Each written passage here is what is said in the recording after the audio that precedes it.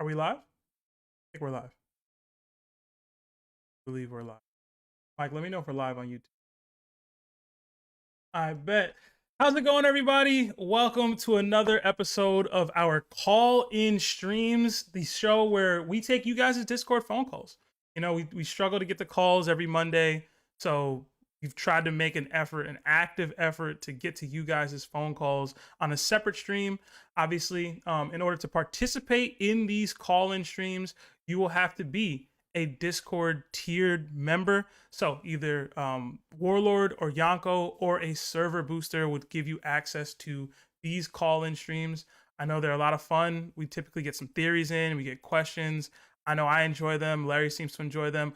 I've talked to the twins. They might be able to join for these as well. We'll see if they pop in a little bit later. But yeah, we're excited to see what you guys have to say.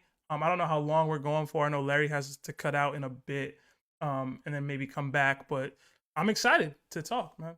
Yeah. So yeah, man. Like the stream if you guys haven't already. I know we had a legendary DDT yesterday. If you guys are noticing any sound issues, please let me know so I can deal with them right now. I don't think we'll have the same problems that we were having last go round. But yeah, please let me know if you guys see any problems or have any issues with the audio. But like I said, like the stream, it does help with the YouTube algorithm. I see a whole bunch of people in chat already. I see Zajen, Isaac Lopez, what's up, Duran, Figurlin Shampoo, Saucy, Xavier Dilly, T-Raw, Twilight, Deucey D, Austin Hart, Not So Cool JC, Andrew C, Pel D Tank, Rhett Pressler, Left Lane John Wayne, Invisible Beast, Joey the Creator, just so many of y'all, man. Really appreciate y'all being here with us. Yo, Larry, did you ever catch the end of yesterday's episode on the DDT? Bruh, you missed some of the funniest stuff that's ever happened on this Discord, bro. Bro, it was so funny. I don't even want to spoil for you, but Chris crashed out. Toby was crashing out. It was like Sophia even crashed out. Like, it was a lot, bro. It was a lot. bro, dudes was donating to get people in just to give a take on the guy that they like or whatever. It was bad, man. It came down to the last vote, and then I voted. I won't spoil who won, so I'll let you rock with it. Yo, who are you gonna pick though? The people wanted to know. Who are you gonna pick, Green Bull or Zoro? I can't hear you. Hold on. Is that better? I don't know. Do you see on your OBS that the volume is going up and Yeah, down? it's going up. It's going up and down. Can y'all hear Larry now? Is Larry good now? Larry, keep talking. Did you mute me? I didn't mute you, but I had you coming in directly to the headphones. Maybe it needs to go through. Now we can't hear Larry, or now you can? No, they said no, we can't. Oh no, we can't. Yo, Seb, this is what I'm gonna have you do, bro. Can hear Larry they can now. hear me Yeah, now. they can hear you now. I know what it was. Stop changing things. You gotta stop, bro. All right. You gotta realize this is what works. This works. And we're good. But we gotta get to here first. They gotta try and do things before we get there. Oh no, bro. Yo, but yeah, who are you gonna vote for, bro? The people need to know.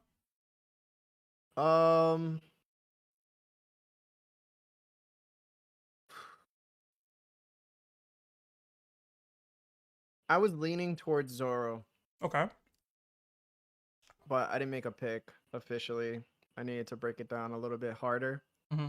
But just based on like, even if Zoro didn't have control of his Conqueror's Haki, he was still able to initiate using it, and he knew what it took to use it. And for Zoro, I know the complaint is, well, he doesn't know he has Conqueror's Haki. Sometimes you could not know you have something, but still use it, right? Like even Luffy during Impel Down was said by Blackbeard to be using Haki because he said his Haki did get stronger. So Luffy was also leaking out hockey. He just didn't know it, right? So I think the conversation of does Zoro know how to control Conqueror's hockey kind of goes out the window. Yeah, at So the for me, it's like, can he hurt somebody like Green Bull? And I think when you look at Green Bull, you go to yourself, well, he has regenerative powers. Well, Logias stopped being a big factor once we could hit them. And I was using regular hockey, regular armament hockey. We don't know where his swordsmanship is at, even though he has a sword, but he didn't go to it first. He went to his Devil Fruit. And even in his Devil Fruit form, Yamato put his face into the ground and she wasn't even in her full zone mode.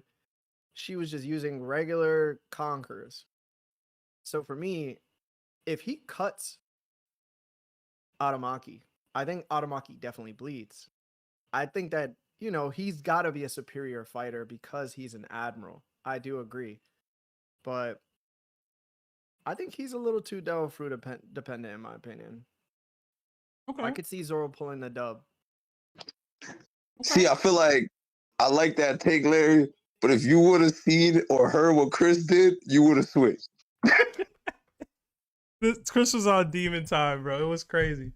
Yo, so Chris ended up donating to ask for a specific person to like be pulled up into the stream to give their take, and the take ended up being Chris masking his voice.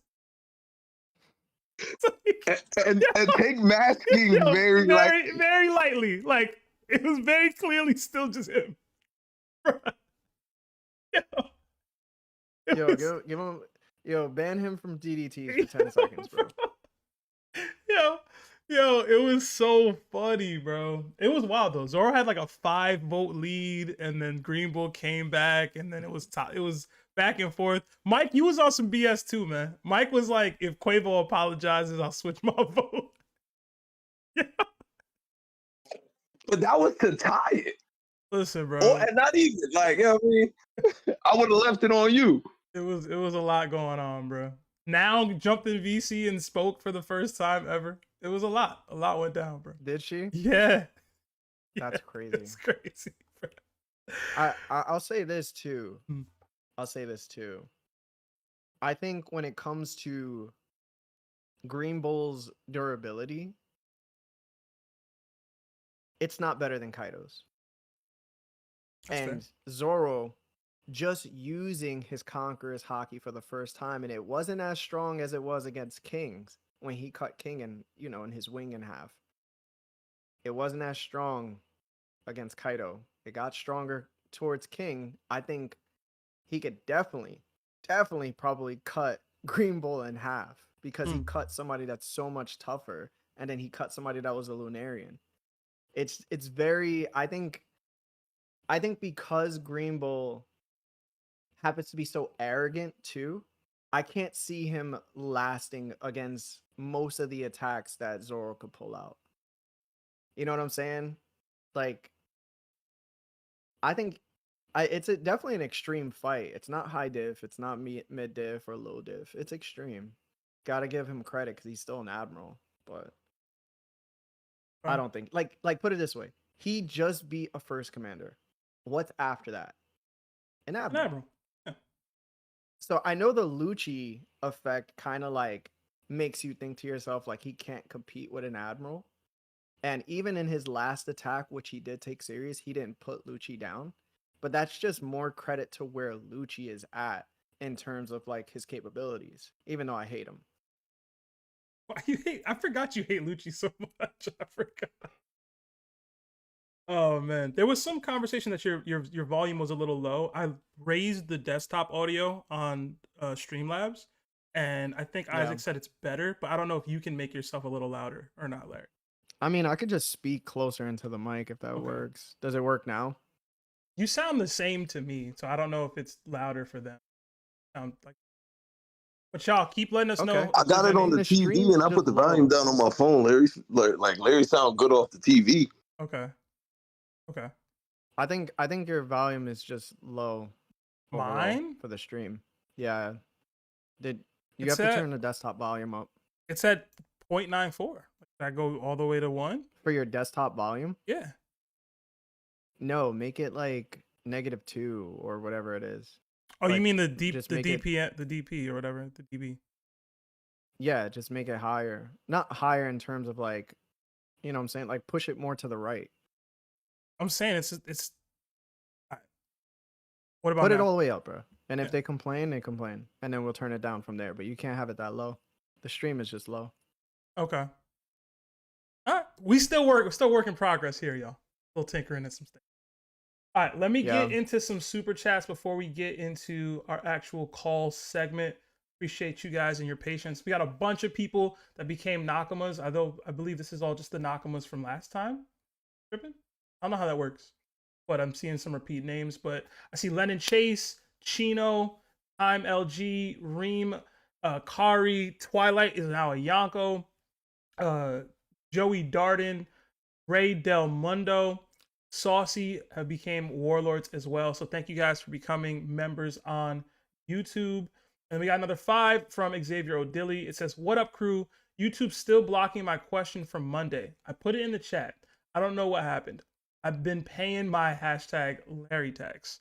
I don't know. I don't remember. I remember you saying something about this on Monday, Xavier. I would say just put whatever you have in the chat, like whatever you were trying to say, in the chat again, and we can read it.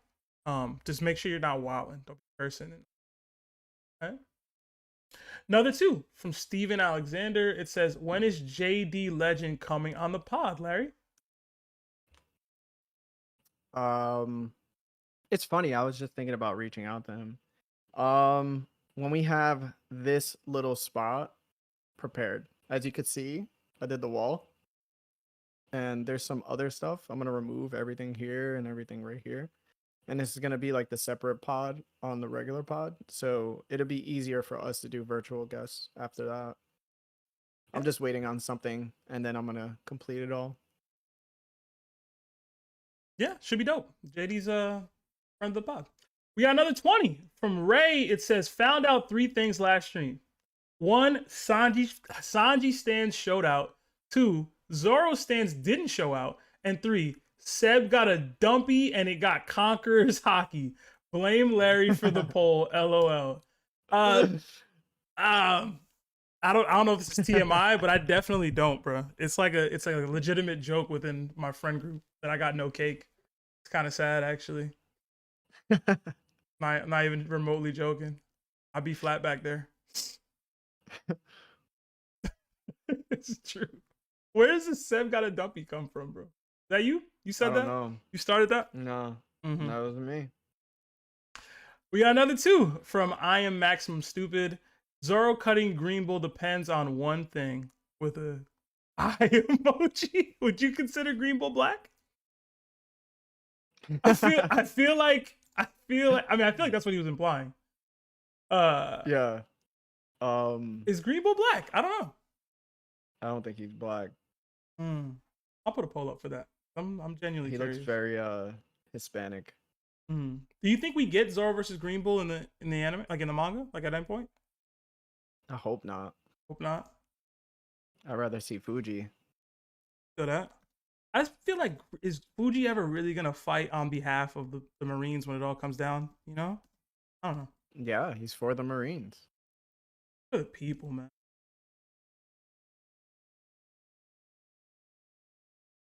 All right, and then we got another super chat from Andrew C. It says, "Y'all, what if Nefertari D. Lily herself is the man with the burn scar? It said she scattered the poneglyphs. So what if she is guarding the last one?" Well, that would make her very old. I would say that much. Yeah, it'd make her incredibly old. And I don't know that the man with the burn scar was. I mean, maybe they were relevant during Roger's day, but they haven't really highlighted that as a person or a being or anything of relevance at that point. So I'm not sure, but I don't think the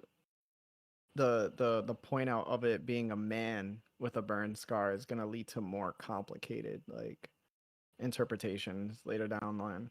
It's gonna be like, oh, it's a man with a burn scar, and then it's like, oh, it's a woman with like dry skin. Like, it's too thrown off for me. It's like you set me up with this expectation. Now it's just off. Just a woman with alopecia. Crazy, bro. Yeah. That's all the super chats for now. Thank you guys again for your generosity. Let's get into the call. I see. I'll just go from the top here. I'll go with Zelly. Zelly, I see you added the big in front of your name so you could be on first dibs here. I think, man. What's going on, bro?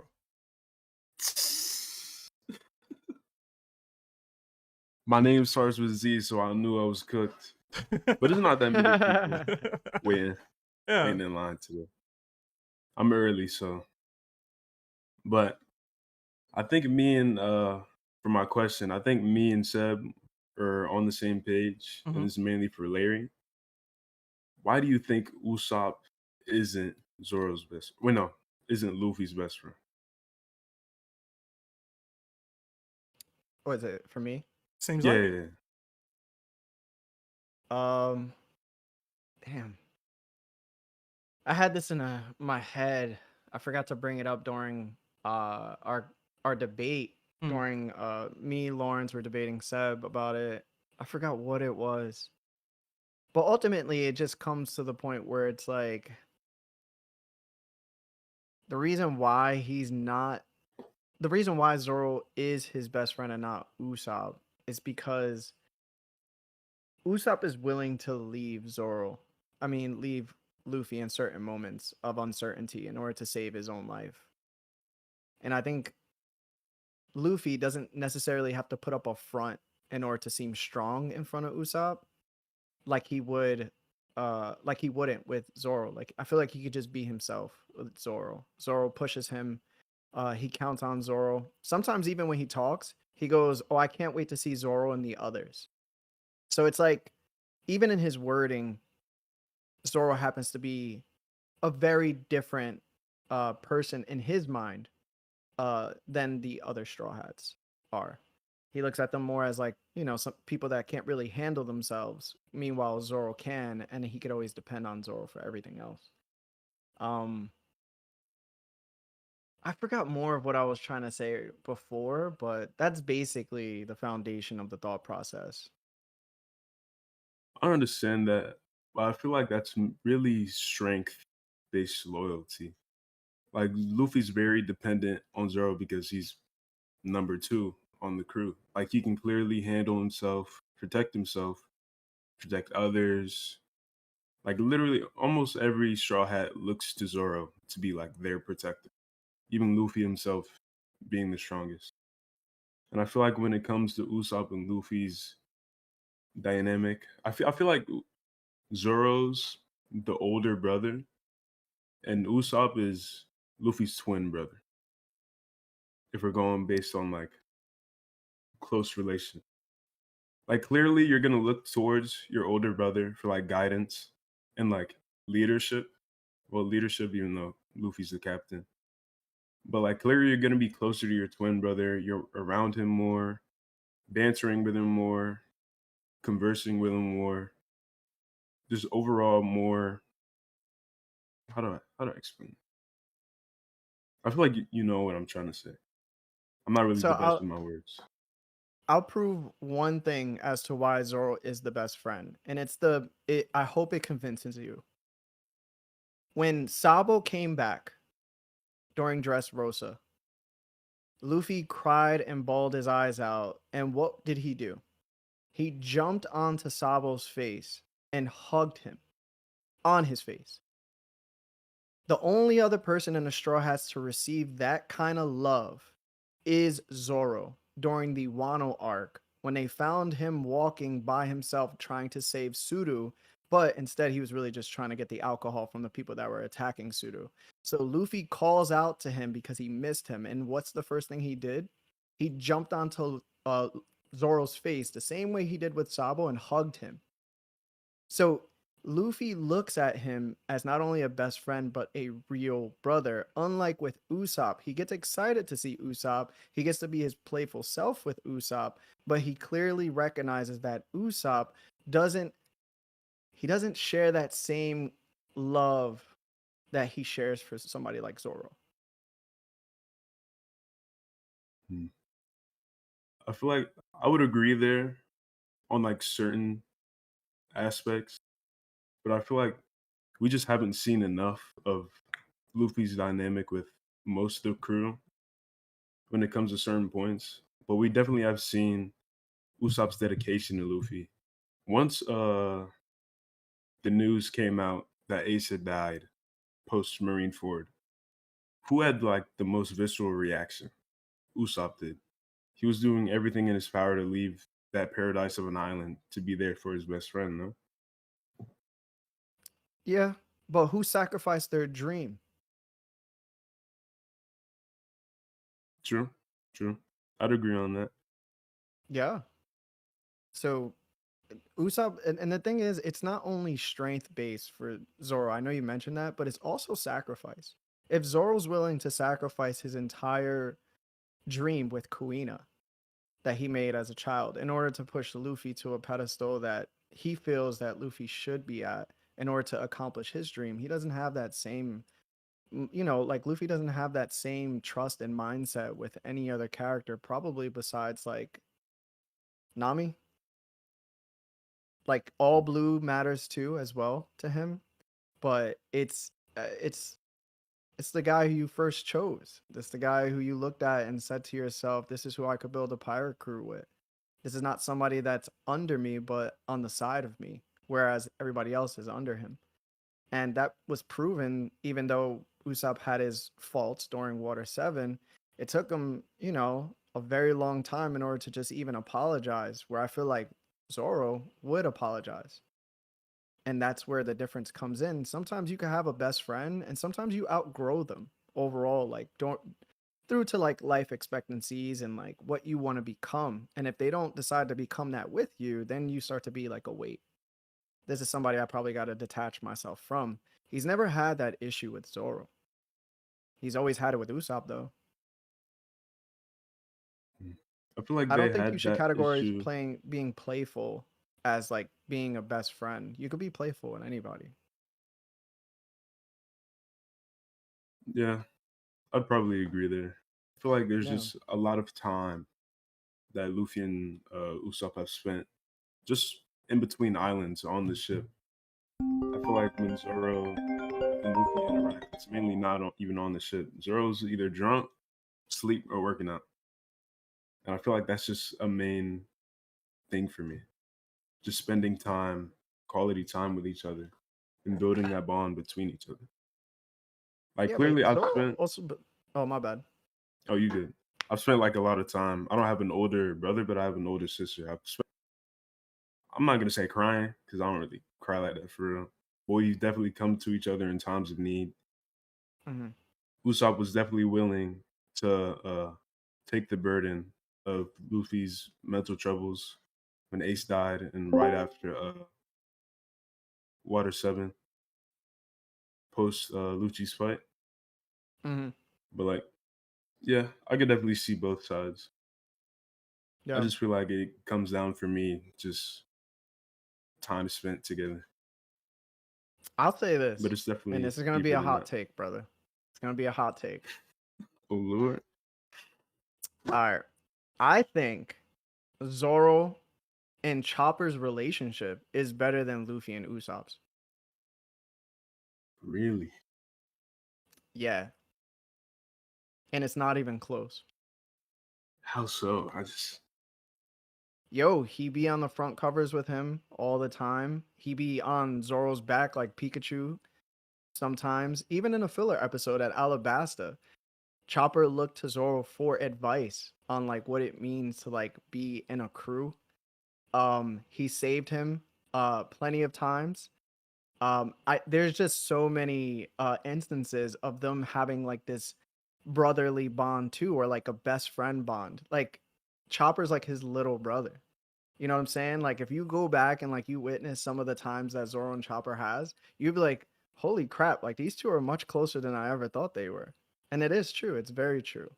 I think that's like Zoro's other best friend is Chopper.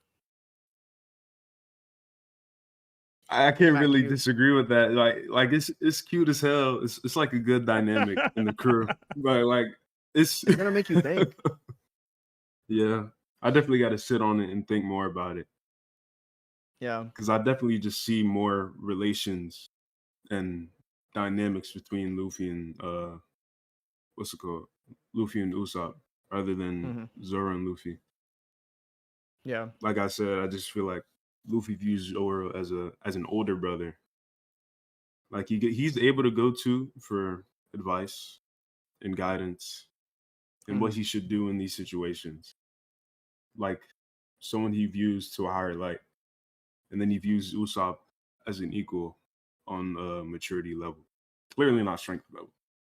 Don't get it twisted. But like, yeah. All right. That's just how I feel. Zelly, I also man. got like one. Oh yeah. Oh yeah. No, go ahead. What's up? Since Kainu won the fight between him and Aokiji, and he became the fleet admiral, what do you think would have been done differently if Aokiji won instead? Like, what would he have done with the Marines different? A good question.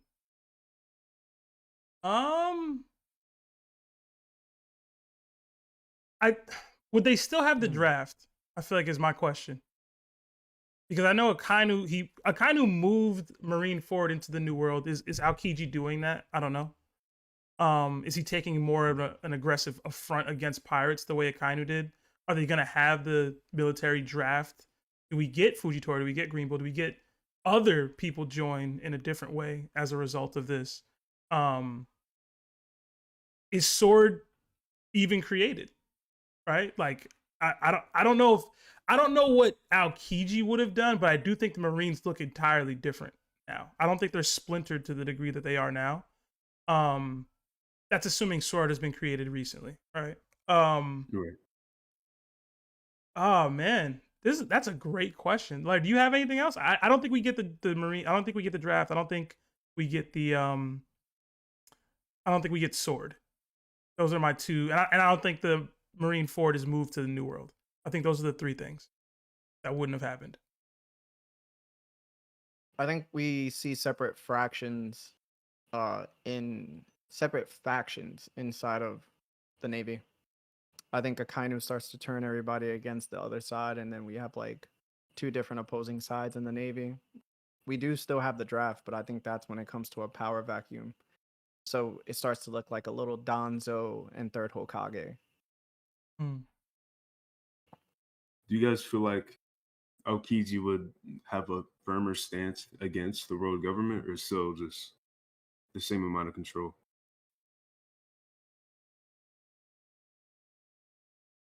He'd probably do what I thought Garp should do. He'd probably start planning to change the Marines and just take on what he can for the time being. It's hard to make meaningful change in a short period of time. I think Aokiji knows that. I think that's part of the reason why he was like, okay, I'm going to become an admiral after Ohara. He felt like he could make the meaningful change with more as he rose the ranks of the world of the Marines. And then it's like, okay, now that I'm here, I'm going to put my all into becoming fleet admiral so I can try to make more meaningful change. That's why I was struggling with what it would have looked like if he had become fleet admiral, because it should be drastically different than what we saw from Akainu. But like to your point, we do see Akainu kind of surrounded by red tape without the ability to make change. So like, does he have a specific vision for what that change looks like in that role? Because the role's been Sengoku's for years, and Sengoku recommended him. He's been a protege of Garp for years. He's been indoctrinated in the Marines for years, but he's always had this thought process of, we shouldn't be doing Oharas. I shouldn't have to take out my best friend because of something I disagree with. So it's like, what can he have done differently? Because once you get there, how much change can you make just because you're in the big seat, right?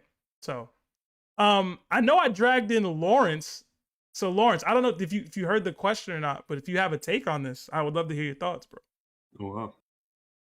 Yeah, I was actually waiting or about to say something. What's going on, Fed?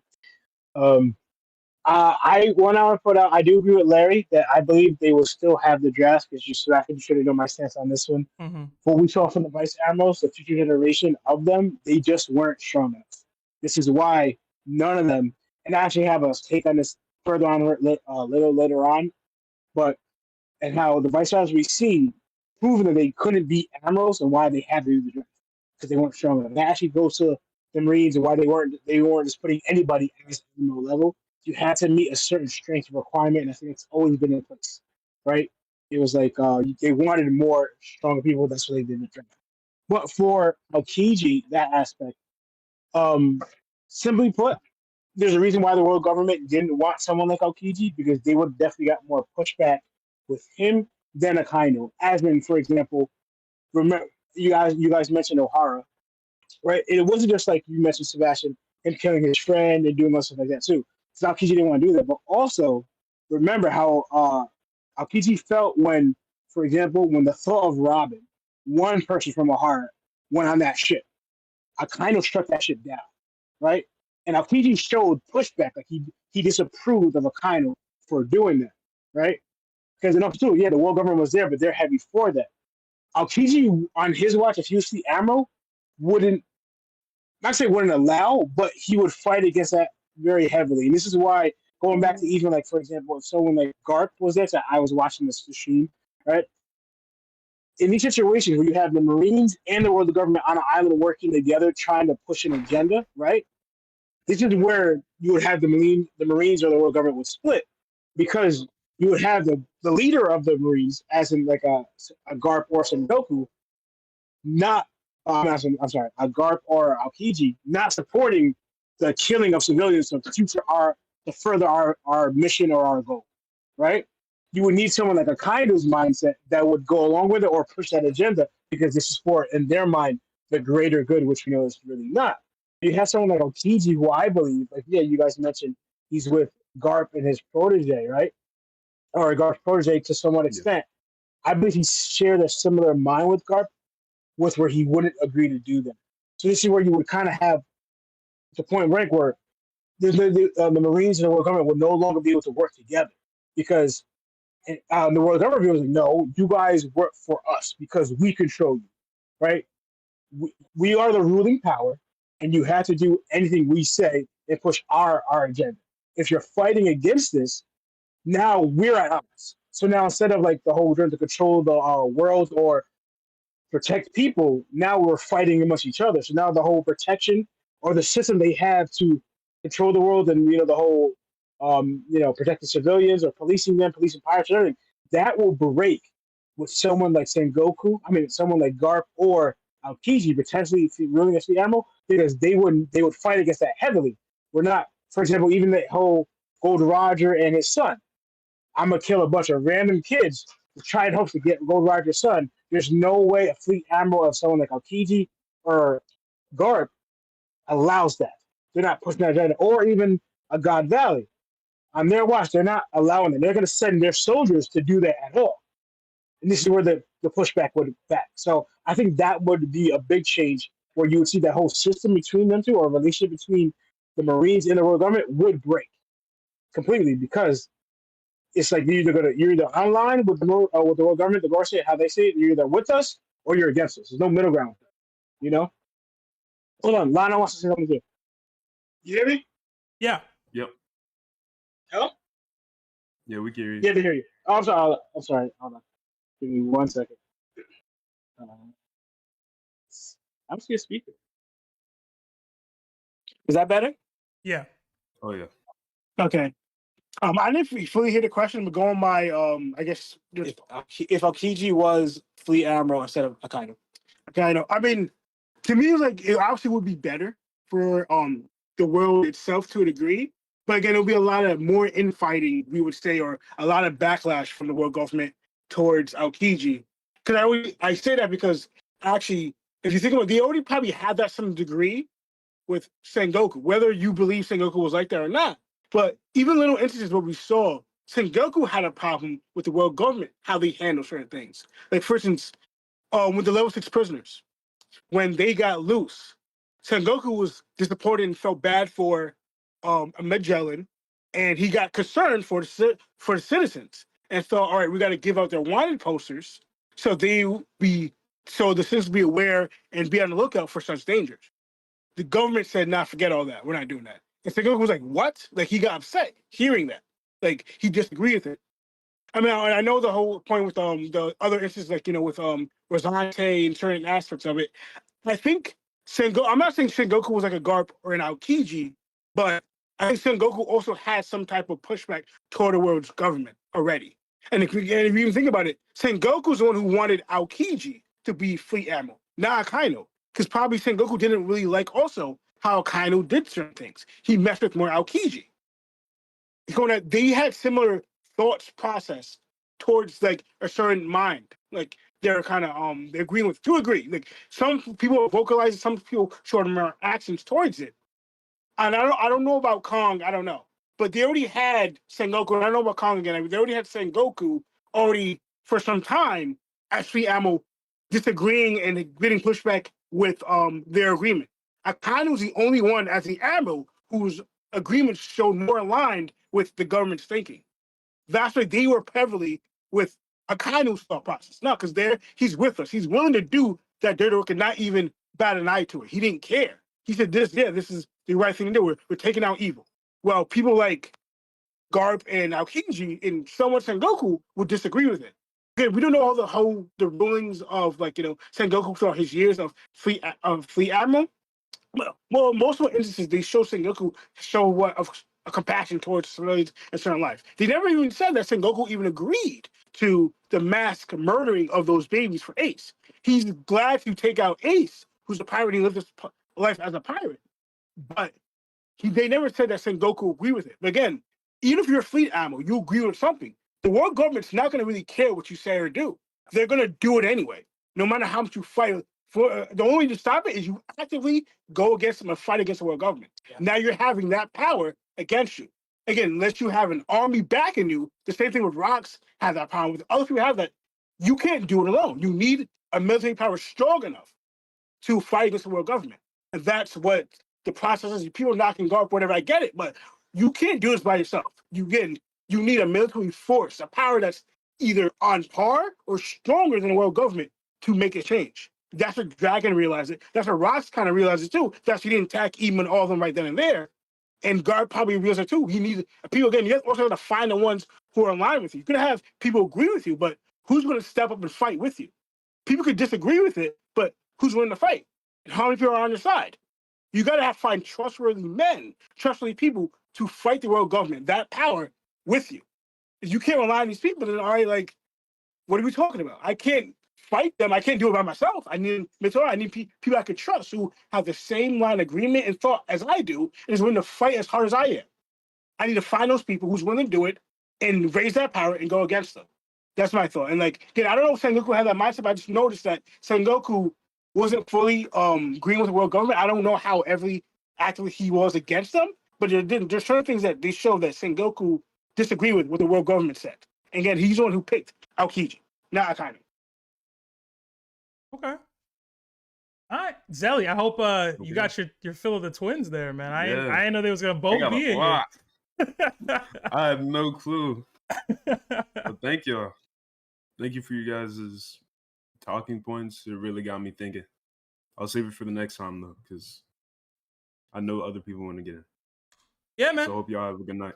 You too, bro. Thank you. See it. All right. I know Larry said he had to step away for a little bit. So we'll get a couple more calls in here. But we did get a couple super chats while we were on that one. We got 2 from Papa Placid. It says, I got a bone to pick with y'all, with a laughing emoji. Like the stream. Yes, like the stream, y'all. We got 260 people in here, but only 90 likes. Please hit that like button. It does help with the YouTube algorithm. We got another 2 from Nimbus Jujubee. Would you have liked it if Fujitora had a Logia fruit, maybe wind? I kind of like that Fujitora has a gravity fruit because he seems to be the most grounded in reality admiral. And I know we talk about it a lot of the time about the devil fruit is supposed to in some way reflect the user, something about their characteristics, something about the way they present themselves, something about them is related to the fruit. I think that down to earthness is why Fujitora has his devil fruit. We did get another 10 gifted memberships from Jesse Broker. So on YouTube, you guys throw the knock 'em fist out for Jesse. Thank you so much.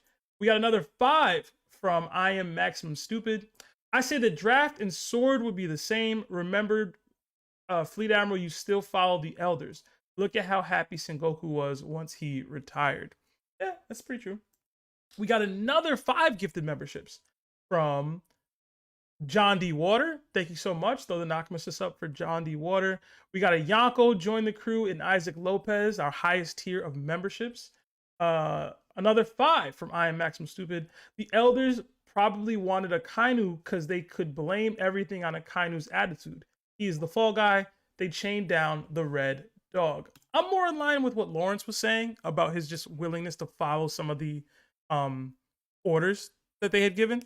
I think if you're around Aokiji at all, you'll probably identify that either 1, he's lazy, or 2, he has some pushback on some things. They probably thought Akainu would be more loyal to what they had going on than he has been so far. And another 2 Australian from Jakey D Steels. Garp gave Shanks to Roger. That's why Ace went to Garp. Yeah. Wait. Garp gave Shanks to Roger?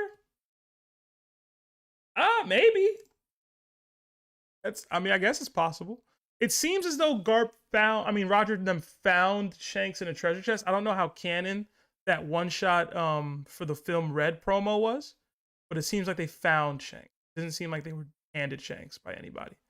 But who knows? All right, let's get another call in here. Let's go to Buzzgrove. Buzz, you there? Hello? Hey, how's it going, man? Hey, what's up? I'm chilling, man. I'm a little tired. I got a flight tomorrow. I'm just trying to prep for all that, but had to get the call-in stream in. It's me and the twins on today, so what's up? Oh, the twins are here? Yes, nice. Sir. Yeah, Larry had to step away. He might be back in a little bit. That's all right. What's Listen, your real quick, before I get to all of that, I just want to say, you guys have got it, man. Y'all put on a great show every single week. Thank you. Like, I listen to y'all all the time at work, and like I wish there was more, honestly. Yeah, we're trying to put out more content in general now, just because we feel like it's time. Like we people have asked for it. We struggle to get the calls. That's why we do these call streams. The DDTs have been something people have been clamoring for a while. So we're trying to do more content in general. Hopefully you guys are liking it and enjoying it and participate. I mean, obviously you're here. But yeah, I mean, the Mondays are always going to be our calling card, but I think these little branched off streams are a way to, engage with the community in a way that I don't think many other channels do. So we try to maintain that forever. Yeah, for real, man. It is great what y'all do. Real quick, do I sound all right? Yeah, you sound fine. Perfect. Okay. First thing, this is a smaller thing. I do have a bigger thing I'd like to talk about. It's not really a theory. More so it's just like a thought process that I really like. But first thing, I have a buddy who he only watched like 100 episodes and he was like, I'm good. And nowadays he like loosely keeps up with One Piece, but really he just cares about when is Zoro gonna fight Mihawk. That's when he's gonna lock into the story. Okay. So I was just wondering, like,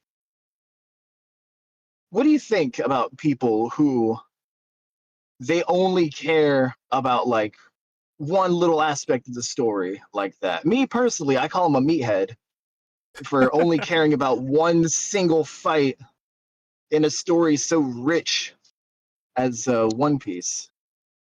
But I'm just wondering what your thoughts were on that. You're gonna run into meathead fans. That's the nature of anime, right? They call them what, Shonen bros, Yeah. Shonen bros, and things like that. But One Piece is it's always been a much deeper story. So if you're not feeling it after 100 episodes or so, by 100 you're already at Logtown, right? I believe. Like 100, you're in Alabasta. Are you? Oh yeah, I maybe you believe are. so. Yeah. Maybe I'm thinking chapters. Anyway, damn, you're already in Alabasta. Okay, yeah. If you're not feeling One Piece by Alabasta, then it's not for you, probably, bro. I'm gonna be real. It's not. I was heavily invested by that point in time. And as far as somebody who's like only looking out for the fights or a specific fight, I mean, there's not much you can do with that, right? Like if you're not gonna be invested into the storytelling, into the plot, into the mystery, like they call Oda a mystery merchant, but that's his calling card, right? Sadness of the flashbacks, the tragedies, the thematic elements of the story. Like there's so much that goes into every arc and every single character. If you're only looking for Zoro and him fighting Mihawk, you're not really a fan. And I mean, it is what it is. It's not for everybody, but he's missing out. I'll tell you that. As you can tell, he's definitely missing out. I fully agree. Yeah. I will say this though to your guys, your friend. I've said it on the pod before. I don't know if I'm gonna get some tomatoes in the chat. I don't know that we ever see Zoro versus Mihawk, at least not in full. I think me personally, it would be how I end the series. I would have Luffy looking on with either Shanks or Buggy making a wager on Zoro versus Mihawk, and they would clash, split the sky, and then that'd be kind of how I end it. But I've never been a great writer, so I also just don't think it'll ever live up to the hype personally. So it's like, no, probably not. It's been so long, and Oda's weakest element of his game is choreography. So fight choreography, in my opinion. So it's like, will it ever live up to the hype? It's going to be 30 years or so by the time we get there. I don't know. My main pushback on ending the series with that fight is that for years to come afterwards, the fans are going to be insufferable to talk to. They'll never let it go. They'll never shut up about it. It's I don't want to deal with that, so I'd rather just have it in the story for that alone. Okay. I mean, that's fair. It's valid. Listen, I already know people aren't gonna like that take. If I'm Oda, that's my out for that fight, because drawing it is gonna be. We're gonna put it this way: what would satisfy the fan base? 5 chapters? I don't think he'll ever dedicate a Zoro fight to straight up 5 chapters. Right? How do you organically get Zoro versus Mihawk on panel for 5 chapters? It's probably gonna be a lot of cutaways too. So I'm saying, there's no way to satisfy everybody with the fight if you draw the fight. To me, anyway. But twins. What do y'all think about that one?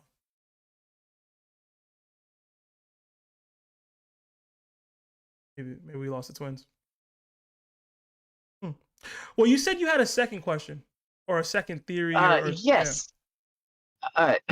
So I was thinking about this whenever it was revealed that Xebec is a Davy. And I really hope that Davy D. Jones is Joy Boy for one specific reason. So Luffy and Blackbeard are parallels of each other. Like, I know Luffy has parallels with like almost every antagonist in the story, but like more so than anyone else, it's him and Blackbeard. They are the yin and the yang. As goofy of a scene as it was, their first meetup with the cherry pies was it laid the foundation for how their characters are with each other, how they would go on to view the world, how they would act in the world. Like Luffy, he's one of the hardest working dudes you'll ever meet in the series. Every time that there is a harder choice, he'll go that route. Blackbeard, not that he doesn't work hard, but if there's ever like the easiest route to go to avoid any kind of conflict, he'll take that route. Luffy,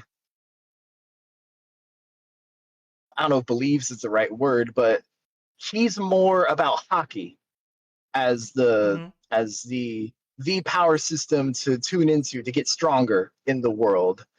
Blackbeard is all about the devil fruits. he believes more in that power system. That's why he hunts devil fruits, strong ones to give to his crewmates. That's why he has the strongest paramecia, the strongest logia, and if theories are right, he'll get the strongest Zoan with Emu probably. And another theme in the story that I think this lineage would it'd be a nice extra layer to it is the themes of inherited will versus like a passed down like genetic will. I don't know the best word for it. Yeah. But like Luffy inherited Roger's will. He is in no way, shape, or form related to Roger. Hell, he's probably like not even supposed to be the main character. He kind of just stumbled into it on accident and just went out on the sea with this fresh inherited will that he got from Roger. Not that he never met the guy. He has no idea what Roger's about. But people who do know Roger, they see him in Luffy.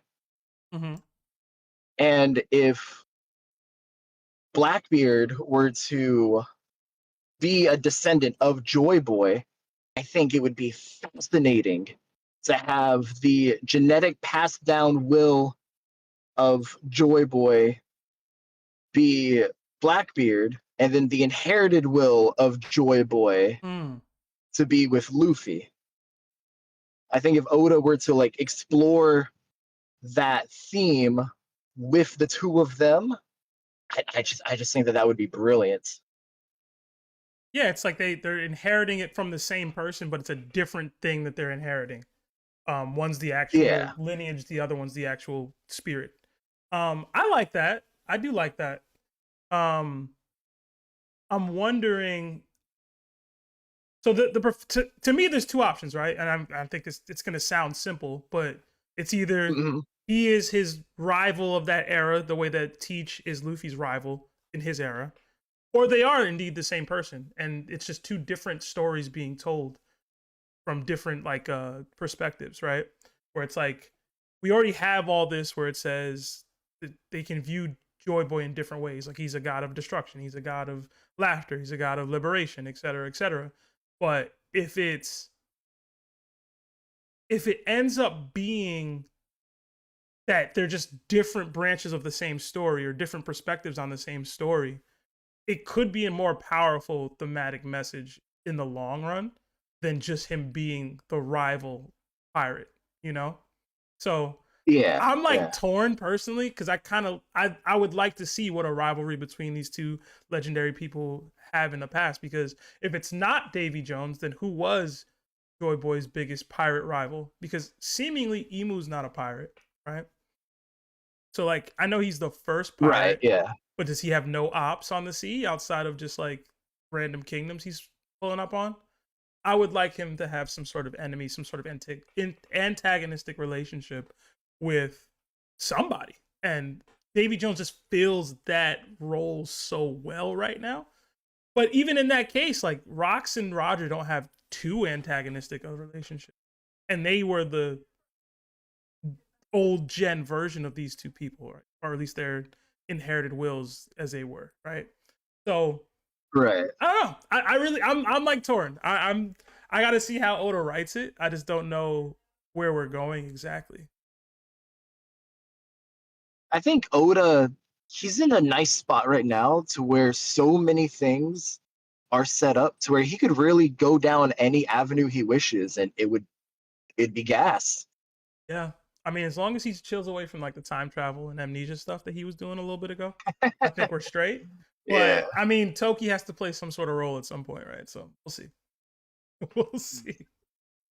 But hey, Buzz, I appreciate you being here, man. I love the call. I like you give me some things to think about, man. Yeah, I appreciate y'all, man. Can I butt in and ask y'all a question about his first part? Oh yeah, go ahead. Yeah, how mad or how would y'all feel if, like, I always liked your view on the Mihawk Zoro thing, Seth. but like, how would you guys feel if we only ever got it in a movie? Ooh, Hmm. that could be gas. I ain't even gonna lie. That the way they do canon movies now, I don't know how you do the build up to it correctly, but I feel like that could be gas. Like, did you guys ever see that like little fake like fan made thing where it was like film blue and it was buggy? What if we got the Cross Guild fight as a movie? How would you guys feel about that? Is it the question? I guess it to me is it like a movie in the sense that like Stampede and Film Red were movies where they're like not canon and happening in the current storyline, or is it like the story's over but we get a showdown with Cross Guild after the story? Like how are you saying it right now? Well, it's kind of however Oda would write it, but I would say like it's Film Red. Okay. Okay. I mean, I'd be with it. I'm all down for canon One Piece movies. So If it's like Film Red, where it's like kind of canon but also not canon, I don't know how I'd feel about it, because if Oda writes it in the story and then they have like a Film Red-esque fight, then it would be like different than what Oda wrote. Like we'd essentially have two different fights. Well, what I think Mike is saying is that it would be like a canon movie covering a fight that we don't show in the manga somehow. Or am I tripping? See, I feel that, but I was saying it in a sense of like, you know how we got the chapters before Film Red? Yeah. And then he kind of slid in the little like subs here and there. I feel like if Oda did it like that, would you still be mad? Or would you just rock with it? You know what I mean? I would rock with the Mihawk Zoro movie because I think it fulfills the one element of it that I had been giving, or that I've always felt that Oda wouldn't be able to accomplish well, and that's the choreography.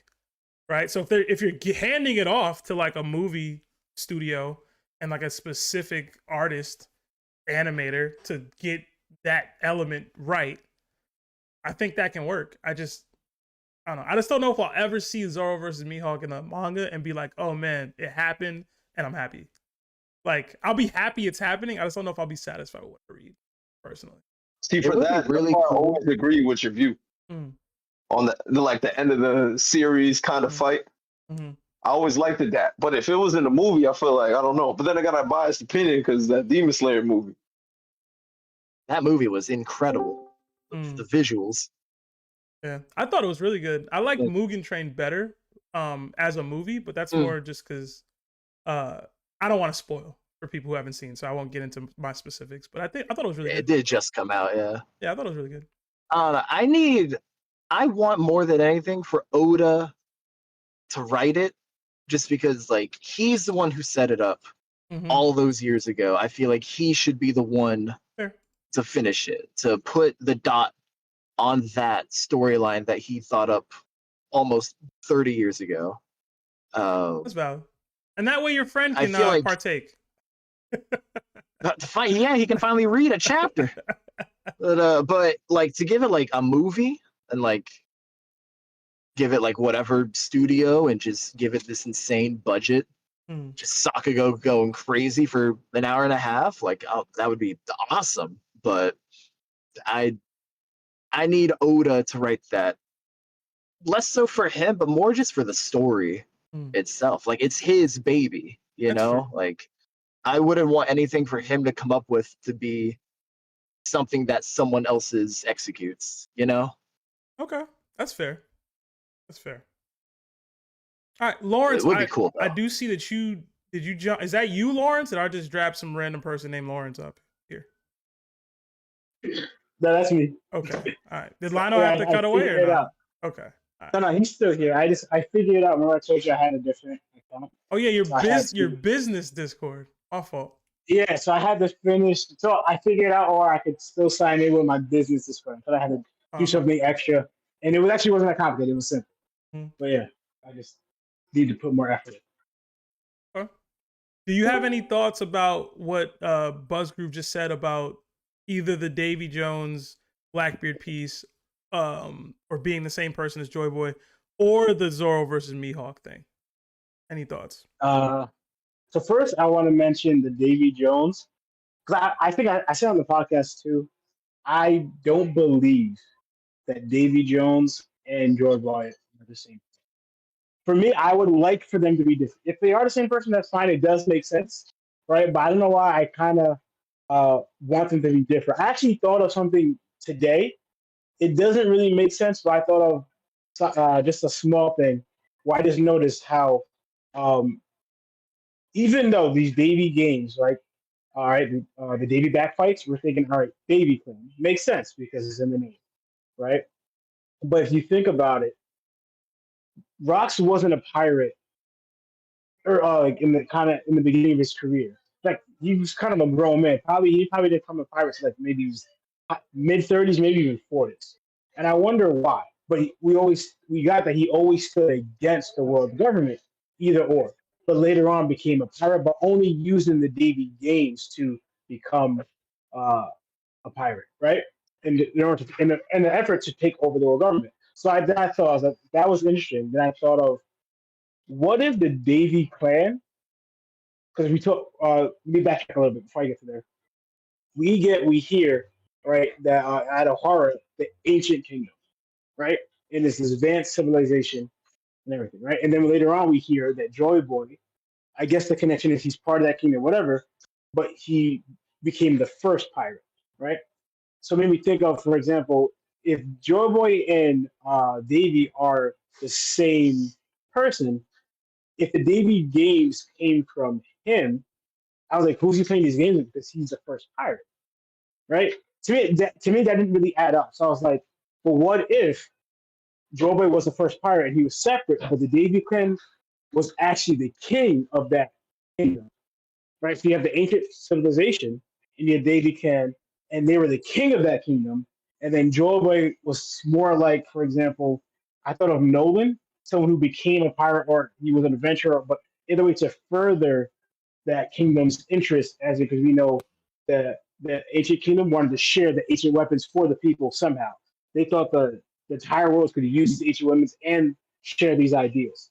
So I think Joy Boy, he became the first pirate, but I don't know if that was by choice or he was just labeled a pirate for whatever reason, But I think Joy Boy was, in a way, part of that ancient kingdom, a big figure in that aspect of the ancient kingdom, but not necessarily the king yet. But I think the Davy clan may have been that lineage of the king, and Joy Boy was a adventurer. Like, if you say Harold, for example, Harold, he became, he's king of his kingdom, but he's also trying to further the kingdom's interests. So I think Joy Boy is more of a middle ground where he's not necessarily king, but he is more like Northern / Harold in aspect. The Davy clan is actually the kings of that kingdom, the ancient kingdom's lineage, right? That's what I thought of today, randomly. I don't know why it just came to me, but I don't know. To me, I separate Joy Boy and Davy.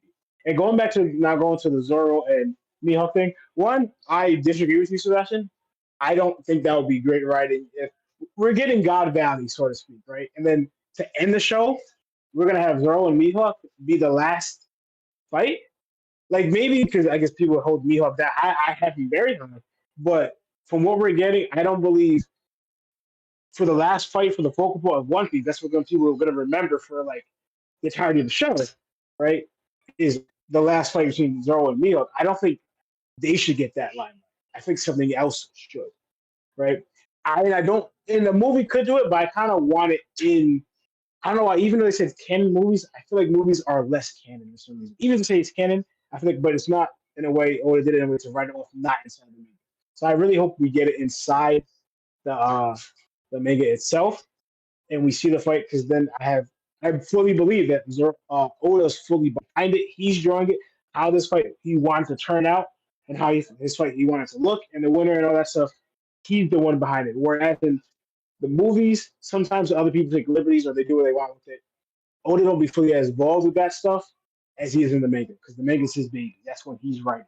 So I would rather have, if you're gonna flesh out these things, Oda's behind it as fully, but taking charge of it in the manga.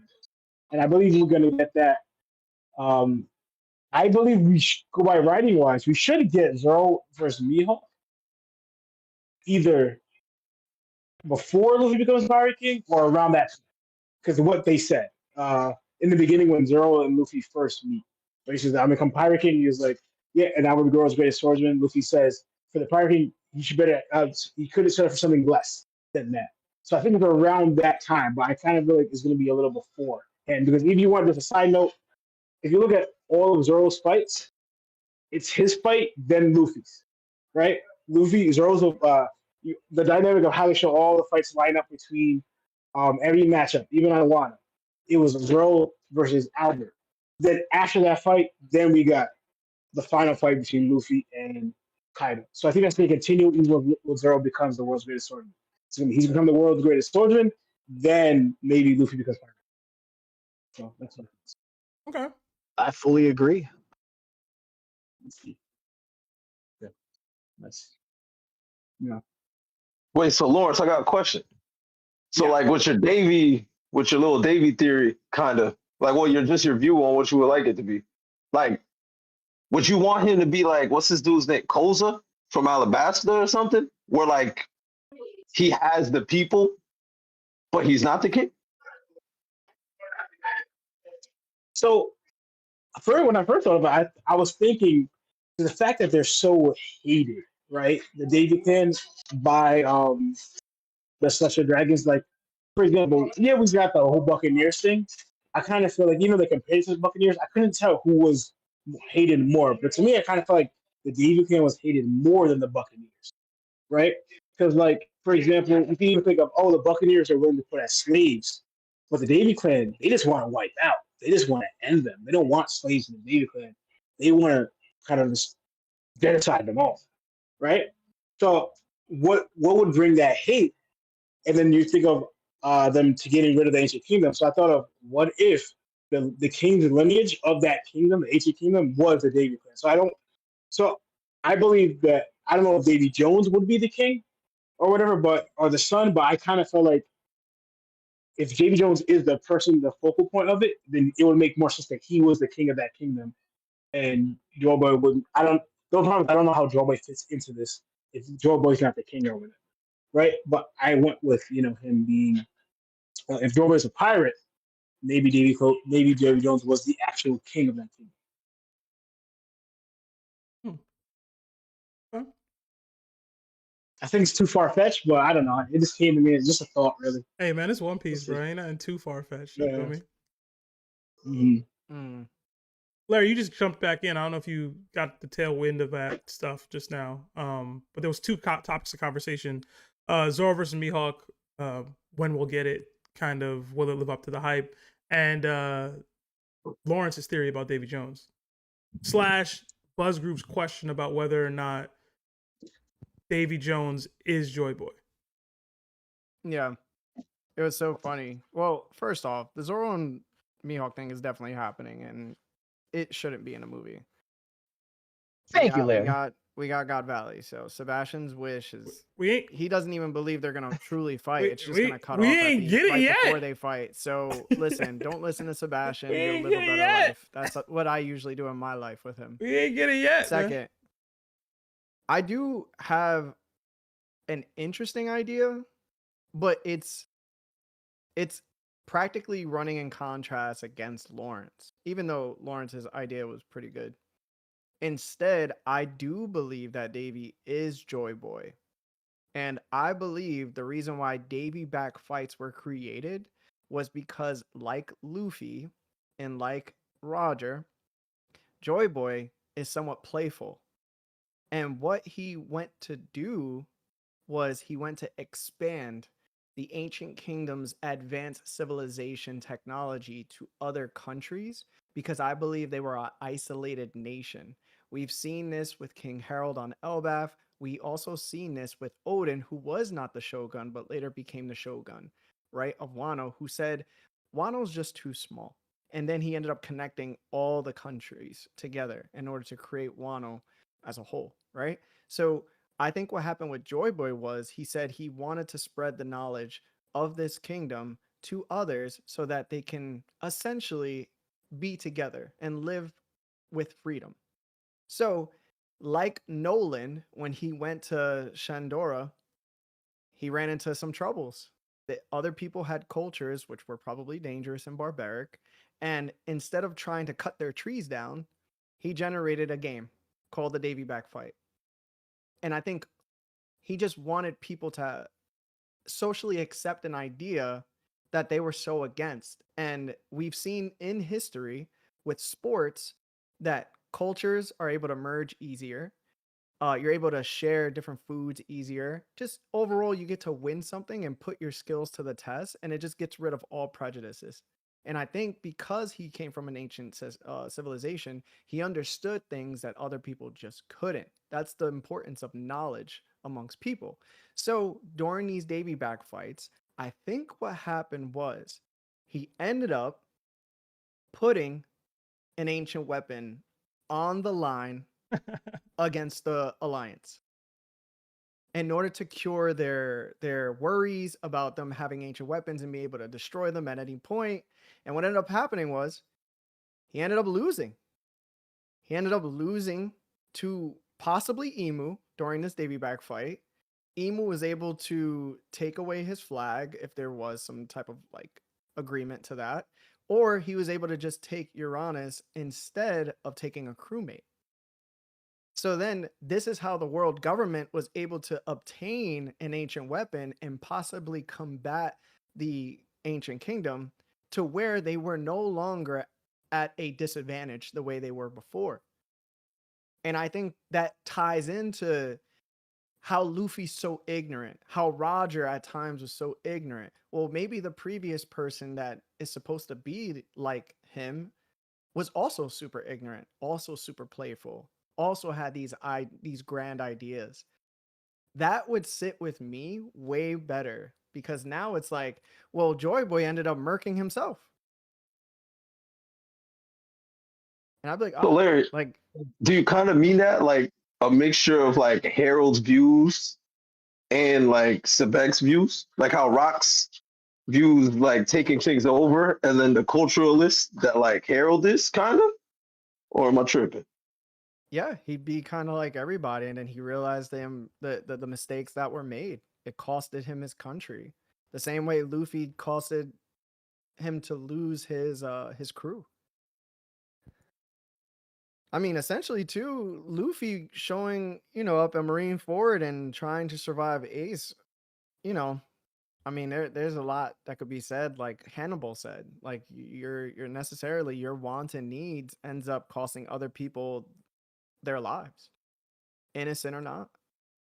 And, they usually have good intentions, but it depends on what you want. Freedom of choice is a crazy thing. So I know the idea is ridiculous, but we've watched Luffy, bro. The dude's pretty ridiculous himself and things in terms of what he wants. I think that's just super interesting. I don't think it's ridiculous at all. I don't. That it could be wild. It's just I love the aspect that you brought up about trying to merge cultures together, like bringing people together in a Davy back fight. Because I think I had my theory about them hosting one and doing like a pay-per-view event or whatever with Buggy and Luffy and them. But like, what if these really were just these legendary events that people would go to, right? Like, you have to come and see. You have to come and see the most legendary pirate in the world is fighting, kind of a thing. And sports has always merged cultures together. So I don't know. I kind of like it. I just don't know how you organically like wager an ancient weapon, but like I feel like Oda could explain that away easy enough. I mean, imagine Joy Boy loses an ancient weapon to Emu, so as revenge, he takes Lily from Emu, and that's why Emu's been crashing out for almost 1,000 years. Well, you get 3 games, right? There's 3 different things you can win. So I wouldn't be surprised if like Lily was a person on a crew. He wanted her because he loved her, and then he got an ancient weapon, and then whatever the third one might be, it might have been the Opi no Mi, which was able to grant him immortality or her immortality. So it would be very interesting of a theory if that's the way it worked, because you can see how sometimes people could be their own downfall. Happens all the time in real life, right? So Oh, absolutely.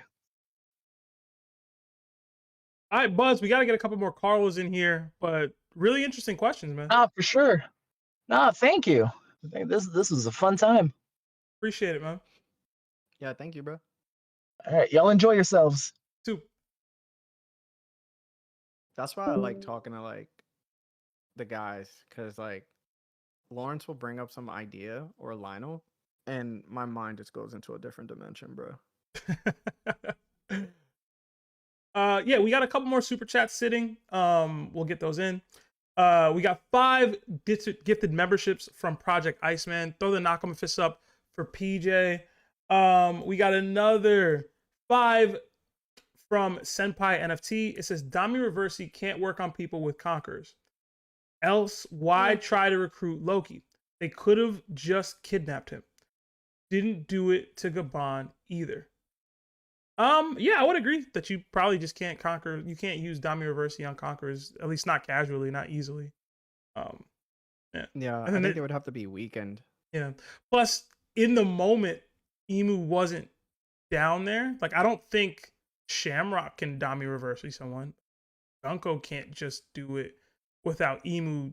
Like, they'd have to call Emu. He'd be like, hey, I'm Dami Reversi this guy. You know, at least that's my understanding of how the power works. Like, and I don't think they have that kind of authority, right? So, yeah. I think the question is asking more or less like, how come Emu just didn't go down there and just like start doing that and take him under the wing? Yeah, but the point was he didn't want to Dami. Well, they didn't want to Dami reverse anyone because they first wanted Loki to become king. And then have Elbaf under their belt so they don't have to enslave them because it's just easier to, you know what I'm saying?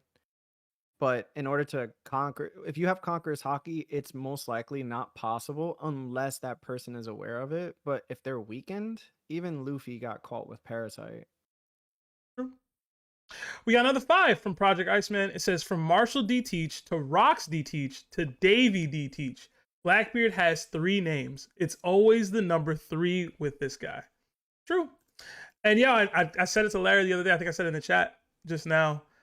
If his name is really Davy D. Teach, then his name was DDT the whole time, man. Whole time. Another 2 from Daimyo Dial. It says, y'all think Joy Boy and Davy Jones could be twins? That's a Lawrence and Lionel question. Yeah, I'm about to say. I don't know if they're still here, bro. They don't. I never know. They're probably arguing. No, no. We just mute ourselves because we're also making ourselves confused. But yeah. Do you think they're twins? Joy Boy and Davy Jones being twins, I've never thought about them. That's crazy. Not even once, bro? No, never. What? Me either. Wait, so Lawrence, who would be Davy Jones and who would be Joy Boy in your opinion, between you and Lionel? Well, we don't know much. We know more about Joy Boy now, which is crazy. Which is another lore besides Joy Boy. We know more about the show. I think we know more about Joy Boy than Jones. I mean, I feel like in everyone's view, I'm like the evil twin. I mean, Davy Jones is in that light. I would probably be the evil or twin if Davy Jones is there. And the Joe Boy is more of the easygoing. I don't know how to put it. Not easygoing. The nicer twin. Then it would be Lionel. There you have it, folks. So I'll say whoever's the rougher twin. I guess that's me. I'll put it that way. Whoever's the rougher twin. All right. Yeah. I was trying to put a poll up, but I feel like it doesn't work. I'd have to put all the things in one kind of thing. Whatever. It's all right. You can skip it. And I think that was the last super chat. So guys, like the stream if you haven't already. I see 281 people in here, but only 139 likes. Please hit that like button. It helps with the YouTube algorithm. Well, let's get another caller. I see FSR. FSR, are you there? Hello? Hey, how's it going? What's up? How you guys going? How you guys doing? We're good, man. We're good. What's your question? I have a Usopp analysis theory, if I can get into that. Okay. So I think I've got it figured out what Usopp's position in the final war is going to be. So obviously his whole dream is being a great warrior of the sea, and I think that ever since Little Garden, that's really been hammered in with the Giants and getting to Elbaf. I'd say that Usopp has a lot of narrative parallels with Nolan the Liar, especially learning that Nolan started with a truth that became a lie. And Usopp's whole running gag through the series is he tells lies that become truths. I think that there's something there that could definitely be played upon. Another thing is like inherited will is obviously huge, and I think Usopp will either has or will inherit Nolan's will. I think that's really seen in like Dressrosa. It was revealed that Nolan visited the Tontada Kingdom and helped them defeat the quote unquote bad humans that were ravaging the Tontada people. And then obviously in Dressrosa, Usopp like leads the Tontada and is called God Usopp to them. And something I noticed was that the Tontada built a statue for Nolan to like honor him. And on the cover of chapter 645, the lady, I think her name's Amazon, at the gates of Skypiea built a statue of Usopp. So I think that that's further playing on the parallel between Nolan and Usopp. And then obviously we've gotten to Elbaf now, and Usopp, and I'd say some of the readers too are a little mad that the kind of like the new generation of Elbaf is not so combat focused. And Usopp is like kind of upset about that, as he's built it up in like his head and in the reader's head for like 20 years that we're gonna get to this island of warriors. Now we're here, and the children don't know how to fight. And so I think that, like in Dressrosa, this arc we're gonna see Usopp try and rally and teach the Elbaf children to fight against the Holy Knight like Emu invasion. But to go further on to the final war, in SBS 112, it was revealed that there's a race of mixed Tontada and Giant that basically equates to a human with a long nose called the Zushin Dodo. And many people have theorized, and I would agree with the theory that Usopp's mom could be a descendant of that race, meaning that Usopp, he's not 100% Zushin Dodo, but still has some connections there. And I think that come the final war, Usopp will be leading the Giants and the Tontada into battle kind of. And that will fulfill the lie he's told many times of like, I lead an army of 8,000 men just behind the hill that will come and trample you if you mess with me. I think now we'll see that, and it'll be like the final lie that becomes a truth. But I don't know, that's kind of it. If you have thoughts. I could definitely see Usopp leading the charge. I think there needs to be some narrative focus for Usopp in this arc in some way. I would like for him to accomplish at least some of those lies that he's told in the recent times, or at least in the ancient times now that I lead 8,000 men, et cetera, et cetera. Yeah. I'm aligned with the thought process that Elbaf will be an important arc for Usopp as a character. As far as being a Zushin Dodo, maybe I've never really given it too much thought, but when I've heard of the term and people were saying it's a long nose and merge and stuff, I was like, okay, maybe Usopp's a little small to be, connected to a giant, but in general, Oda seems to be going down a path of people having deeper lineages recent times. People joke about Nepo piece, but he's just making these connections deeper in the lore, right? So if Usopp is related in some way, or Usopp's mother was one of those people, it wouldn't be shocking to me. Yeah. I mean, another connection to like further the Dos and Dada thing was that it was said that the Tontada moved from quote unquote somewhere to Greenbit. Yeah. So I definitely think that they could have ties to Elbaf.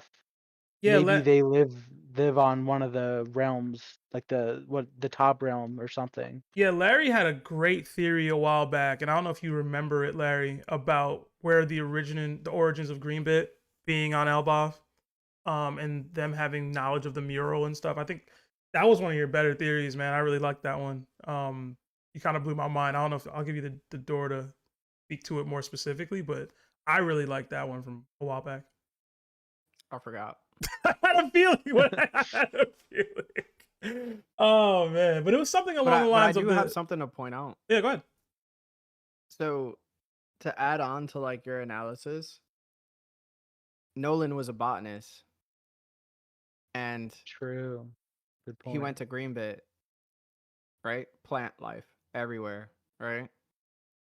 Usopp uses plants as his weapons. That's a good point out. And that island he went to was very specifically plant focused to train. Yeah. And listen, man, humans and dwarves making kids, that doesn't seem out of place,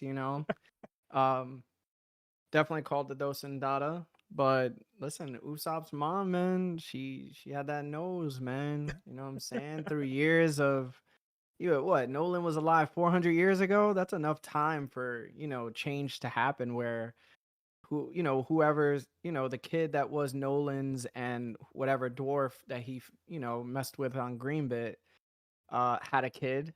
They became short. Then they weren't shorter than a dwarf. They weren't like as short as a dwarf, right? Because they're mixed. And then that person ended up with a human, and the next person ended up with a human, and then that's where you get Usopp's mom. So I wouldn't be surprised if like he was part of that, and all the connections that you made too. I just don't see Usopp being a like bloodline relative to Nolan. I mean, we got a cricket on Jaya, and especially now that we're getting like inherited will versus like bloodline, I think he's just got the inherited will, or maybe will get it. Because I don't at least maybe I'm missing something, but I don't feel like Usopp talks about Nolan very much. I think that if I were to poke a hole in my own theory, he doesn't really do that, other than on Dressrosa when he was like, I am an ancestor of him. Mm-hmm. But I think that's probably where, if he is, if the rest of the Elbaf is where he tries to get the kids to fight and get a little bit of their combat back, then I could see maybe that with the Nolan's connection to the Tontada, but not sure. Listen, man, I'm gonna keep it a buck. There was no way for him to learn his heritage ever. Yeah, bro. I was gonna say His dad wasn't there, all right, and his mom barely disciplined him. Chill on his mom, passed bro. away. Chill on his mom, bro. So yeah, you go. Even if he crazy on wanted his to mom for ask, no he reason. couldn't, man. Oh my god, bro. Chill on. And they wasn't Usopp's teaching mom, him nothing, bro. They wasn't teaching him nothing. She couldn't even teach herself how to not be sick, bro. Okay. FSR. Appreciate the call, brother. Yeah, thank you, man. love you guys. Been listening for the last couple months. It's been great. Thanks, really man. appreciate what you guys do. Thank you, man. Appreciate you being here. Yeah, have a good night. Yeah, you guys too. Jenna. Yo, you gotta chill out Usopp's mom, bro. No, You gotta Yo, chill. to defend Larry, No, bro. No. she definitely had him running the You street. didn't know how to teach yourself how to not be How to sick? not get sick? What is that, bro? What is that? Let's ask Lionel, bro. He We have that just- same thought process for him. What? Every other week, Sebastian's like, "Yo, go to the doctor." But she went to the doctor. Okay, she No, went. she didn't. Yes, she Nah, did. She didn't go to no doctor. She bro. went to the doctor. She was a single Wait, Seb. mom living on welfare, Oh my god. food stamps, and refused for government to assist her by taking her child away and giving him a better life. You're She was out here hoeing. All right, now nobody she wants to hoeing. mention it. Now she hoeing. Yeah, she was hoeing. How? Just throwing it for For a piece who? of change For who, bro? for herself. No, bro. There's no Usopp's like, evidence yo, of I'm this. hungry. She's You like, have yo, no there's pizza in the evidence, fridge. bro. Shut up. Steph, so you saying she didn't have no Karma, bro. Vicks? She have no Vicks in the crib? This is the most Nah, Hispanic bro. thing you've ever asked me in your life, Mike. Listen, man. Y'all Yeah, be but- getting fooled, bro. Don't let her fool you, bro. Oh, Like, this is man. look outlandish. Statement take I heard. This is just wild, bro. This is why they call you Larry Joa, bro. This is why. This is why, bro. It's Lawrence and Lionel's fault.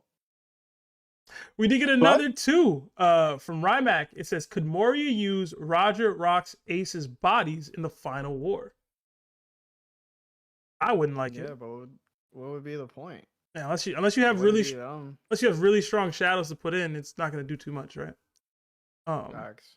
And even then, like, I don't know that Moria can control really strong shadows. Like, yeah.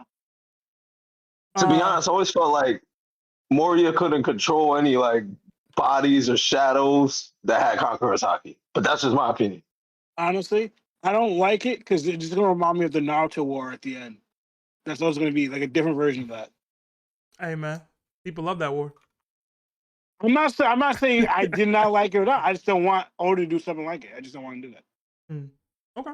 Listen, bro. Edo Tensei was all right. It was doing a little too much. Piece, yeah, for One Piece, it's not too good. Yeah. Exactly. Yeah. We got another 5 from Buzzgrove, who's just in here. It says, was nervous as hell talking to you goats. Hope I did all right. The laughing emoji. Thanks again for having me. You were great, man. You had a lot of interesting questions, a lot of interesting thought processes sparked from it. Lawrence and Lionel silenced themselves because they were just talking crap about you to nonstop, bro. Another 10 from Jesse Broker. With everything we've learned about Blackbeard, Rocks, and the Davy clan, why do you think Zoro and Luffy called Blackbeard they in chapter 225? The crew, bro. It's always been the crew.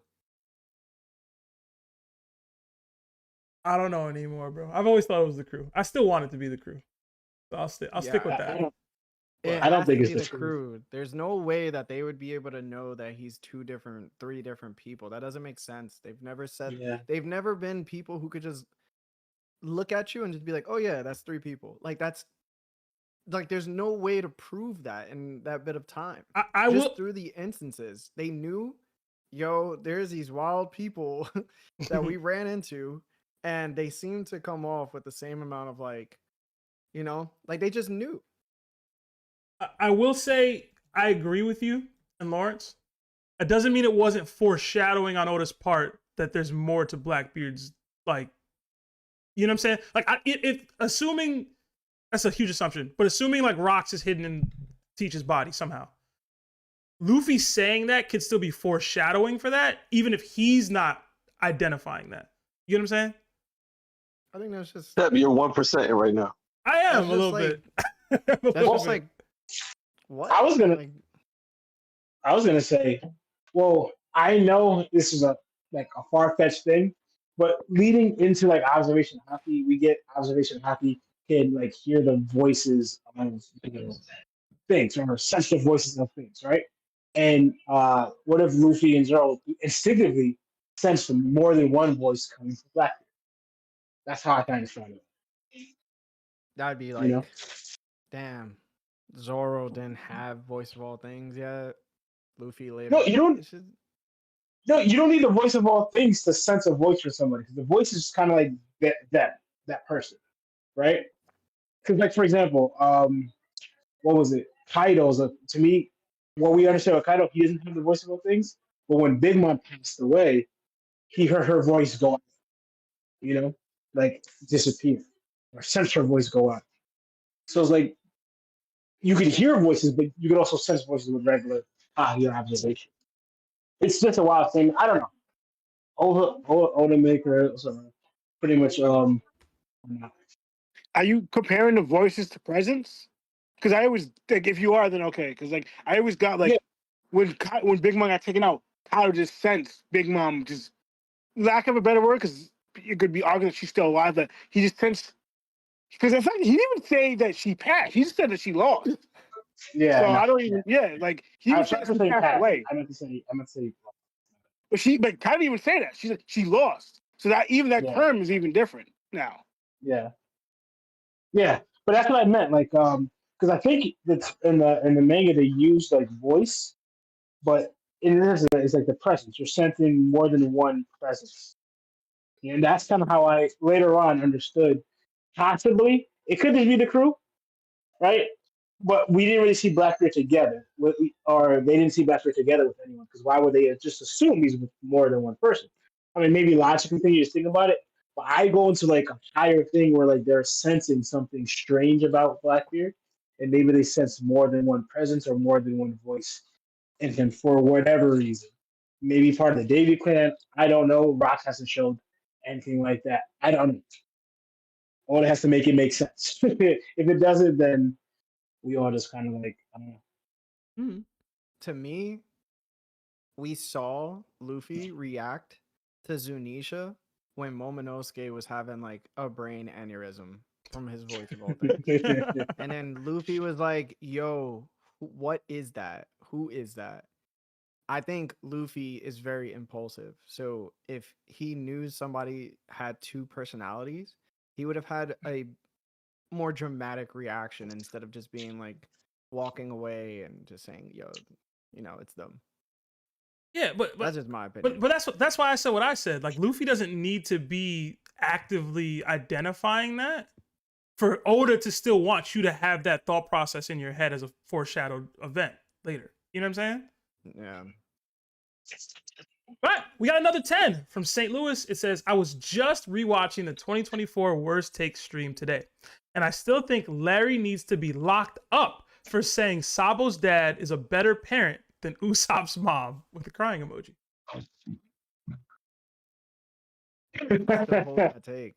I still hold it. Yo, Sabo had clothes. He wasn't running. Like, you know what I mean? He had food. He had a bed. Oh, man. They never had to worry about no money. You really blaming a woman for being sick and then passing from that illness is crazy. Yo, bro, how long was she sick for? I can't with this, bro. Usopp was like 7, bro. How long was she sick for? She I don't know if it matters. Bro, she could have got like tuberculosis 2 weeks ago before the moment we saw her, bro. But how is that her fault? How does that make her an unfit parent? Listen, if he was wilding out for a while and she never disciplined him, listen, I understand, bro. I had a single, my mom was a single mom when I was growing up. I understood I was wilding out, but she put me in my place when I needed to be put in my place, bro. All right? Was there fear? Nah, not really, but like she was like a really good mom, you know what I'm saying? So I can't sit here and be like, damn, yo, she ain't teach him nothing for the first 6 years of his life, yo. That's crazy, bro. The fact you saying if right there shows that there's no concrete that she didn't teach him anything. And she passed away way too young. And leaving a 7-year-old to figure out from himself what is right and wrong, the kid's gonna think whatever. Obviously, he kind of paid more attention to what his dad was doing because that's why he was young. Pirates are kind of punching because he wasn't, in a sense, he wasn't really thinking about his mind. He wasn't thinking about his dad. His dad. So the reason why he was acting out because of his dad, not his mom. Listen, bro, I'm about to do it to you. Sabo ever read a book? Yes. Has Usopp around that age? Most likely not. What? What? Yo, serious, bro. You think Usopp was reading books? Yeah, I do. I think we even have him See, on. now he knows how to read. I'm pretty sure we have him on like screen reading. As a child? I think so. Yeah. Hold on. I think so. I'm pretty sure he wasn't reading as a child. I'm pretty sure his mom taught him how to read. It wasn't his dad. His dad wasn't there. And then we got food, right, in the house.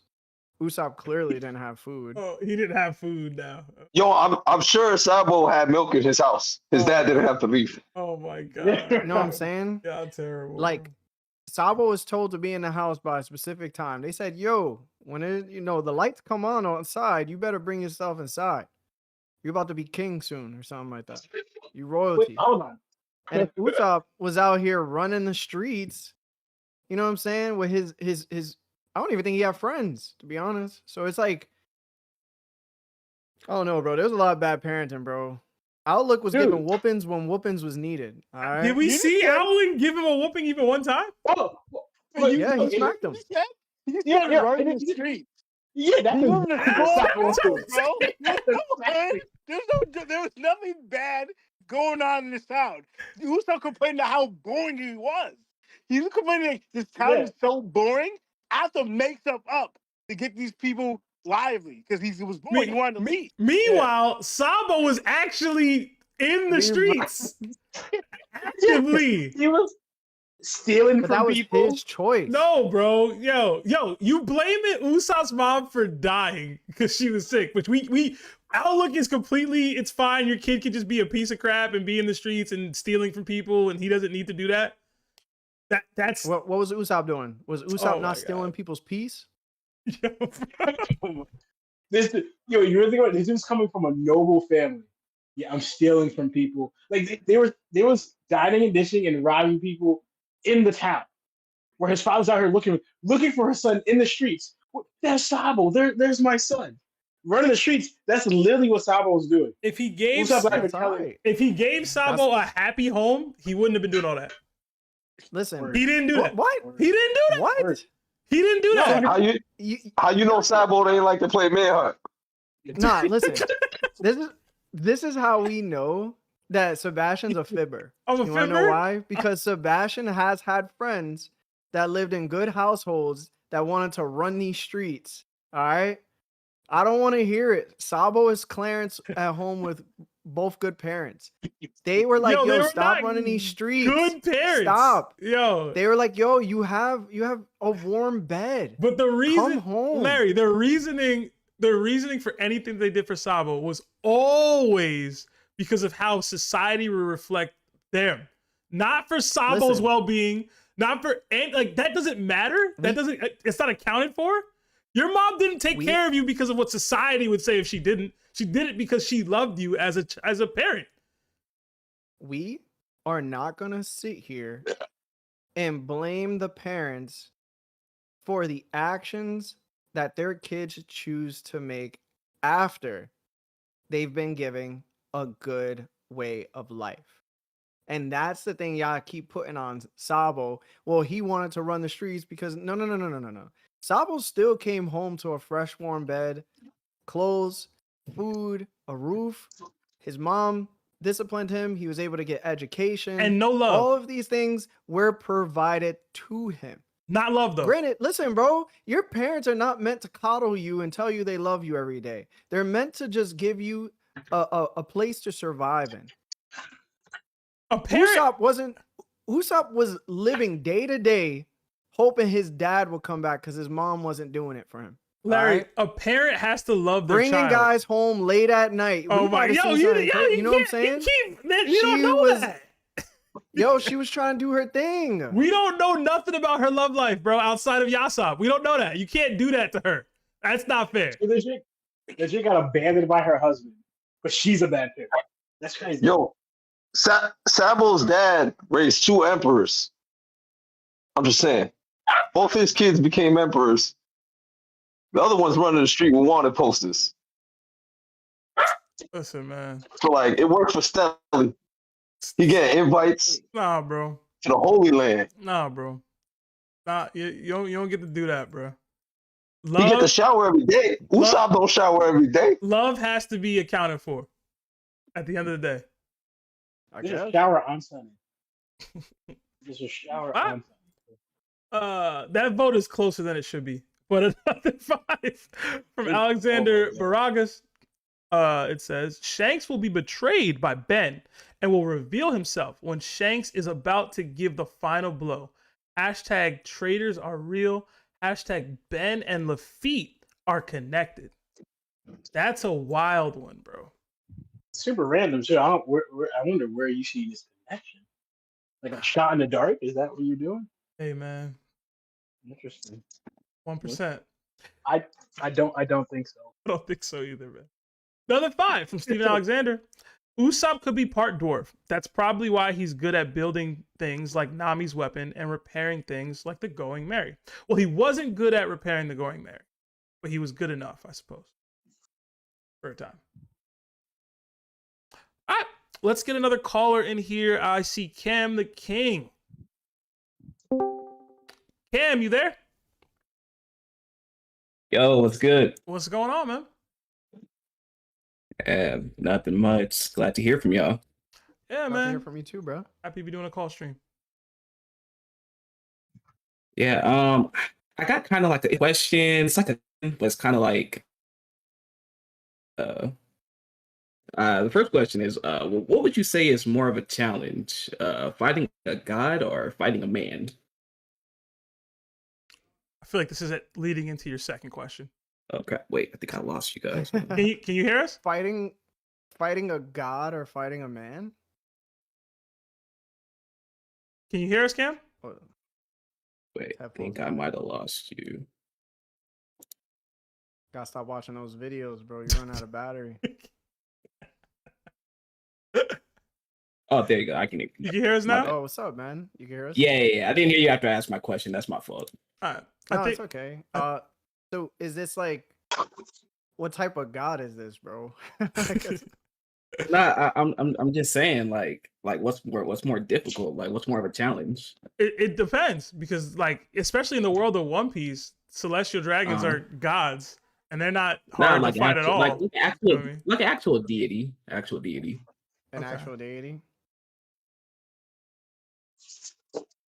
Oh, a deity. Yeah, we'll go with the god. Okay, for sure. I'm glad you said that, Seb. So what would you say is more impressive? So fighting a god or fighting just a mere man? Yeah, y'all Lucci fans are too much, man. I see it coming already. I see it coming already, man. I see it coming already. I'm not a Lucci fan.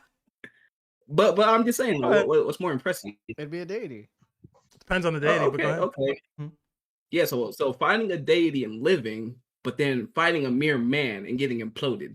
So based on these intriguing answers, it's clear that that fraud, the useless piece of garbage. I'm pretty sure we all attended his funeral too. I think it was on March 26, 2023. You know what? I can't even call him a captain either, because everything that had to do with his pirating career got sent down to Davy Jones. Mm-hmm. So I just can't come and bring myself to say that, Lucci loses to Kid in a fight. Okay. I mean, that's cool. Wait, How so? Let me ask you. Lucci loses the kid? I think so. I do. I've had this take a few times. Okay. Let me ask you something.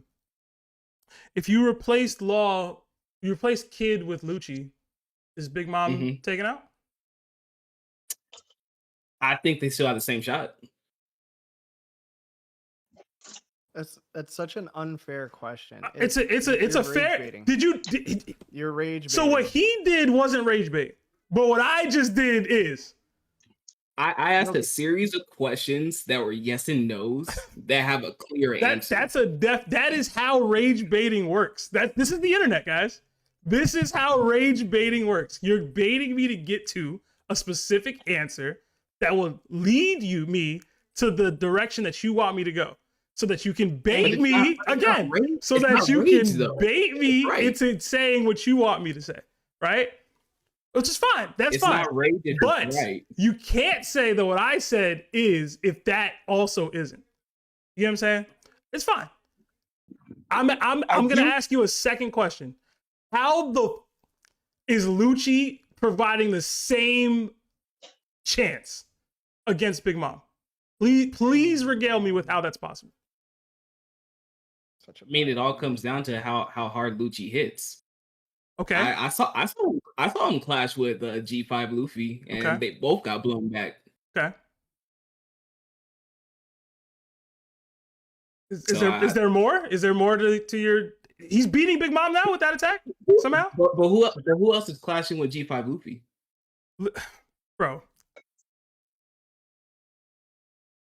this is the problem I have with how the community scales Gear 5 Luffy. Y'all feel as though that attack, the no-named maybe hockey attack that he used on Lucci is some top tier could, like, push away. If Luffy used that attack on Big Mom, she's fine. You get what I mean? Would be absolutely fine from that attack. Absolutely fine. Well, She would get. But Big Mom took a lot of attacks and was fine. Sure. But what I'm saying is you're trying to tell me that Lucci could provide the same amount of utility in a fight versus Big Mom as Kid. The burden of proof is on the state, bro. There's nothing. There's no attack. There's no attack. There's no singular attack. There's no singular technique. There's no thing that Lucci can do to Big Mom that would phase her to any degree that could lead you to the thought process that he would be able to defeat her with lost help. Passion. Talk to me. If I'm tripping, talk to me. Yes, you are tripping. Both of you are tripping. First off, both of you. Yeah, like I agree with you're both tripping. Again, I'm not biased. I see both angles. I don't think Rob Lucci's attacks would hurt Big Mom at all, except one. Honestly, and it's his Rokogan. Because that benefits you from the inside. It's a shockwave. I'm not saying that's the one hitter he got to end Big Mom. No.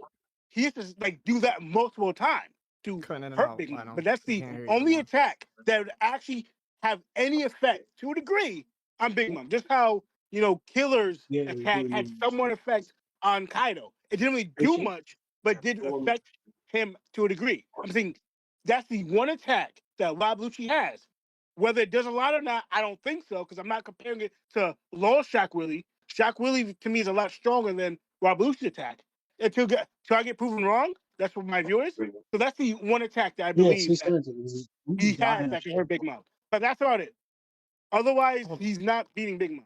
Whether it's a better exchange, but that he could, for instance, he could help Law in that aspect. Well, we saw Kid could only hurt Big Mom a little bit with what Law was able to do with her awakening to that degree. I think Rob Lucci's attack could help it more with Law's attack, following up on it.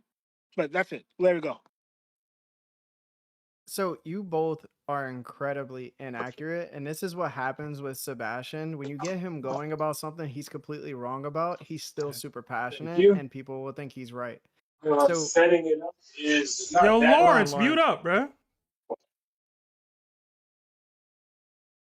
I just muted him. So what I want to say is, one, in my opinion, Lucci beats Kid. Sebastian's argument for why you should supplant somebody else for Kid and see how much of a difference they make is a completely flawed argument. Why? Because when we talk about Kid and his effect with Big Mom, it's not Kid himself. It's the move he's using, right? They didn't defeat Big Mom. They ringed her out. And through his ability to push a non-stop attack on her stomach, which would push her off the island that already had a hole in it, is the reason why. It's because of the force from his attack. If I wanted to supplant somebody that's weaker than Kid, I could just go, yo, Bragi, do your solo Ikkaku sovereignty. And the same effect would have happened even though he's weaker than Kid is. So it doesn't necessarily mean anything if you don't defeat the woman straight up. At this point, it's who can push her into the hole and make sure she doesn't come back up. And you think Bragi's single Ikkoku sovereignty can get the job done? Yes. Wait, hold on. To feed off of Larry, right? The strongest wrestler doesn't always win the King of the Ring. I'm just saying. He's right. Not the same substitute. I seen these two dudes, when they did their attack together, pre-time skip, by the way, when they're on, Little Green Island, whatever it's called, I forgot the name, but they punched that big hole into the goldfish that was a giant. All right, cut that power in half. It's still going to push Big Mom down the hole. If anything, it probably has more force than Kid does. And then he could do it a bunch of times if he needed to. I just wholeheartedly We seen Big Mom do it. Bro. We saw Big Mom do it on Whole Cake. She did it by herself, the same attack. And look what happened. I disagree. So I just do. Sebastian, Sebastian, you think you gotta hold on. You think Bragi can single hand with the help of law? If you replaced Kid with Bragi and he did a Koku sovereignty on Big Mom in that moment, she would get knocked through Onigashima to the same degree that Kid was able to do. Yes.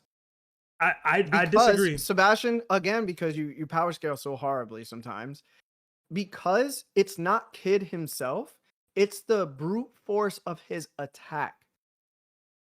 That's it. I know, and this is the secondary problem with what you're saying. It's the fact that he can maintain the same pressure throughout the attack.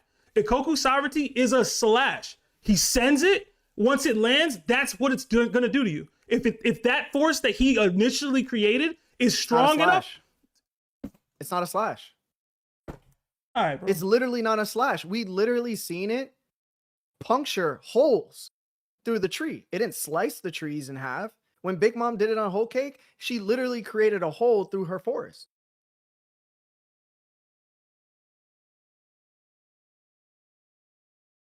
Cam, you see what your rage baiting created? Oh man, bro. Look, I just can't stand to hear Seb say that Kid beats Lucci. That's fine. You don't have to agree.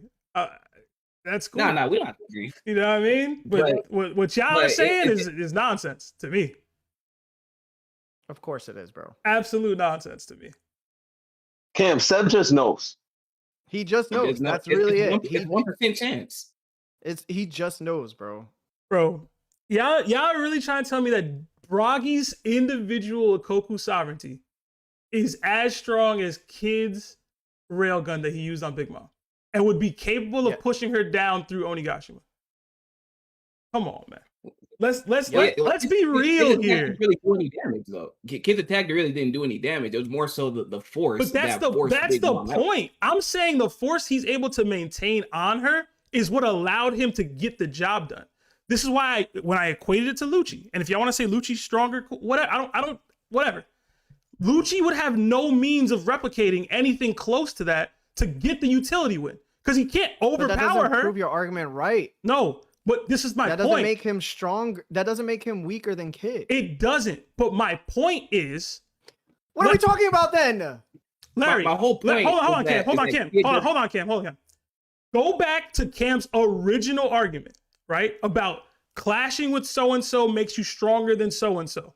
Because I clash with this person and this person clashed with this person, right? Gods, humans, deities, men, etc.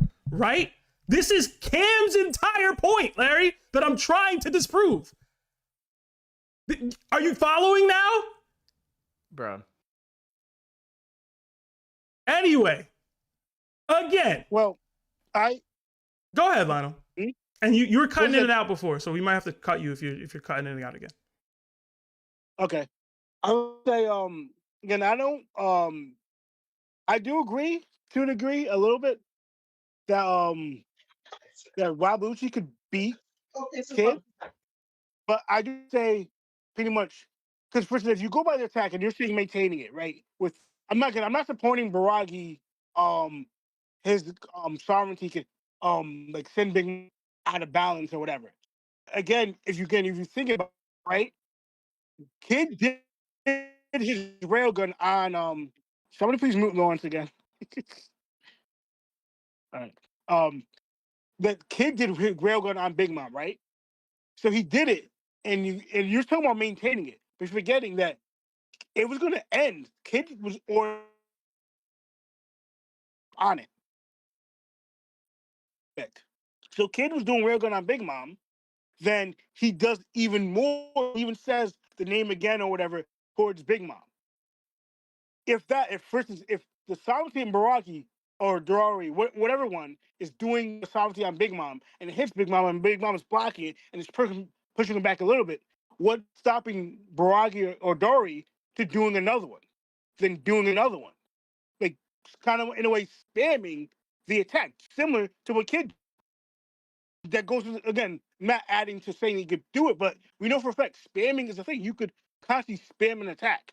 That probably might take a toll on your body, whether if that attack does it. But you could use the same attack multiple times in one instance. We've seen it. This kid did it to Big Mom. So of that aspect, if Dory keeps on, he realized that first one didn't stop Big Mom or push her out. What if he keeps on doing it? What about then? And now it's just adding on to the attack he had already on her. That's the point I'm making. Again, I'm not saying either or. I'm thinking these are factors that they could happen in the series in the fight. Just to ring Big Mom out, not beating her, but just to add to the ring out towards Big Mom. That's the point I'm making. And I got you, Lionel, because Sebastian don't like facts, but I'm gonna tell him what it is also. So when Big Mom went to go slash at Luffy and gang when they were riding King Bomb, she does one Ikaku sovereignty. It misses them completely, but it hits King Bomb. After that, she immediately does it again, and then she does it for a third time. And I get it. You just don't think Ikaku sovereignty is going to equal to the amount of destruction that kid can push out. Not Broggies, no. But I guarantee you, bro, it does. Broggies? It definitely does, bro. Broggies. Yes, bro. Okay. Yes. Okay. Yes. Broggy or Dory's. It's basically the same strength. Okay. Not either or and perform an attack like that, and Big Mom will be pushed down as well. Y'all disrespecting Big Mom. It has that much force behind it. Y'all disrespecting Big Mom, bro. But what okay. I remember back in the days I used to be the one that disrespected Big Mom. But apparently, it's not the Broggies of the world, bro. She wasn't beat. She was pushed down a hole. It's not being beaten. The Broggies of the world can send a Yonko back, and they can't do nothing about it. The Broggies. A Yonko hanging by her fingertips and her big toe. Broggies like, of the world. Broggies, bro. But again, you're focused on certain things, but you gotta factor in what we've seen other stuff happen to Big Mom. You know what this is, Lionel? What's up? This is the Yonko combined Ikaku sovereignty to Blackbeard's Gora Gora attack, bro. This is the same exact conversation. Same exact conversation, same logic, everything, bro. It's no different, bro. Oh man. Nah. You got what you wanted, bro. Good job, Cam. Yeah, Cam's just coming in, stirring up the pot. I'm just reveling in it. Mm-hmm. Cam, we're gonna drop you there to get some more calls and some super chats, but have a good night. Yeah, you too. Thank you, Cam.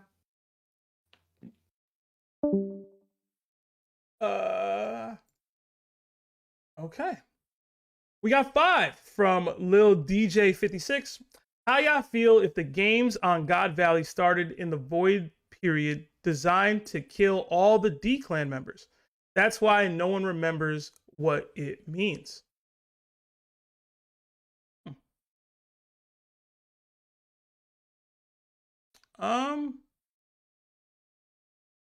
Could be. Could be. I don't have strong feelings either way. It would be kind of wild if they had like, I just don't, based off what we know from the D clan members, I don't know that they would like allow for that. I don't know if that's the right word, right? But they'd have to all be in one area and then be hunted in the way that the Davy clan was being hunted. I just don't know if that's the case. Because it's interesting, like we're just saying, it's interesting how Oda does it with the D clan family or whatever. Because for instance, if you go by other clans, like for instance, you go by like Naruto, all the clans reside in one space, like the Chia clans, the Hyuga clans, whatever. One Piece, the D clan or whatever the D name, it's spread out, and we don't even know if they're linked like that in a way as in Naruto is. So, like, we don't even know if they're all linked to like, because we don't even fully know what the D actually is, or what's if it's like through blood or through name or through whatever. We don't know. Like, we don't fully know the meaning of the D itself, as in and its like origin and what's the connection towards the D name. So like, we view it as a clan, but like, I'm thinking like, for instance, how we saw with the in Naruto, how they're able to wipe out the whole Uchiha family pretty much. because all reside in one place. Since the deflamer are so brought out, we don't even know if that's even a thing.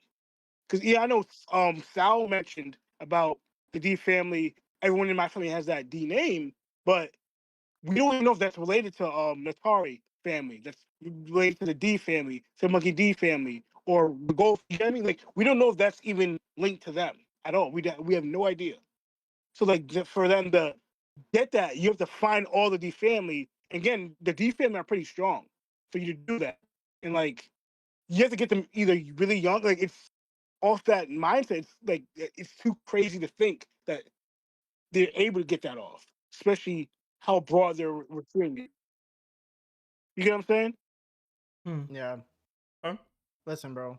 The Void Century was just literally a mass native hunting competition across a bunch of islands. Calling it now, bro. That's wild. I mean, it's possible. Massive genocide. Where do you think the 3-year thing came in then? Like, they just had to stop doing it every year or all the time?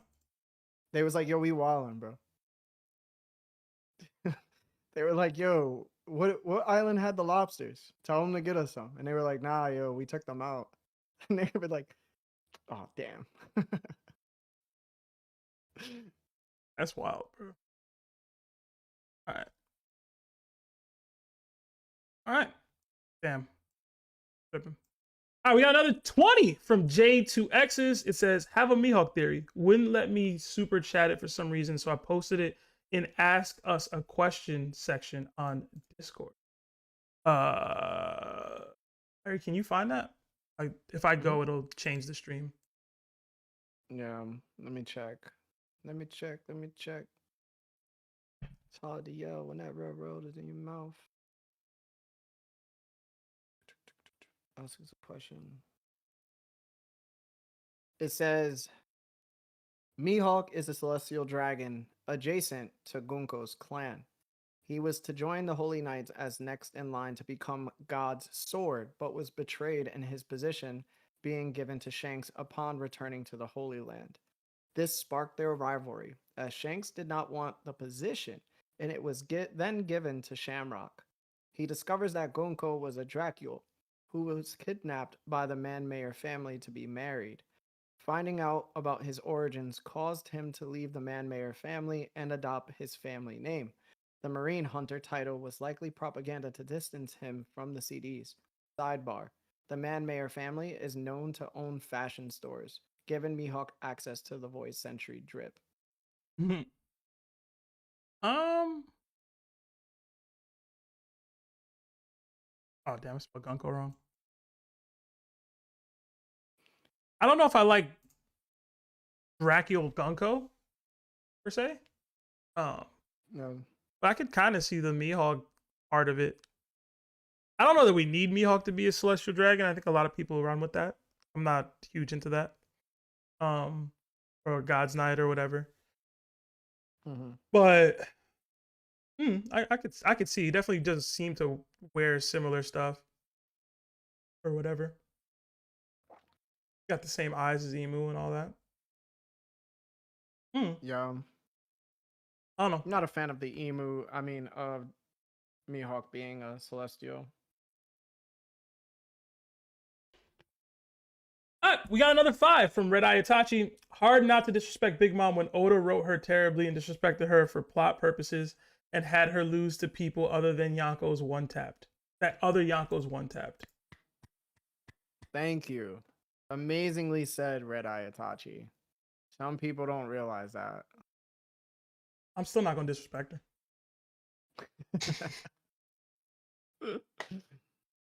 All right, let's get another caller in here. Geezy.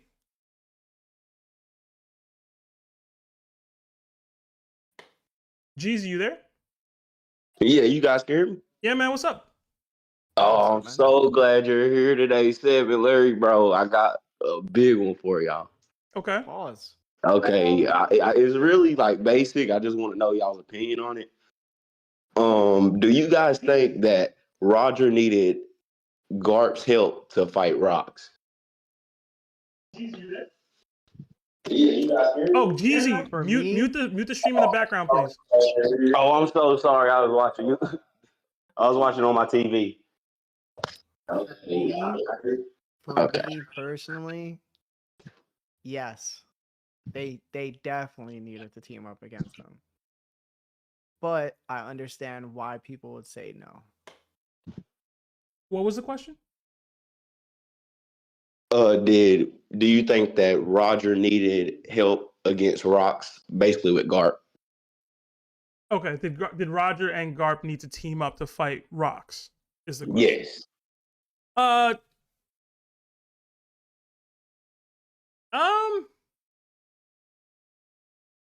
Maybe to start.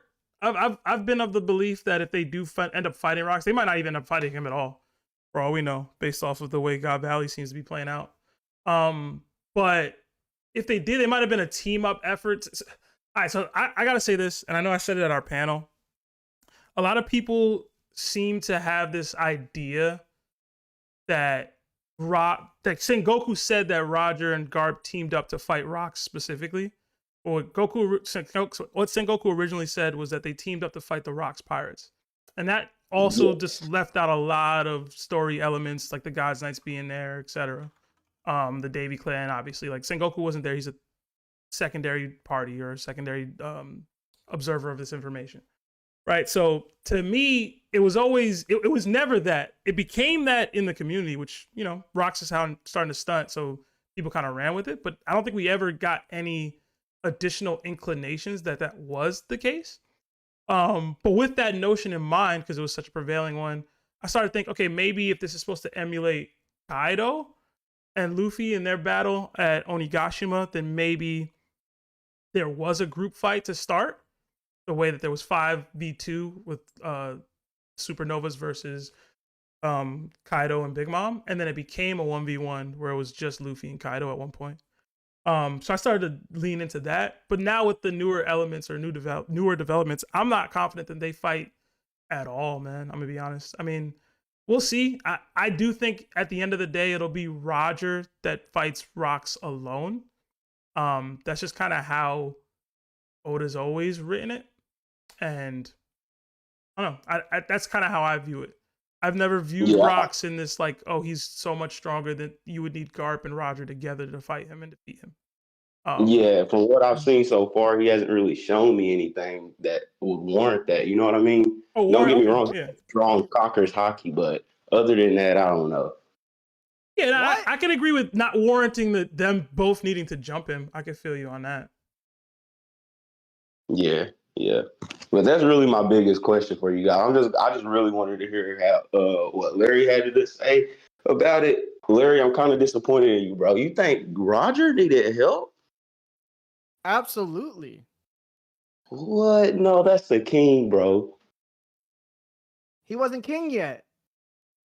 But that's to maybe the thing, the catalyst that pushed him to that king level. You know what I mean? Maybe that fight was. Rocks had to pass away. I think he beat him to that point. You know what I mean?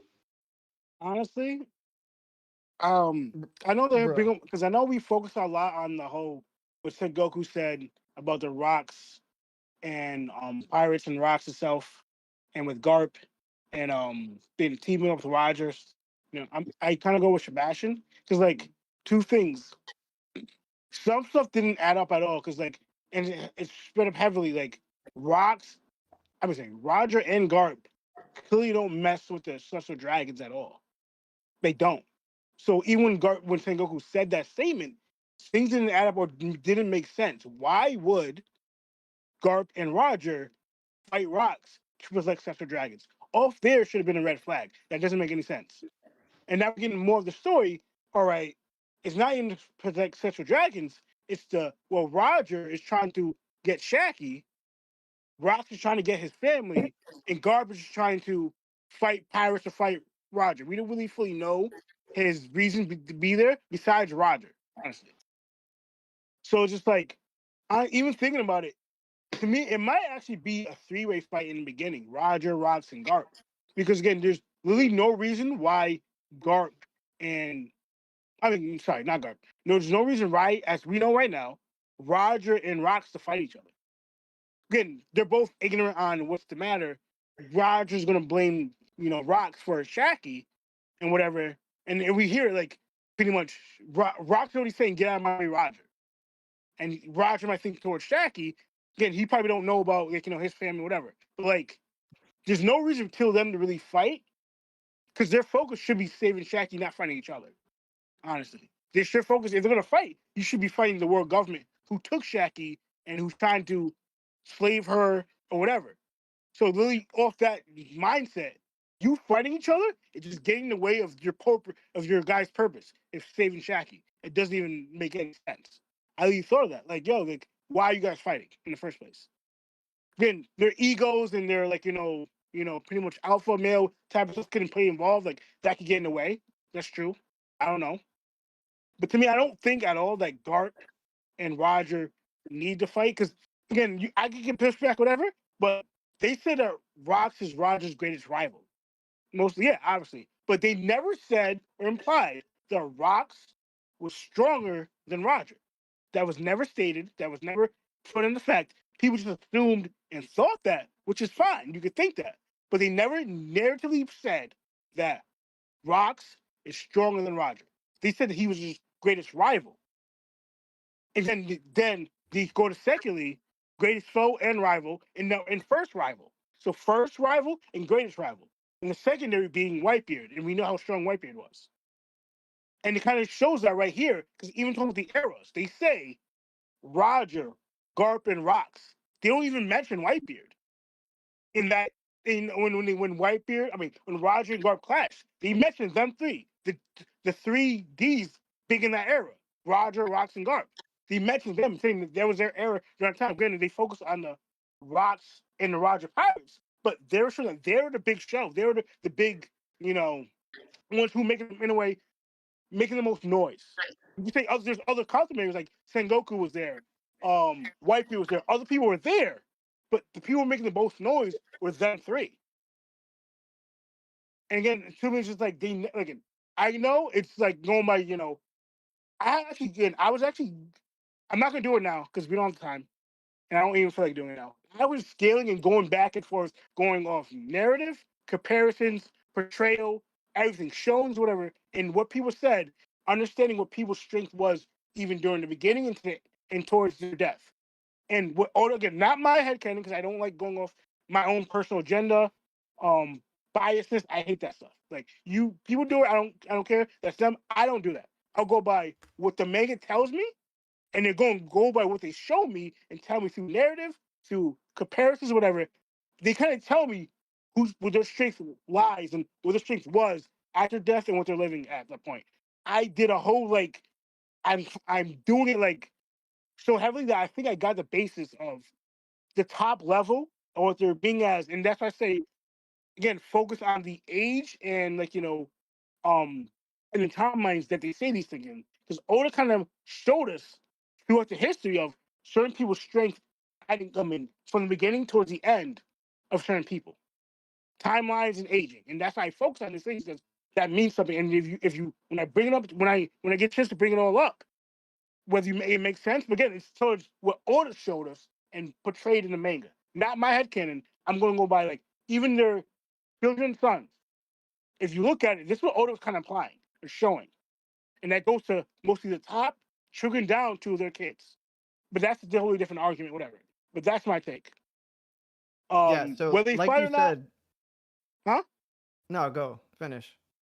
I said whether they fight or not, I guess that could happen. It would be kind of cool. But again, they fight, it will be dope to see. Honestly, it would, and I kind of want to see it. But going to their objective, if Roger's mind, you're trying to save Shaki, there's no reason to fight Roger. Roger's trying to save Shaki. Roger's trying to save my family. They might have a little skirmish, which makes sense. But whether he tells Roger that, I don't know. But kind of leads to I have more important. Go save Shaki. I don't care. I have more important things to do. That could be the end of the argument. Now, Garp, in a way, that's a deterrent towards Rocks and Roger. But there's no reason why Roger and Rocks, narratively, even in the beginning, when Sengoku said it, narratively, Because again, they don't mess. They both don't. None, three of them don't mess with the Celestial Dragons. They have that in common. None of them like the Celestial Dragons. So off that alone, why would Roger, and showing how Rox is, he's not even that of a bad guy to a degree, like the evil that they betrayed in the world government, which we know the world government be lying constantly, fit their own agenda, their own propaganda to make them look like they're the Doflamingos and Dressrosa of the world. There's no reason why Rox and Garp would team up at God Valley to fight Roger and Garp to team up at God Valley to fight Rox. There's really no reason for it, honestly.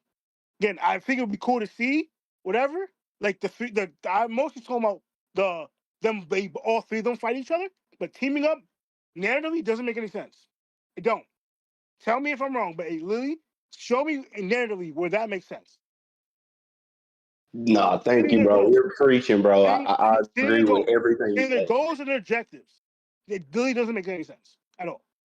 Yeah, I agree, bro. I don't think Roger. Well, I don't know about Rox. I still think Rox will fight someone there. I just maybe he something with Emu. You know, I don't know. Just to compare what's going on right now in Elbath, but I don't know if Rox and Roger necessarily fought per se. But I just wanted to get you guys' opinion on him and Garp having to team up against Rox. That was just, I don't know. To me, it just seemed too out there. You know what I mean?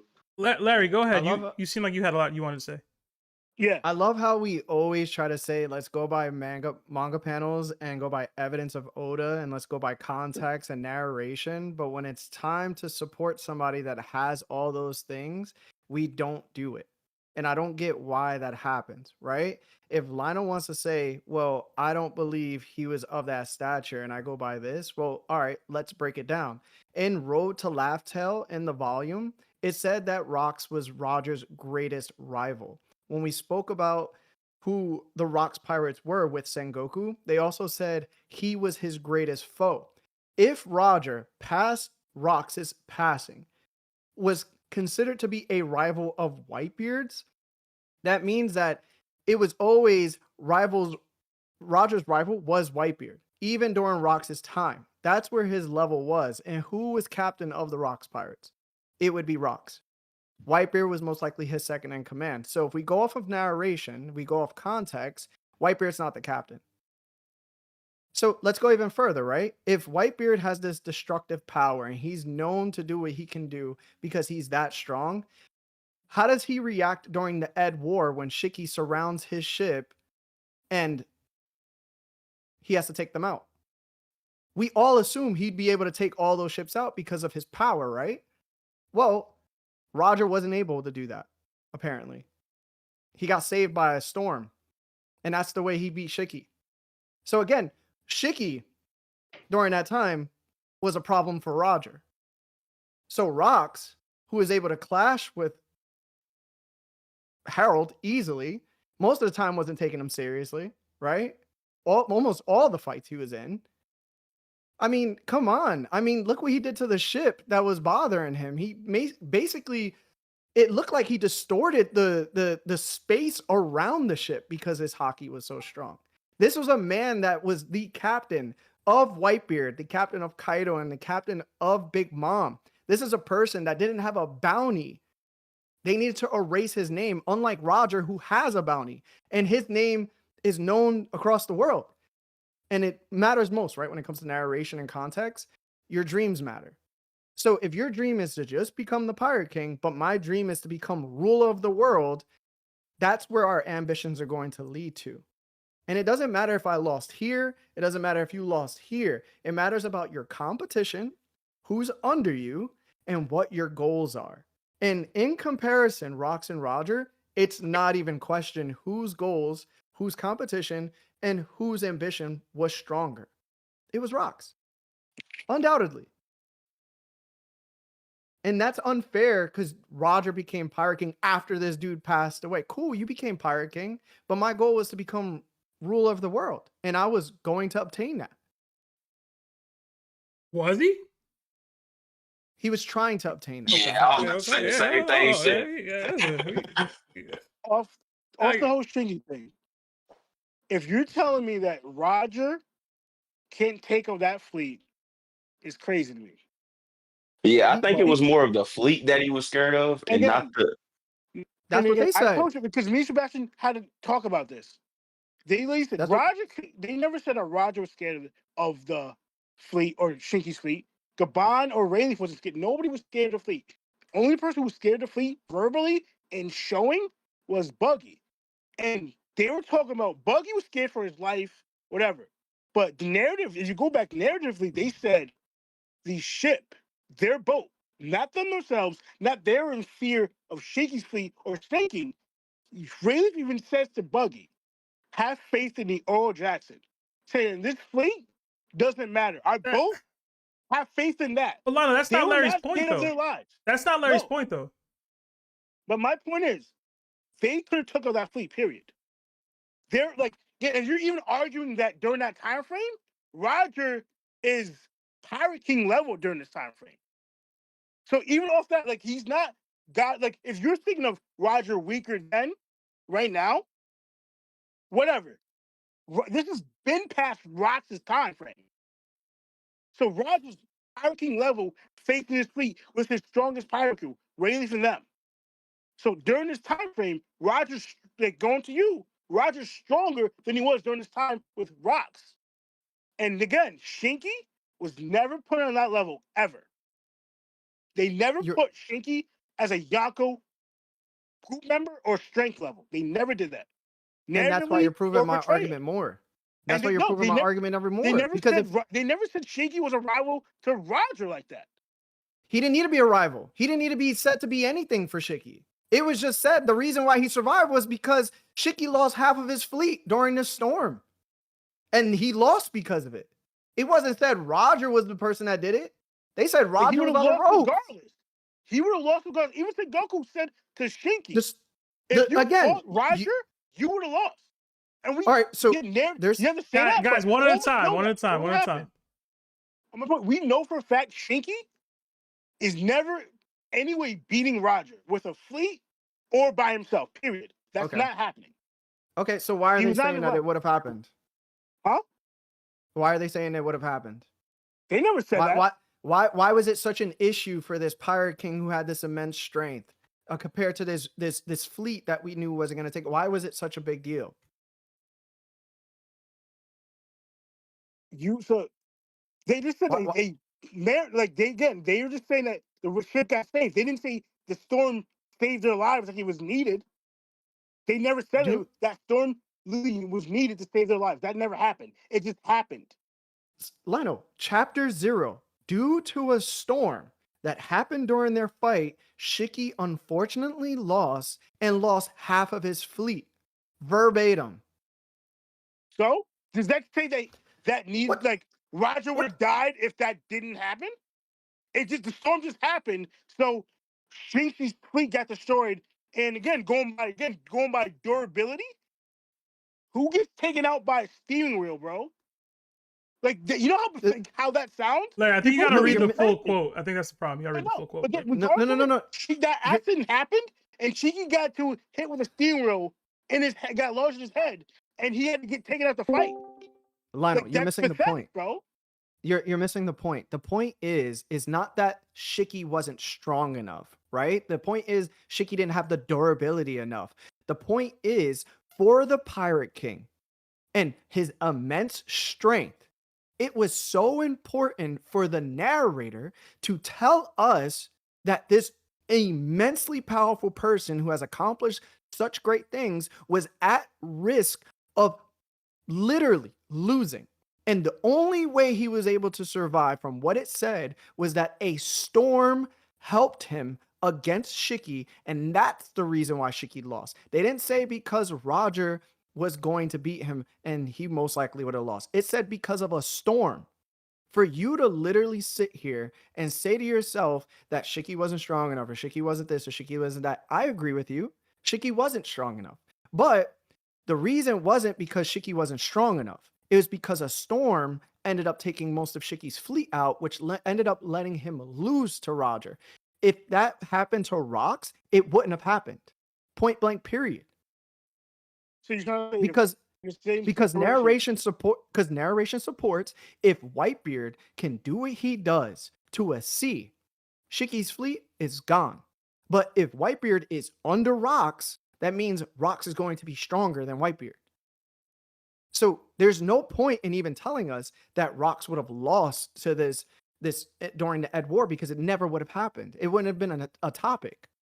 They would have just said, yo, he got beat.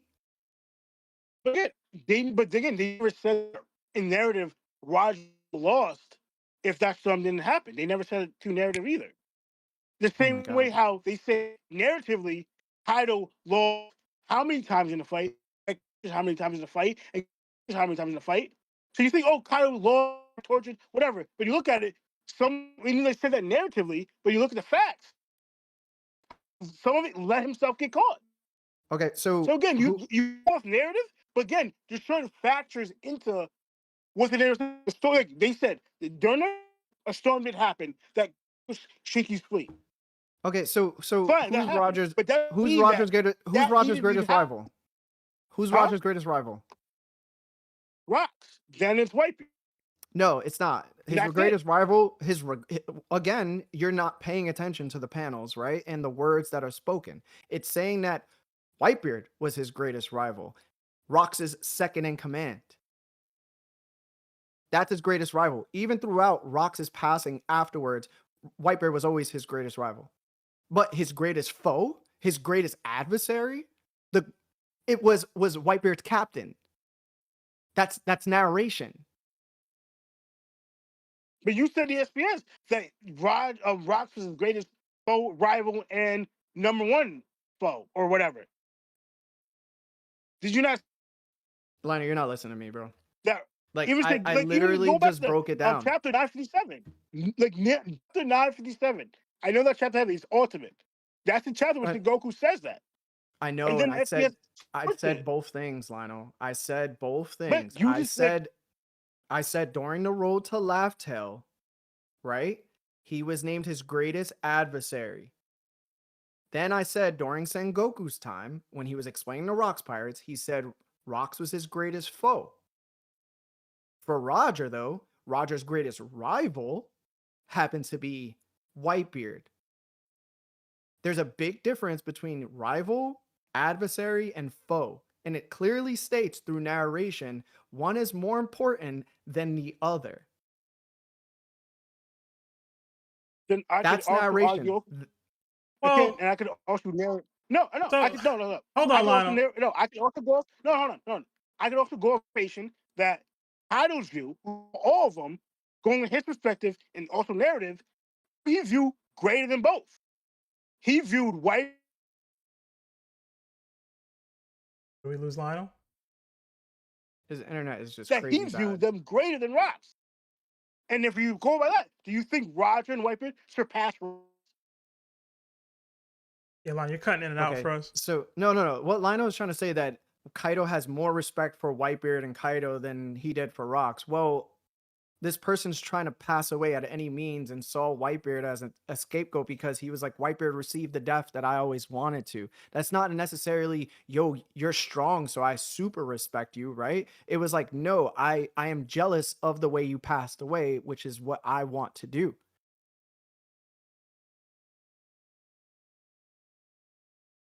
To me, y'all both said things that I can agree with and disagree with. But I will just say, in regards to what Sengoku said, he said that Rocks was Roger's first foe and perhaps his greatest. There's a little bit of nuance, a little bit of wiggle room in your thinking there. But I ain't mad at people looking at it either way. I just don't think they ever... But that's not only it, though, right? He might have been his greatest foe, yeah, perhaps. Right? But then we get Road to Laugh Tale covers, and it says he was his greatest adversary. So it would assume that Sengoku's not far off from what he's saying. But you could also assume that they fought more heavily. Especially going to the chapter when they meet each other. Like it literally was when you see Whitebeard and Roger meet, they clash with her, but they laugh and they're cool about it. When you see Roger and Rocks meet, it's like, yo, dramatic beef. It's like they just don't like each other. It's like, cool. You cannot like somebody. I seen Luffy again, and Kid that's meet what up it shows. plenty It of shows, times. like, Then look what first- happened to White Kid. He got one shot by Yonko. He was nowhere near Luffy's league. Luffy was fighting Kaido. Meanwhile, he couldn't put Big Mom down at all by himself.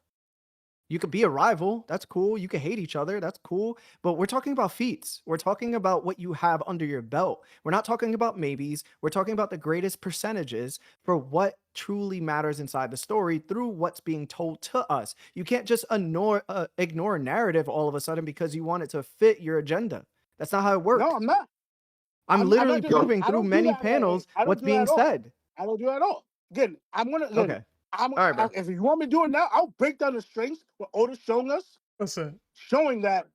Like, but I'm not gonna do it now. No, I'm not gonna do it now. Wait, Lionel, yo, you can again, send not- 30, you can send 30 texts to the group chat, bro. Until I see Rocks.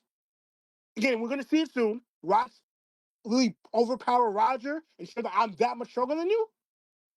I don't think Rocks is that much stronger than Roger. They never get. It's they never crazy. said I could that. get real Yo, petty and be like, yo, once he gets past that's Shaki, it, bro. then we could And we're talk, gonna right? see- We see it, bro.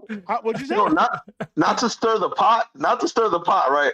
But like technically, wouldn't the narrative say that Harold was the rival of Rocks? And Yeah, I was about to say no the offense, same like I thing, think, bro. like not to feed off of Larry, but I feel like Roger would be the adversary to what Goku said. He's a Marine, so his words kind of not trustworthy. There's no weight behind his words. And the narrative kind of shows that Harold was actually Rox's rival and not Roger. Or my trick. Right. Yeah, and if you notice in the panels, Harold and Rock clash pretty evenly. Like, I don't think Rox is holding back. I think he's giving it his all. No, they didn't. One, Rocks, their first clash, literally while clashing, helped him out, telling him to go in a certain direction to leave. The second clash is when they were fighting because Harold wanted to end their relationship by assassinating him, so Rocks didn't want to take out his friend. But Larry, wouldn't that kind of prove your point with the whole Law and Kid rivalry thing? Like, you know how like you get what I'm saying? Like, I don't feel like that's the comparison to like Luffy to Kid. Like, we all feel like Luffy will beat Kid, but they're still kind of rivals. Like, I'm agreeing with you. You know what I'm saying? Like, I don't feel like strength-wise, him and Harold got to be on the same level. I just feel like Harold narratively was shown to be more of a rival to Rocks than Roger was. I don't think the word rival should be determined as a strength meter. And I think that's the issue. It shouldn't be that. I definitely agree. I think that Buggy is a rival of Luffy's, but is he stronger than Luffy? Absolutely not. So there's rivals, but there's not. Like when you're talking about your actual competition, it's very, very different, bro. Adversary is it's a better word in comparison to rival. Adversary is like, yo, I'm trying to push past you and I can't, bro.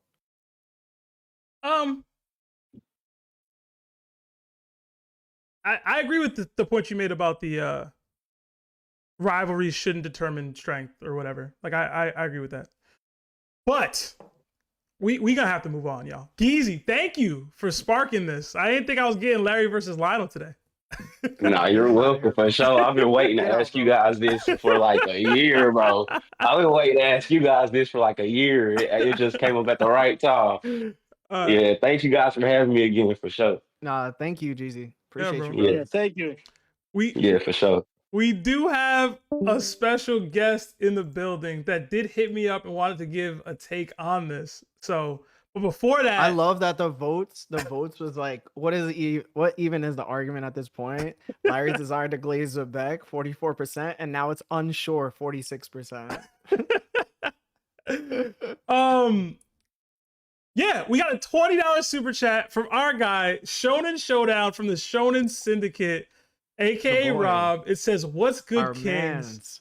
Just paying my top tax. What are y'all's thoughts on Dragon and God Valley? Hashtag I told y'all," with a crying emoji. Now, Rob did say he needed to speak on the topic we were just talking about, but I'll give you the floor, the boss man himself, the CEO. Our guy. What's up, Rob? Hello. Can you hear me? Yeah, man. What's going on, bro?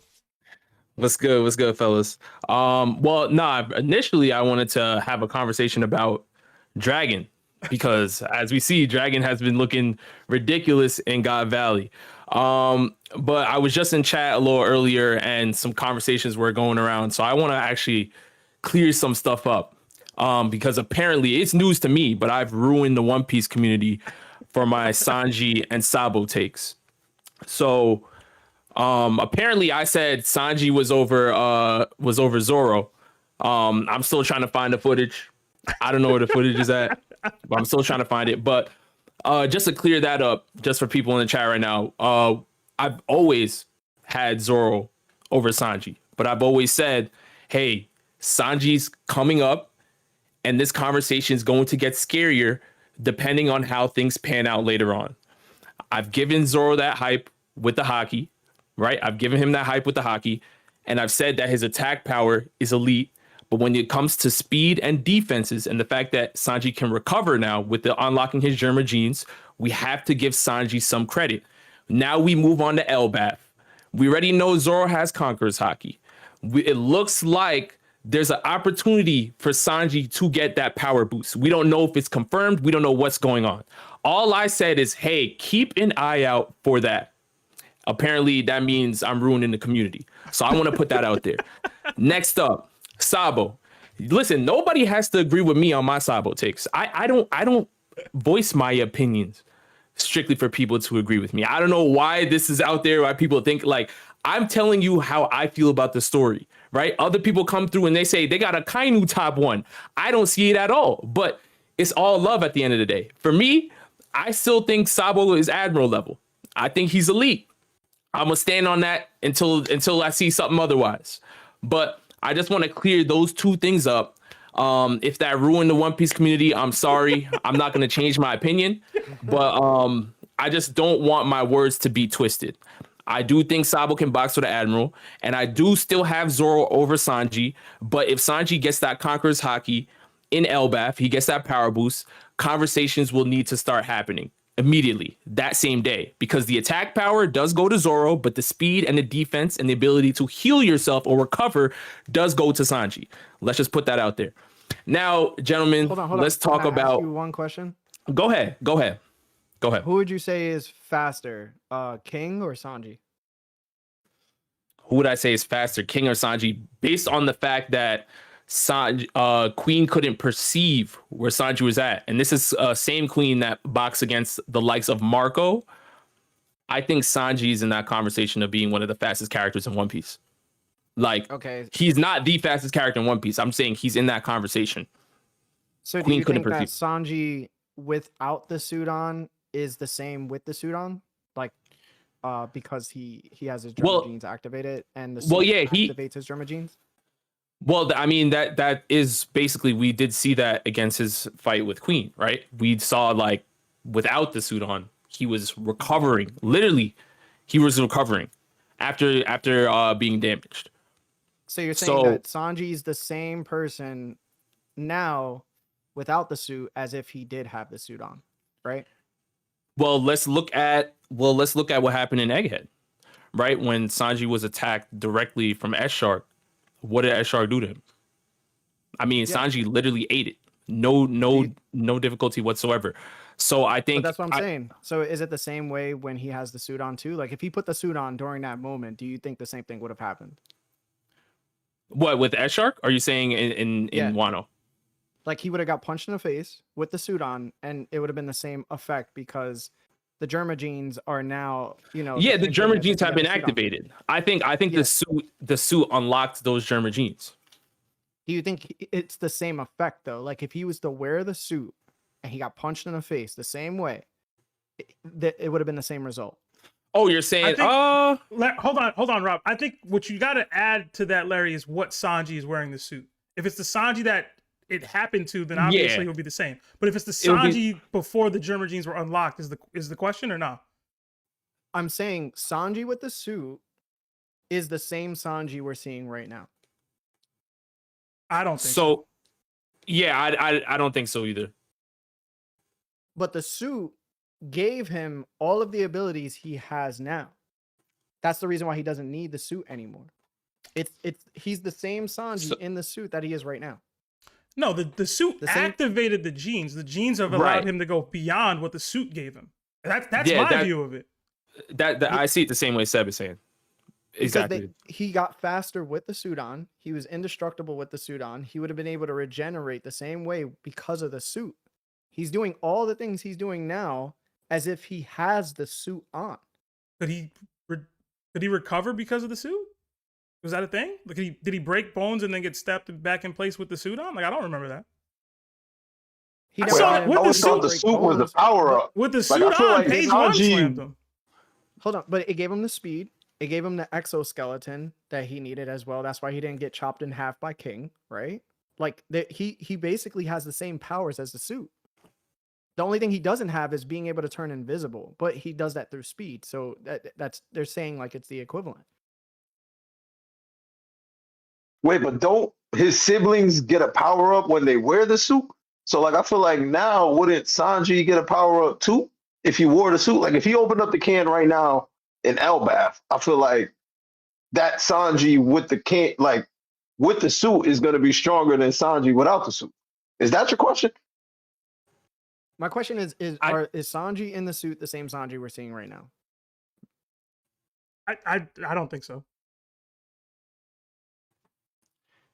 I think it's what Seb was saying. That's personally what I believe. I think that the suit activated the Germa genes that made it necessary to have Sanji have that power boost after wearing the suit. So like he's now we are seeing these abilities because once he put the suit on, it kind of activated it. Kind of like let's say like a Devil Fruit Awakening or something like that, you know? So he was able to tap into that. It's similar to like Luffy had his moment where when he was fighting Kaido, he technically stopped breathing, right? His heart stopped, and then the Devil Fruit Awakening kicked in. So now it's something that he can access again. I think that Germa genes scenario happened for Sanji. It happened for Sanji. So the reason I brought it up is because I believe whatever he was doing in his suit, he can now do without the suit. And they're basically equivalent, except Diable Jambe is now super strong. That's the difference. His power got better, right?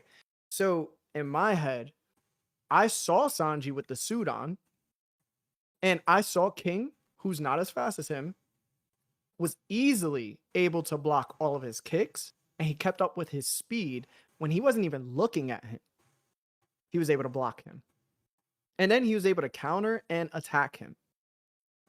So for me, you don't have to sometimes be faster than a character. It just depends on, can they react fast enough to your speed, and do they have observation hockey to where it helps them out as well?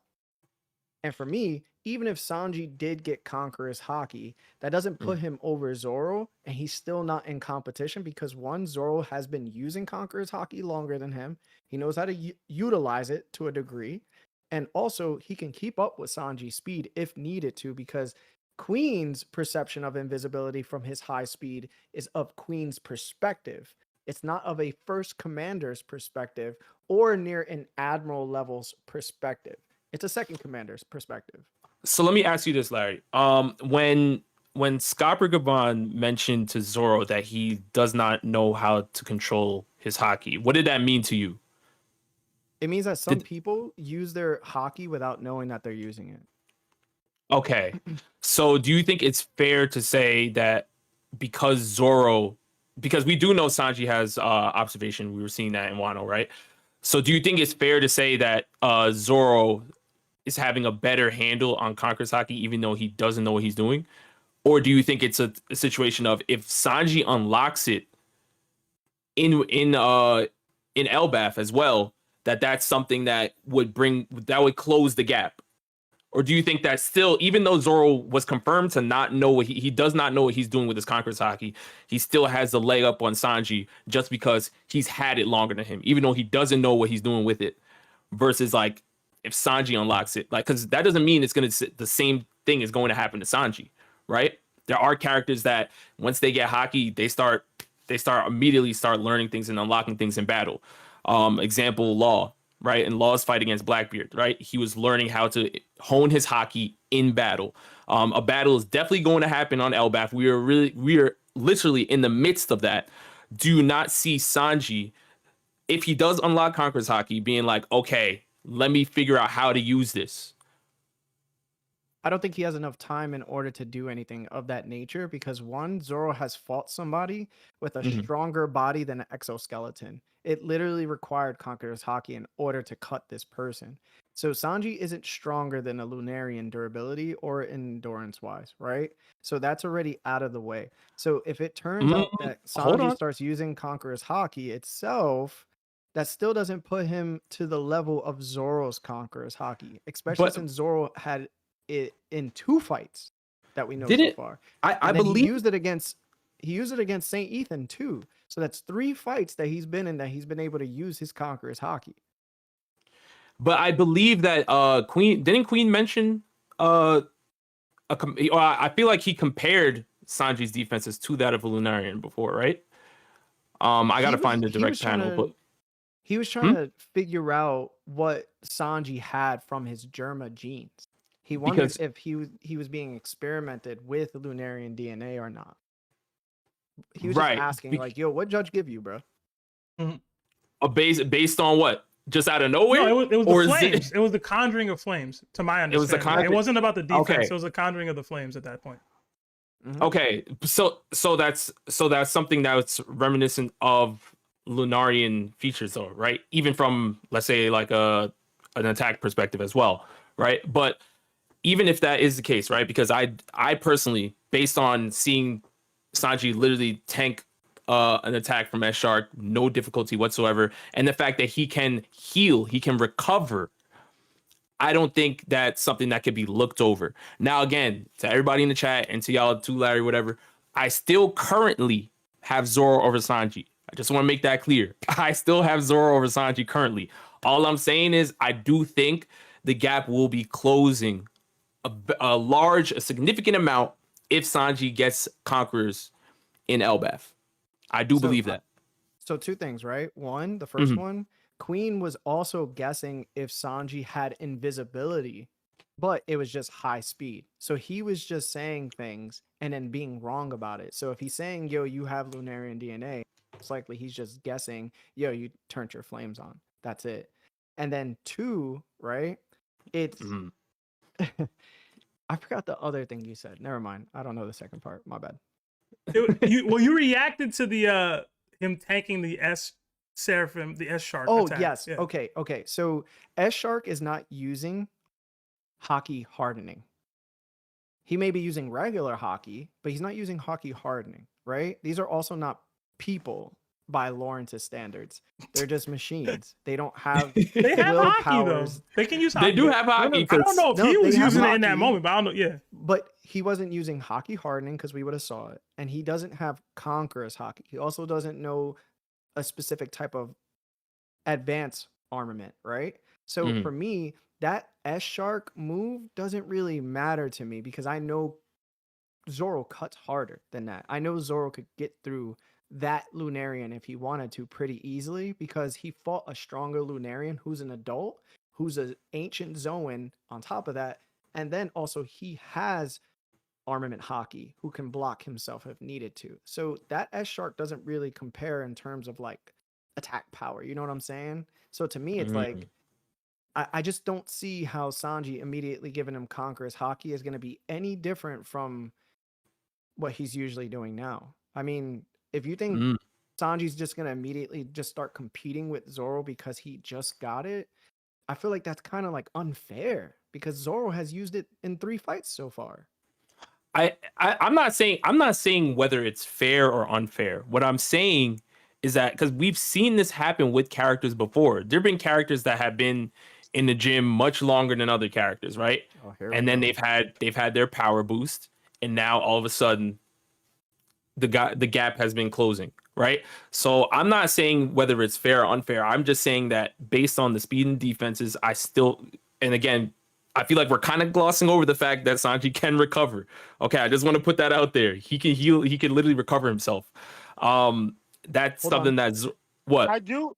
Sorry, so I do agree with you. Hold on, Lionel. Hold on 1 second. He can recover, but that doesn't mean he can recover his organs. He can recover his bones. So when I just spoke about this yesterday, it's so funny. So when Sanji got crushed by Queen, and Queen was like, yo, even masters of armament Haki won't be able to stop their bones from being broken and their organs from being destroyed. When Sanji got out of the Bronchiosaurus attack, he was broken bones only because Chopper called it out. They never said his organs were not damaged or they were damaged. So we don't have an official confirmation if he can recover from organ damage. But the thing is, even if he can recover bones, right, from being broken, Zoro usually doesn't break your bones. He'll probably cut your arm off. If you're Haki, not right. An arm. But yeah, if you're Haki, can he recover his arm off?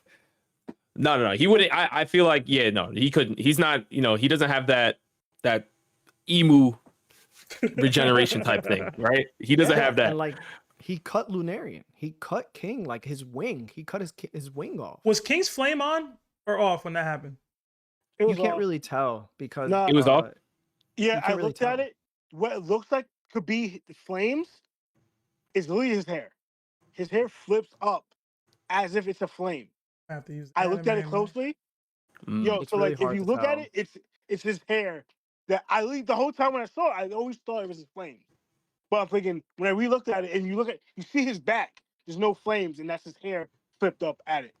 So as if looking like a flame, Oda did that. I don't know why on purpose or just an accident. I don't know, but so go cut him. I thought it would been better. Me personally, I'll say I know headcanon. This is my own headcanon that it would have been better if Zoro cut King with the flames on.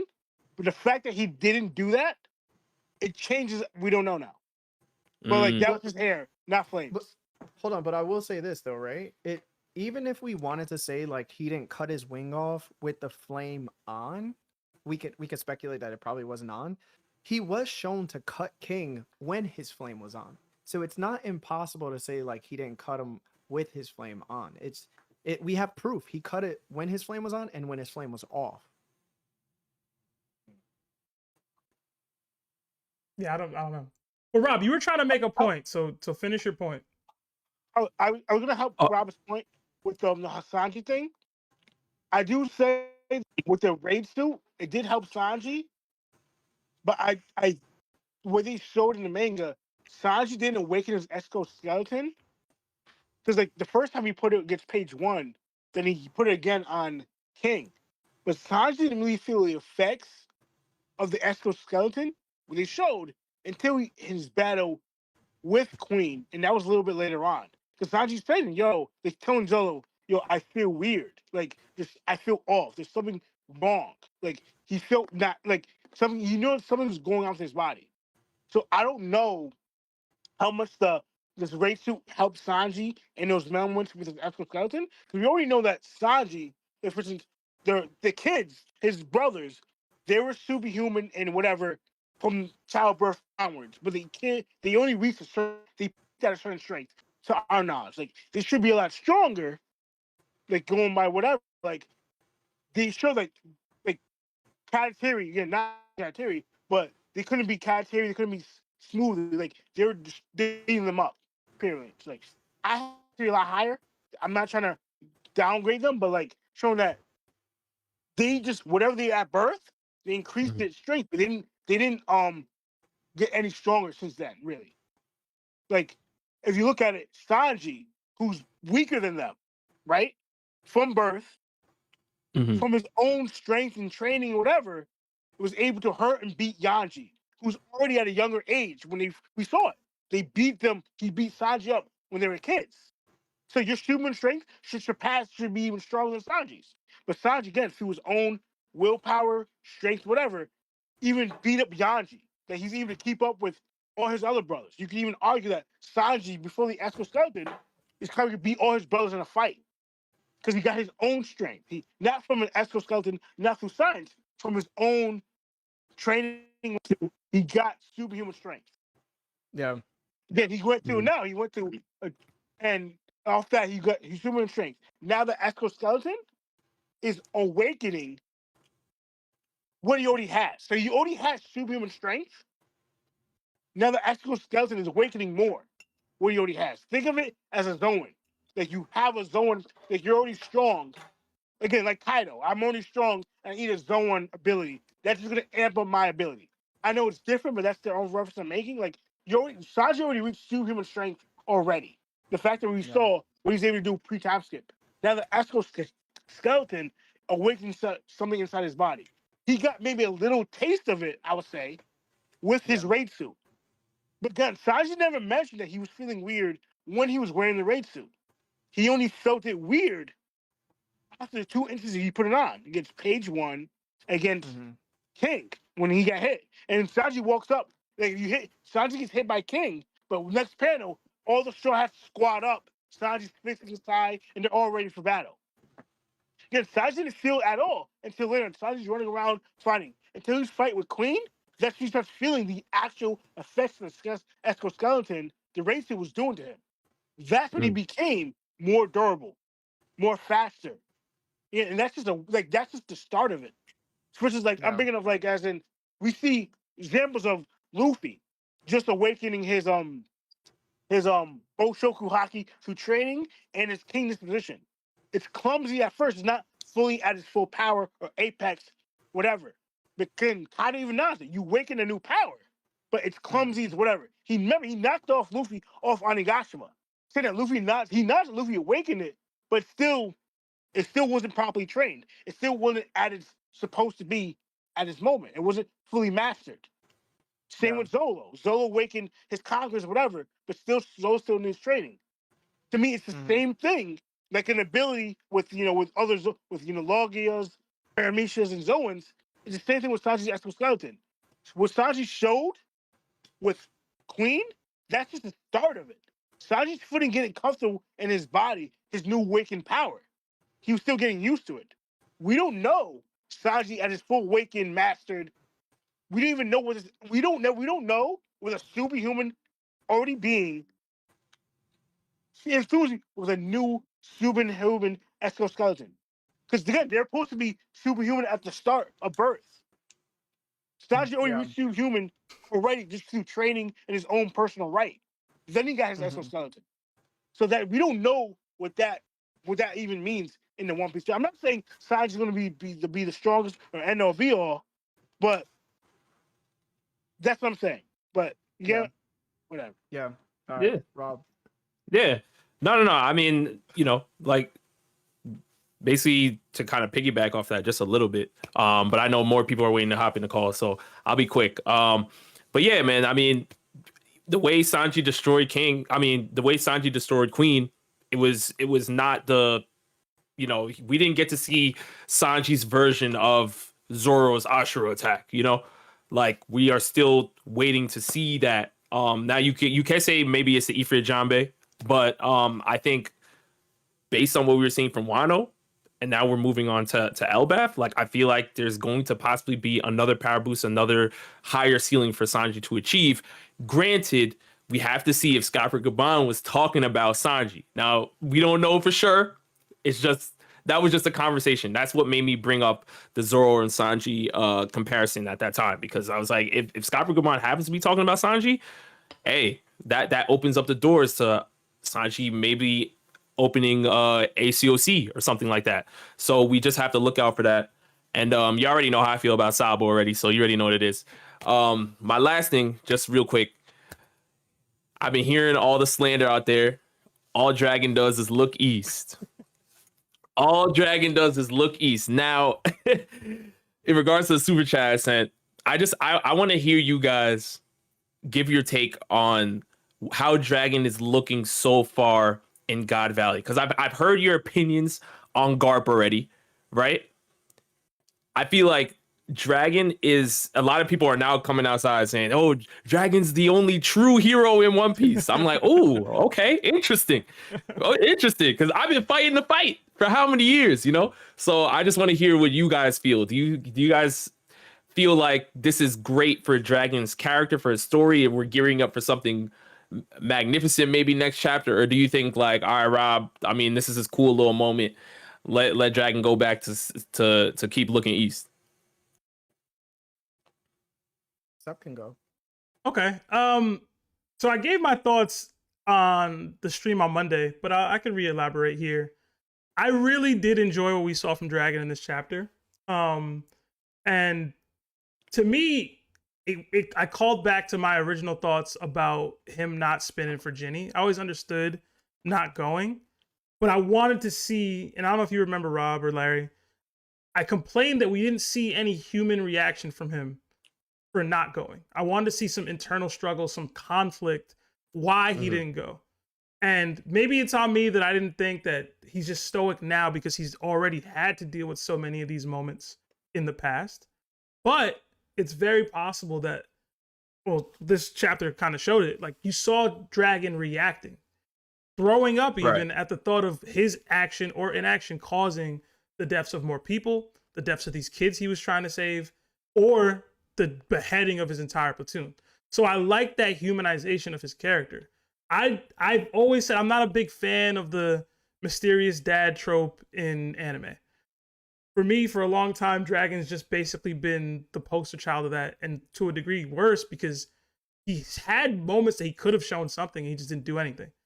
And then when he was shown, he wasn't humanistic to me. He was just chilling, looking east, whatever. So the memes become a thing and all that. But I did enjoy what we got from this chapter in that light. But what I really liked, and I think I highlighted this as well, is that he seemed to be inspired further by Ivankov. And I know we've made jokes in the past about Ivankov being the true leader of the revolutionaries and the heart and soul, et cetera, et cetera. But he was inspired by the fact that Ivankov still had remained hopeful, even though he was already enslaved and things like that, to the point where I believe he personally went and sought out Ivankov when he decided to become a freedom fighter because of the energy that he was on after what he saw in God Valley. So to me, I loved what this chapter did for Dragon. He didn't seem like a top one type of character based off what the last two chapters have done for him. But maybe that comes with time. Maybe that comes with a devil fruit or something. But literally anything he does would be great, bro. So he hasn't done anything. Okay. So listen, I'll take that. Yeah. I'll take that. I'll take that, man. Larry? So what I've noticed in human conversations is that sometimes when you talk negatively about something very specific, people tend to take it as a overall for the topic that you're talking about. And they describe it as hate, or they describe it as like super negative, when realistically we're not saying the overall character is negative, right? We're just talking about one specific point. So I would say in TOPT, except for Sebastian, we never said that Dragon was... We always talked about Dragon's strength. Like, personally, his own strength, who he can compete with, who he could beat, who he would lose to. Is it right to give him credit for his strength when he hasn't necessarily shown anything? And then the other part of TOPT has been his character. So his character, does it vibe with us? Did he do the things that we respect him for? How is he conducting himself throughout the story? Do we give him credit for being in the shadows as much as he has been? So these two conversations have sometimes delved into one, and I just want to separate them because they are separate. So when it comes to the strength factor, for me, Dragon, still speculative, don't know. And these chapters that have just come out, for him being 17 on God Valley and being a rookie, it doesn't scream top one. It screams, I'm really weak right now, and I have to somehow get to this strength level. We don't know who he's fought in order to get to that strength level. We know that in order to bloom your hockey, you have to fight people. So if nobody has fought him, then it leaves us questioning, how did he get this strong? Because Garp had to train. Luffy had to train. You know what I'm saying? The only other person that we don't know of that probably didn't fight too often after he became Yonko was Shanks. So did Shanks train after becoming Yonko? These are realistic questions. Now, for the character, I've always been a fan of the revolutionaries. I would love for Dragon to do more heroic things. And like Sebastian said, we always made fun of him because Ivankov seemed to be the more knowledgeable one, the planner, the person that lets everybody else know what's going on, and then Dragon makes the decisions. that's not too far off still, because at the end of the day, who's being the revolutionary right now? Not Dragon. It's Ivankov. He's the one inspiring the people. Meanwhile, Dragon isn't. Dragon has to get there first, right? Dragon has to learn what it means to fight back. And I think Ivankov plays such a heavy role in that. So for me, I would love to see him make the decision that's making him throw up. I want to see him look at Garp in his face and tell him he's a coward for choosing this instead of fighting back against the system. Telling him, like, how could you make me join this Marines, knowing that if I went against the Celestial Dragons, somebody that disappoints them, it would mean certain death for me. Do you not care about me? Do you not love me? Am I not your son? Because then I would dive into the fact that that's why he doesn't put Luffy in danger, because Garp put him in danger. So he's not there as a father, right? So it makes me wonder, what is Dragon's next move? And I'm such a fan. I really hope he becomes the character I want him to be. I just need to know that I need people to know strength and character is very different topics for us. Yeah, and honestly, I love both your takes on that. That's really all I really wanted to hear. And that's interesting that you brought up seeing something with Dragon confronting Garp, because I would love to see that. The only thing I'll say about the power thing, and this is more of a narrative thing, right? I think before we knew that Dragon was on God Valley, it was a little bit more questionable. But now the fact that we see he's been on God Valley, and there's definitely something there that says, okay, he's seeing the best of the best in the world all clash on one island to fight. I think from then he has to be like, all right, there's a certain level of strength I have to achieve if I want to free the world, right? I don't think he sees that, and then he's just like, you know what? I mean, I just saw rocks and garling and everything, but, you know, let me just chill back and eat Cheetos. Like, I think he says immediately, I got to lock in. That's just my opinion. So him being at God Valley that's like a major boost narratively, power wise, but story wise, I agree with both you guys. Man, I appreciate you guys having me. I know you have more call-ins, so I'll chill out. Also, Savage J, I see you in the chat, bro. It's all love, man. Just know I say what I say what I mean, and I mean what I say always. All right, no lies over here. Rob, I stand on business. Something to say though. Mm-hmm. So it would be very interesting if any of Garp's teachings have inspired Dragon to become stronger. So like he taught Aokiji the battleship bags. I wonder if he had any inclusion the same way like Kobe and Helmeppo had, where Dragon was under Garp's wing and learning how to train. So he trained in that aspect to generate all these other things. And it would make him stronger, because when he's self-taught, it's going to be crazy, right? Yeah. But I do want to bring something up. I really, really hope there's a confrontation between him and Garp and Dragon, because I was trying to tell Sebastian that Garp is a coward, and this is why Dragon ends up doing what he does, and Garp couldn't understand it. I think what's going to happen is like Dragon's gonna be like, "Yo, I thought you were on vacation, and why are you here?" And he's like, "Oh, because all of a sudden Roger," or something like that.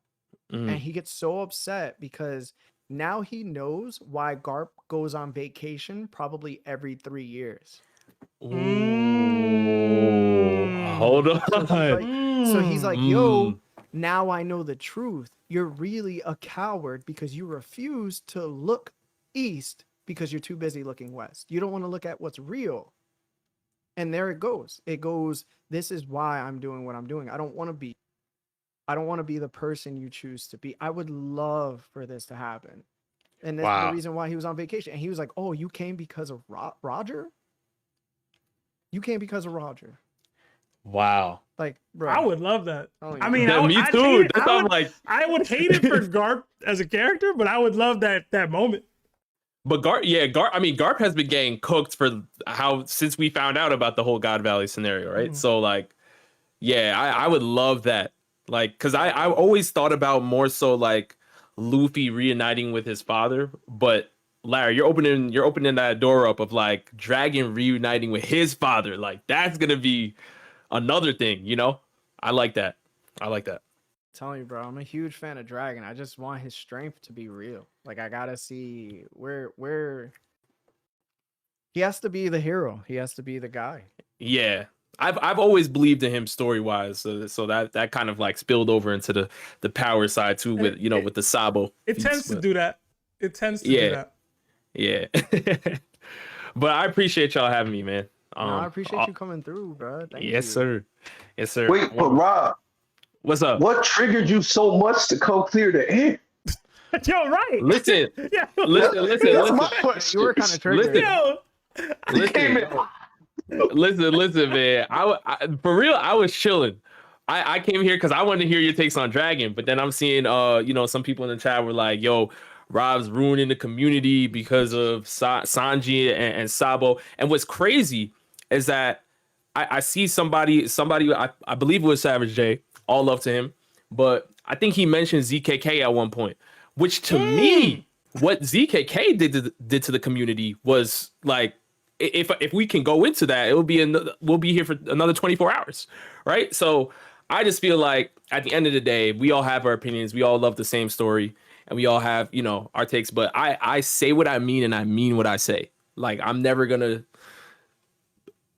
push back on anything unless Oda comes to and says, Rob, you're wrong, or someone else proves me wrong. But like I'm gonna say how I feel. I just want to make sure that what I state is exactly what I said.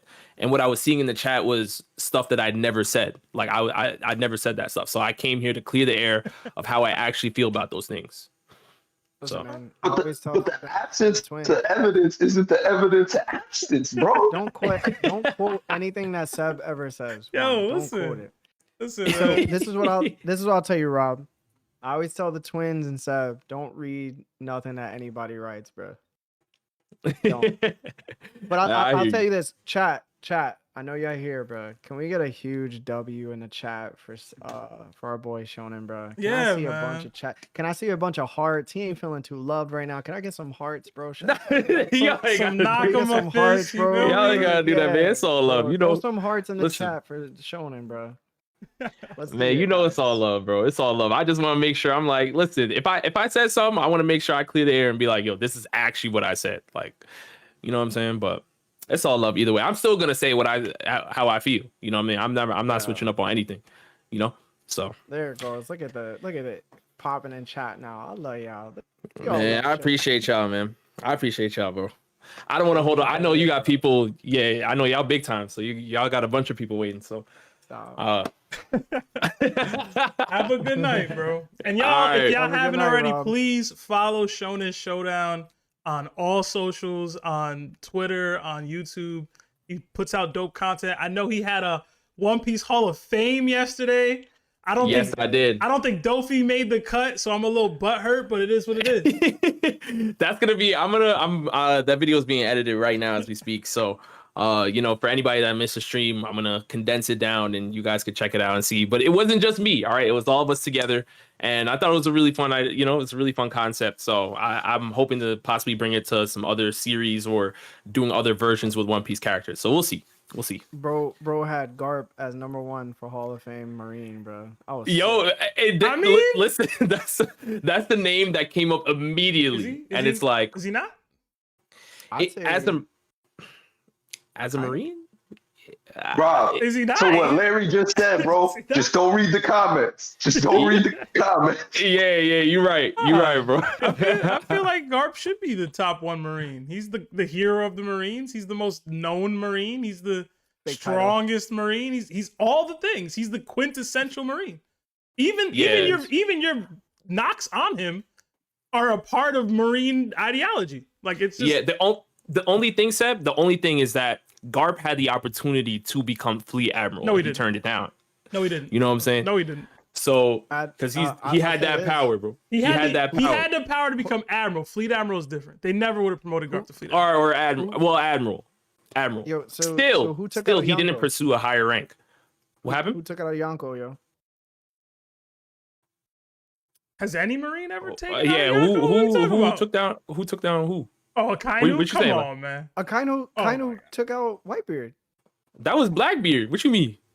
We know Whitebeard was still. Blackbeard ain't really take him That was out. He was Blackbeard. already What you gone mean? before that, bro. Come on, bro. Whitebeard was still alive, Larry. Whitebeard was He was still about alive. to pass. Bro, he had half of his face taken off. What are we talking about? He had two Yo, holes in he his was chest. still alive. Larry, hold on. You can't get this off after that Cobra, the whole Cobra conversation we had, bro. You can't get this off. You can't get this off, Larry. Not today, Larry. Not today. Yo, Blackbeard finished off Whitebeard, man. We know what it is, man. He finished him off, but he didn't take him out. Oh man, yo, I can't. Yo. Rob, we love you, bro. Yeah, love y'all, man. And I'm gonna hit you about that other thing. Yeah, absolutely. And if you guys are in the chat or anything, if you guys are going to New York Comic Con, I will see you there. We can definitely run some One Piece drafts or whatever. So just putting that out there. All right, y'all. All right, see you later, bro. All right, peace. All right. Yeah, we got like 4 more callers. I'm gonna have to speed run these because I do have kind of a hard stop in a little bit. Okay. Yeah. All right. I'm gonna go in order, but I know Davide kind of just joined, so I'm gonna go with the people that were waiting for longer than him. All right. Feenix GT. Sorry, I know you've been waiting a while, bro. Hey, can you hear me? Yes, sir. How's it going, man? Yeah, we can hear you. Mute y'all in the background real quick. There y'all go. How's it going? I'm good, bro. Yeah. I do gotta ask you for some rapid fire here because I got a hard Absolutely. stop soon. Sorry for all the waiting. No, y'all are good. I did have a quick theory. I'll try to piece this together real quick. First off, shout out to Nerd Taku. I think he kind of had a little bit, kind of started off on this a little bit a week or two ago. So what if Emu is putting together these hunting competitions to find vessels in order for them to inhabit these vessels? All right, so every couple of years, these things have to, they have this happen, right? Could be because, their powers limit, what they can do in one body, or potentially, they're too powerful and so it degrades the body quicker. But I'm going to skip past a lot of these little points that I had and just get to the meat of it. Obviously, they're going through their race and knowledge. They're finding lineages and bloodlines that they're trying to get rid of, like the Buccaneers and whatnot. But what if the reason that they were doing this was because they only wanted to inhabit pure or royal bloodlines? We have Nefertari Lily, who disappeared. Tritoma, who came up. We don't know anything about her. And, granted, these are 2 specific time periods, but between the Void Century and all the other timeline, I mean, who knows who they went after? I mean, God Valley wasn't really known about. O'Hara, not really known about. And so they could be going in, taking out bloodlines, or, getting vessels and holding them captive, right? Because I don't think it's so much that the vessel deteriorates every 3 years, but they have to stock up. You have to be ready if something happens. And so these names, Lily, Tritoma, Vivi, Shirahoshi, what if these specific bloodlines are, like the Buccaneers, have something special about them? Lily is a type of flower. Tritoma is a type of flower. Vivi is a type of flower. One thing about all these flowers, and I mean, they're not rare by any means, but they're all perennials. Perennials last over 2 years specifically. And so what if, like I said, the Davy clan, the Water clan, the Monkey clan, Buccaneers, if they can all be linked to perennial flowers, seems a little weird. But then we get Emu standing in the flower room. And to me, it just seems a little weird for a dictator who's all about destroying the world, taking over, to be in a room full of flowers. And I'm sure there's more there too. But again, I can't really get into, all the meat of it, just trying to give you some of the quick bullet points. But just to tie it up, fruits or flowers produce fruits.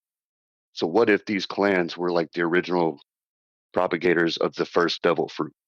What if they were like a united tribe or a nation from the original world, and they helped push together the first fruit? And that's why, Emu's not only seeking them out as vessels, but, trying to wipe them off the face of the earth. Like I said, I got a whole lot more, but, got a couple more guys in the chat, so want to let them hop in and say what they have to say. But yeah, that's it. Interesting. Yeah. Why? Go ahead, Larry. Why when I just have one question. Why when they discovered that a Buccaneer was alive, why didn't Emu just take Kuma or his father as a vessel then? Is it because their name isn't like they don't come Well, from like I think a they might flower be type family? potentially, or maybe like there are specific family lines within those clans and tribes that, yeah, you've got a Buccaneer, but you want the Buccaneer, kind of like Rocks. That's kind of what I'm Because he thinking is wasn't that, full-blooded. right. And so what if, when Rocks went to go and, met Emu in the flower room, the reason that Emu never fought back or did anything, Gungo didn't even do anything. They could have been in the middle of a ritual, doing some kind of body switching, or maybe Emu was weakened and, couldn't really take on Rocks at that point. Now, Rocks obviously isn't trying to take on Emu at that point either, because it's solo. You have a whole world government. I mean, even if he could take on Emu at that point, he's still probably getting locked up or, taken out by getting surrounded potentially. Potentially. I'm not trying to start any, Rocks debate, but yeah, I don't know. I really like the thought process around the creation of the devil fruits. I really like that. I don't know much about flowers in general. It's not my area of expertise, so I kind of gotta. Oh yeah, no, dude. Yeah, I've just been trying to like beef the theory up while I was here and waiting in chat and just trying to make it look a little bit, better. But I have seen that connection between the flowers and the names, or the types of flowers and all those names being related to them. The lilies, the tritoma, with the vessel piece, because that's how you kind of started this. Is there one for Man-Mayer or Gunko, or no? That was my one. Like, I don't know enough about flowers to know if there is a Man-Mayer or Gunko connection to perennials. I think you said. Right. So yeah, I think Emu has like variations to their power. So I mean, we have inhabiting Gunko, whether right there or from far away. Then you got flipping somebody's soul to a whole nother, whole nother side. And I'm thinking maybe that could be a third potential aspect of their powers, that they're fully either able to inhabit somebody's body. Not, we already got Moria, who can take over shadows, use shadows to control bodies. And, we have so many different fruits that have aspects of that already. Big Mom and the Soul So fruit and all that. And so I don't think it's too wild to think that there could be a very similar fruit that works on a different level. But again, I think it's just that mentality of, they want the best of the best, the royal bloodlines, all that. I think that could also be part of why Emu hasn't moved, is if they have like any knowledge of the mural or the prophecy, they need to have the best body. They need to be stacked up, ready to go. That's why we have the Gorosei here. That's why we have the God's Knights here. This whole time Emu could have went and taken out the whole world. Why haven't they? That's one, question we don't really answer or, ask a lot is, what have you been doing? You always talk about Dragon and Garp, like Emu, what have you been doing? So I just think that, there has to be a big answer there. And not to mention, there's a lot of islands in One Piece, but if every 3 years you're going out, wiping out a new nation, eventually that's going to get out to somebody. And if it's not, I mean, it's kind of crazy, but there has to be something, a big enough risk to make them look that bad if it were to get out to the public. And I think, could be a reason. And let's face it, if Tritoma was potentially alive, it's a big hypothetical, and Luffy, with crew in hand, had to step up and see Tritoma like that, and then choose his crew and be like, nah, I don't choose absent parents. My mom wasn't there, my dad wasn't there. I'm sticking with my crew. Obviously, that's not how it's going to end, but it would be a nice little stick it to you for all the little things that we've seen. But anyway. Okay.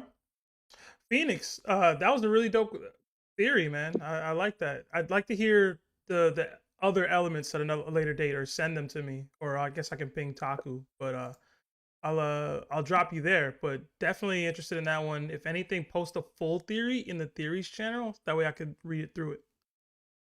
Absolutely. Appreciate it, guys. Y'all have a good one. You too, man. You too, bro. Thank you. All right, next is going to be Pulseman 94. Pulse, are you there?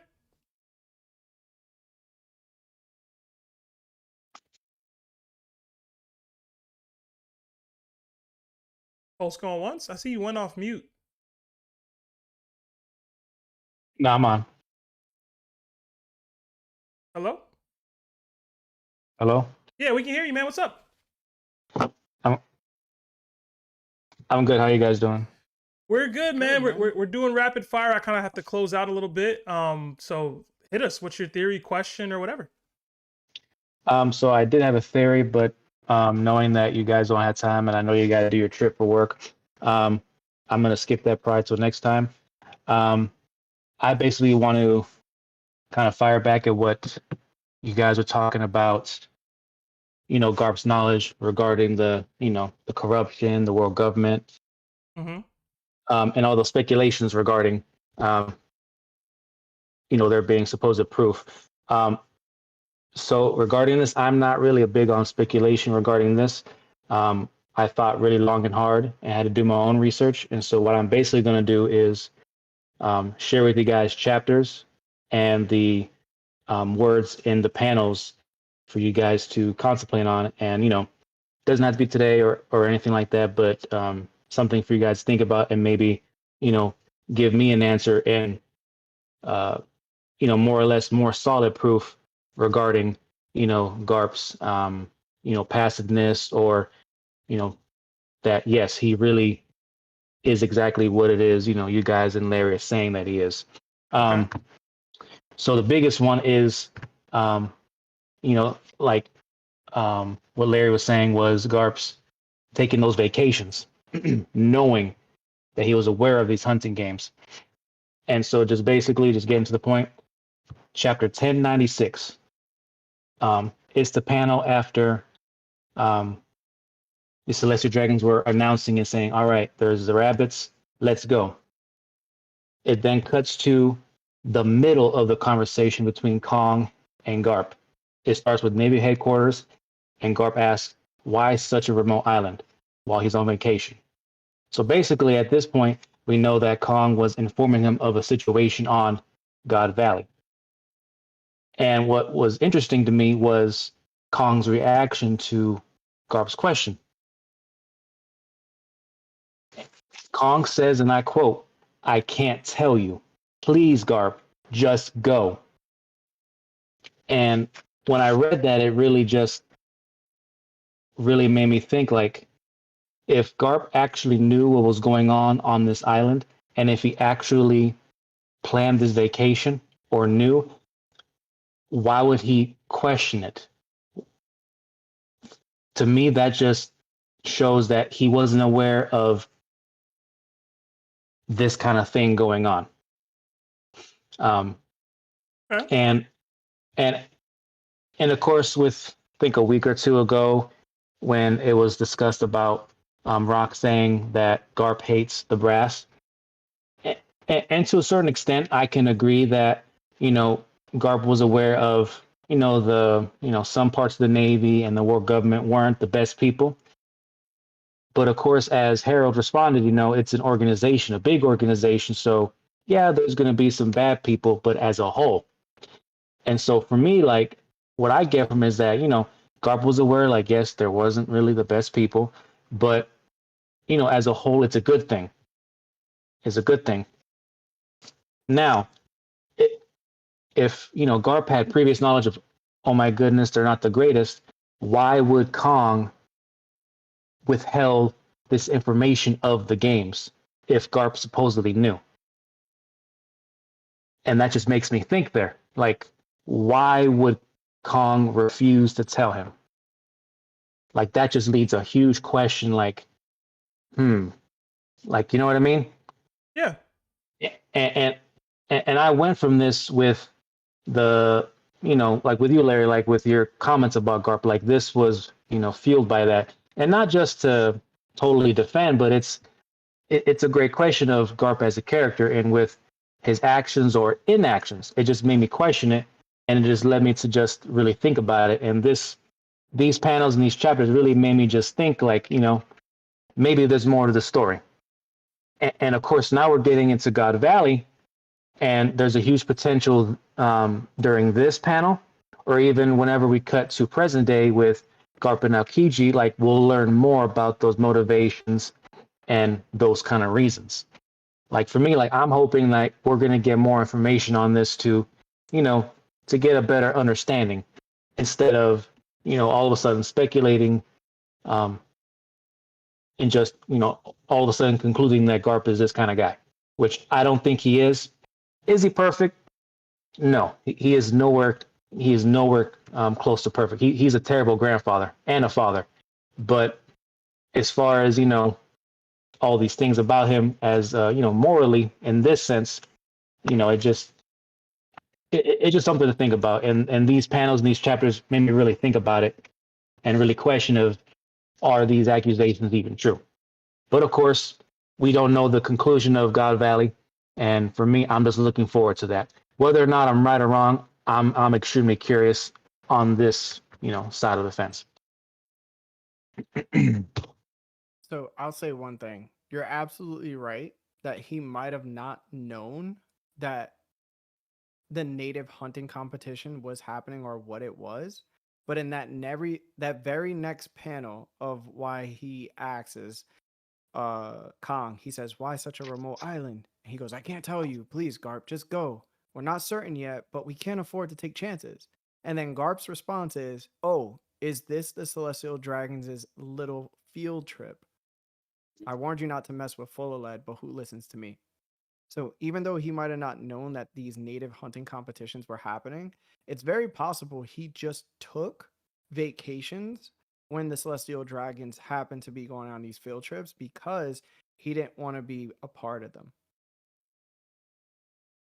I mean that is certain, that can be argued, but I mean, and I can argue that he knew that the Celestial Dragons came down, but I mean, in the wording, there's no indication that he knew of the specifics.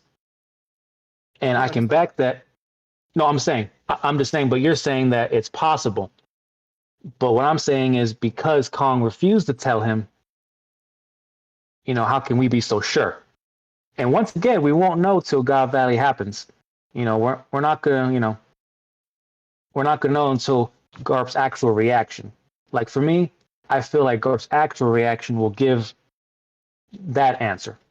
And of course, his reaction to that will then really help us understand and define who he is as a character. But at this point, we won't know until we see that reaction. For me, I'm looking for the reaction. Once we see his reaction, we'll get that answer.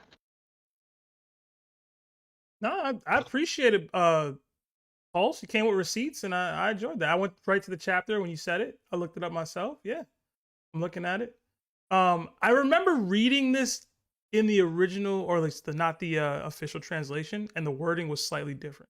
Just probably didn't help Garp's case. But I'm remembering reading this a little different. But definitely avoided some of the specifics when he was telling him about it. So.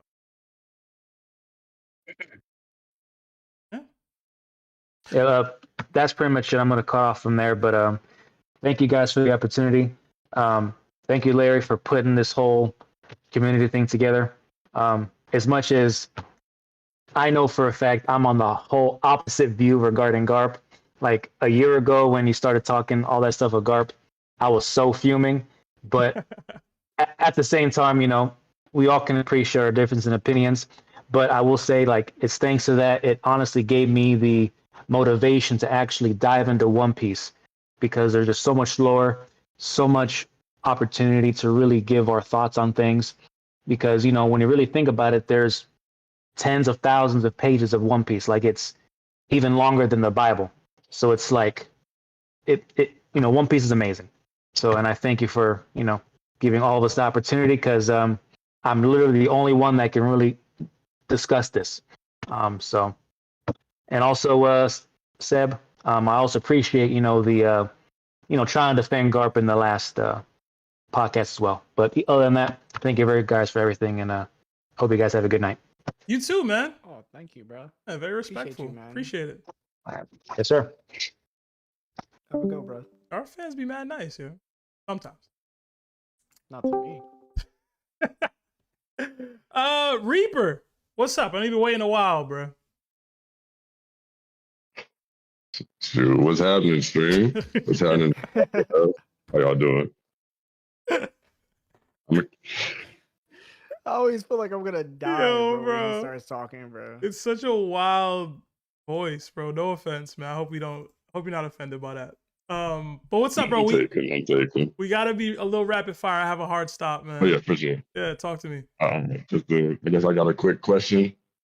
Your thoughts on, since I guess Franky, you know, he's supposed to be like a protege. He's like, I guess, Vegapunk's student. Vegapunk being a ex-member of Mads. Do you think Sanji would accept upgrades from Franky? Oh, I hope so. I don't think it aligns with his character, but it would be cool I don't to think see. so either, but it would be cool to see. Yeah.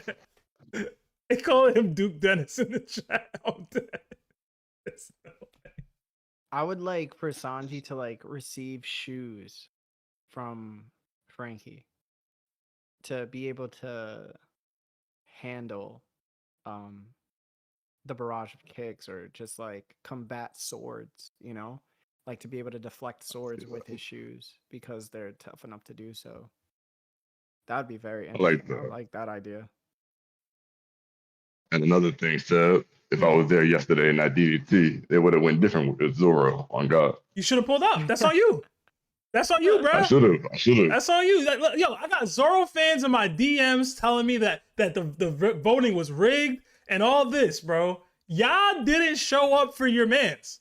Just like Rob was Sabo like 2 weeks ago. All right? Yeah, you're right. I ain't show up. That's my bad. But anyway, I just want to hear your thoughts on that. I got a couple other things I'll save for another time. Okay. All right, man. Yeah, sorry for making you wait for so long, bro. I know this was a long one. Oh, no problem. Appreciate the It patience. was a good stream. Have a good night. Have a good one, bro. You too. Love y'all boys. Love you too, man. And then our last one is Davide or Davide. I don't remember. I feel like I remember you told me exactly how to pronounce this. Can you hear me? Yeah, man. What's going on? Hey, what's up, man? It's Davide. Yeah. You basically got it correct second try. There we go. Yeah. You guys got me the shell, the $7 to talk. But hey, man.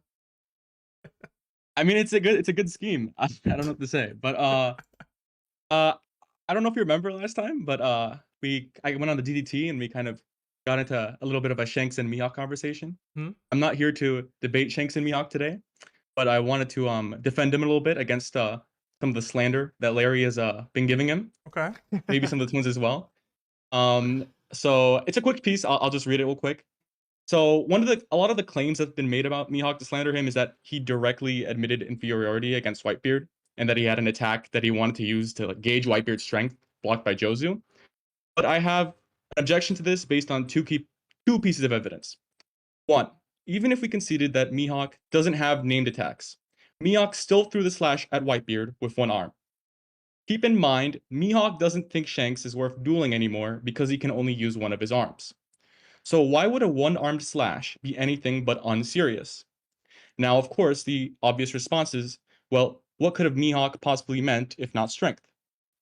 Well, conveniently for us, Mihawk throws the exact same slash at Luffy. Though it is portrayed poorly in the anime, in the manga chapter 561, we clearly see that Mihawk's slash only hits Luffy, despite being at the opposite end of Marineford. In fact, we see the slash literally passing under the legs of Marine soldiers, all while cutting the only person he intended to cut, Luffy. So what was the goal of Whitebeard? Simple. Mihawk was looking not to see how much stronger Whitebeard was, but how easily it would be to reach him. This theme is repeated multiple times, even when Kizaru attacks Whitebeard. In this instance, Marco stops him, saying, "It's not so easy to reach the king." So ultimately, when Mihawk states, "I want to measure the true distance between us," I interpret this as Mihawk simply asking, how easily can I reach Whitebeard, a guy who has amassed a crew comparable to that of the Marines, by throwing an attack from this distance? So, what do you guys think? I think that's really well put together. I like Yes. that. I like that more than my original interpretation of what happened. Legit. Yeah. I thought that was great. I do too. Yeah. I thought that was really Okay. good. Because I didn't add this, but even in the chapter itself, when Mihawk hits Luffy with the ranged attack, he says, "You're in with range." Now, of course, it's not the same quote with the distance with Whitebeard, but it's still referring It's still somewhat an to range. implication So to me, with range, yeah. exactly. So to me, the way I interpret it is that he's not saying, "Oh, I'm weaker." I've just look. People have tried to attack Whitebeard throughout the war. Crocodile, I said Kizaru already, and they all got stopped by other people. Even though, like, we know that Kizaru is way stronger than like Marco, for example, right? So to me, I just interpreted it as, I want to see if I can reach this guy who's supposedly above everyone else. I love Solid? it. I love it, bro. I do. Truly. So I have one question. Yeah.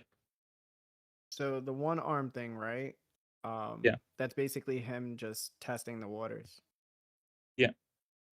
So when he uses 2 hands and 2 feet to come down onto Luffy and to try to cut him or take him out, and Luffy dodges it, what does that mean?